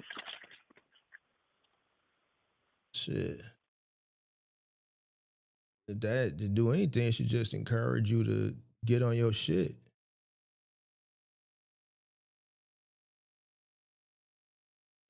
Hello? So yeah, we back. So, because next year I only want to talk to niggas that's doing $250,000 or more. If you're not doing $250,000 or more, then I don't want to talk to you. Baby steps. Well, next year you should be able to do it. You should have been over 100 already. The rest of them is. Baby steps. And shit, nigga, you missed out on a lot of time because you was too busy running around, laying up under the chick. While you was laying up under the chick, Kari was working.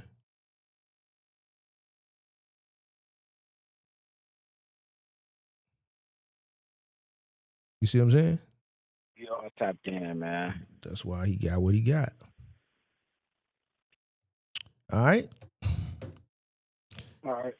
Coming to the Discord. Right. Pippi said, I still got another truck. Do the right thing, and there you go. Yeah. You still coming to the Discord? I might, man. I might not, bro. You ain't been in the Discord in a minute, man. No, a week. Man, that shit feel like a month. I've been moving around, bro. It's the summer, bro. I'm living life. I've been moving feel like around. A month. It ain't been no month. It's been a week. Been a week, bro. I ain't been on here. I've been moving around. I'm out moving and shaking. I'm enjoying my summer. I just do it. I don't talk about it, pimp. I just do. I ain't like y'all. I don't have to tell you all my business. Just know if I've said it before, if I'm missing, then you should know I'm not around, bro. So, you know what I'm saying? Like, duh, bro. In the wintertime, bro, when it's cold outside and ain't shit going on, then you'll probably see more streams and more discourse, bro. I might come in there for a little bit today, man. I noticed too that when I'm in there versus when I'm not in there in the gym, my workouts are more better when I'm not in there. Because I'm trying to multitask, work out and then talk in the Discord. When I'm just working out, my workouts are better. When I'm trying to work out and in the Discord, I gotta stop. You might say something, now I gotta hold you accountable or type shit, and I can't be lifting and then having a serious conversation at the same time, bro. It's shit. And then I notice like I can go do a 2-hour workout and burn 500-600 active calories, but then if I'm trying to talk to you in the Discord, 2 hours, I'm 350 active calories. Nah, it means I'm doing too much in between, taking them breaks and talking, and my time in between sets is nah. So I don't know.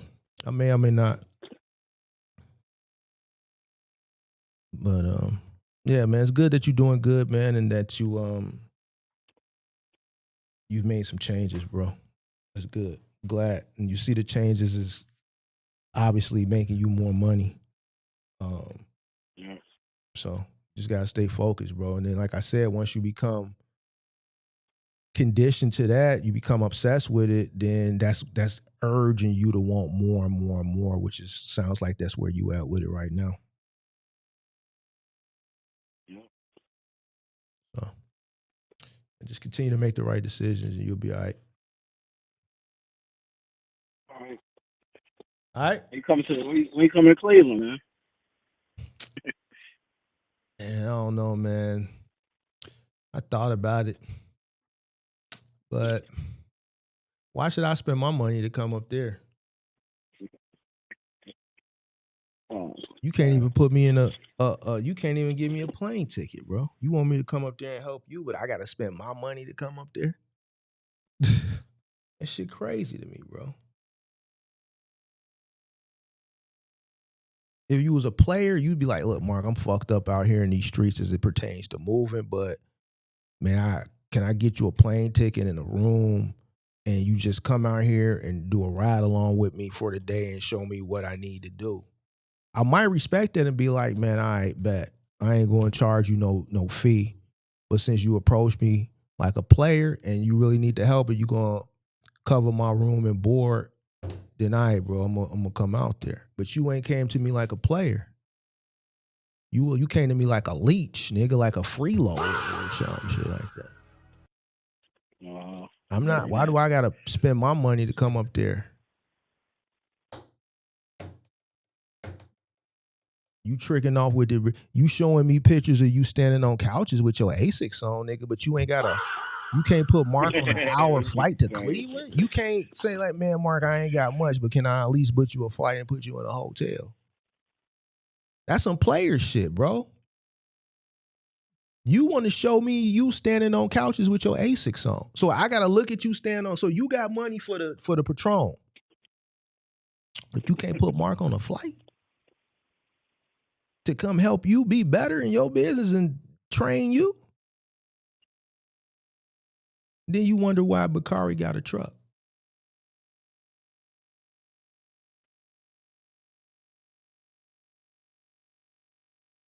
So you gotta work on how you present yourself. You ain't keeping it P. Hello? Yeah, I hear you. Right, you quiet now. You quiet now, ain't you? Hello? Yeah, I hear you. Why you so quiet? What you mean? I'm listening to you. You ain't got no rebuttal? You got money for the Patron bottles at the club and the sections. You got money for the you dig what I'm saying? You ain't got no money to invest into getting Mark on a flight in the hotel? Yeah. Nah, huh? Yeah. Oh, you do? Yeah. Oh, so you got it now. Yeah. Oh, okay. Well then. Well, look, present your case, and when you present your case, if it's something I'm interested in, and if it's my schedule, then you dig what I'm saying. I might. But you know what I'm saying? Like, I'm not gonna spend my money to come up there after you done tried to show me your little pictures and shit, and you tricking on. I ain't showing you my pictures for that. I seen you standing on the couch with your Asics on. I'm like, no, bro, this ain't it. This ain't it. Nah. Get you some better shoes too, bro.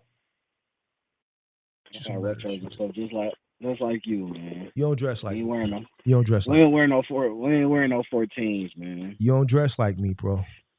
Stop that. You ain't wearing no 14s, man. You don't dress like me, bro. Stop it. Stop it. Ooh. I don't own a pair of Asics, sir. We don't dress alike, man, because I don't really. I would never go at. Here's the thing: if I go to a club and I'm in a section, I'm not gonna stand on the couch in no Asics. This is facts. Dang though. Huh? You can stand on the couch with. Just saying if you can stand on the couch with freaking all white bricks, you can stand on the couch. If you flex, go to the club with forces on. If you flexing like that, bro, then you gotta. If you want me to come to Cleveland to help you, then you gotta be like, man, Mark, can I get you out in Cleveland? Man, I got your flight and your hotel. Oh man, I can't cover your fee, but man, if you could do me this solid, man, I really need your help. I could at least cover a flight and put you in a room and maybe take you out to a dinner at the end of the day, man. That's all I could for. I might, be like, you know what? All right, bet. Young blood been working. He been trying. You gonna put me on a flight? All right, I could do that.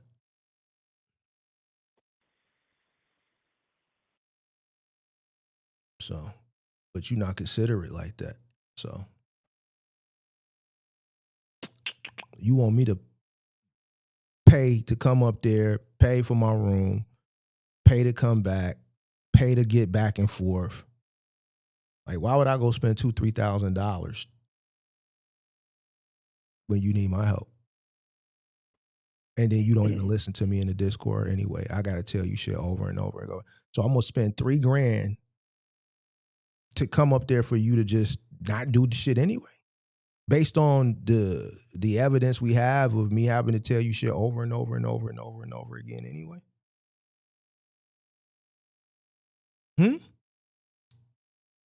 Oh man, let it go. Mm-hmm. So,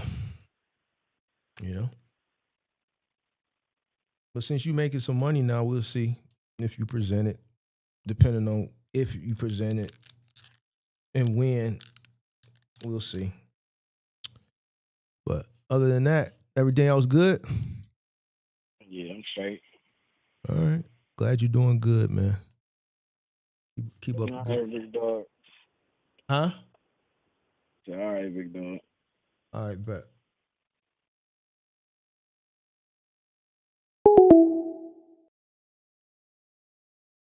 All right. It's 5:00. I stayed an hour over. Krishan there, the little boy. I am going to retire for the evening.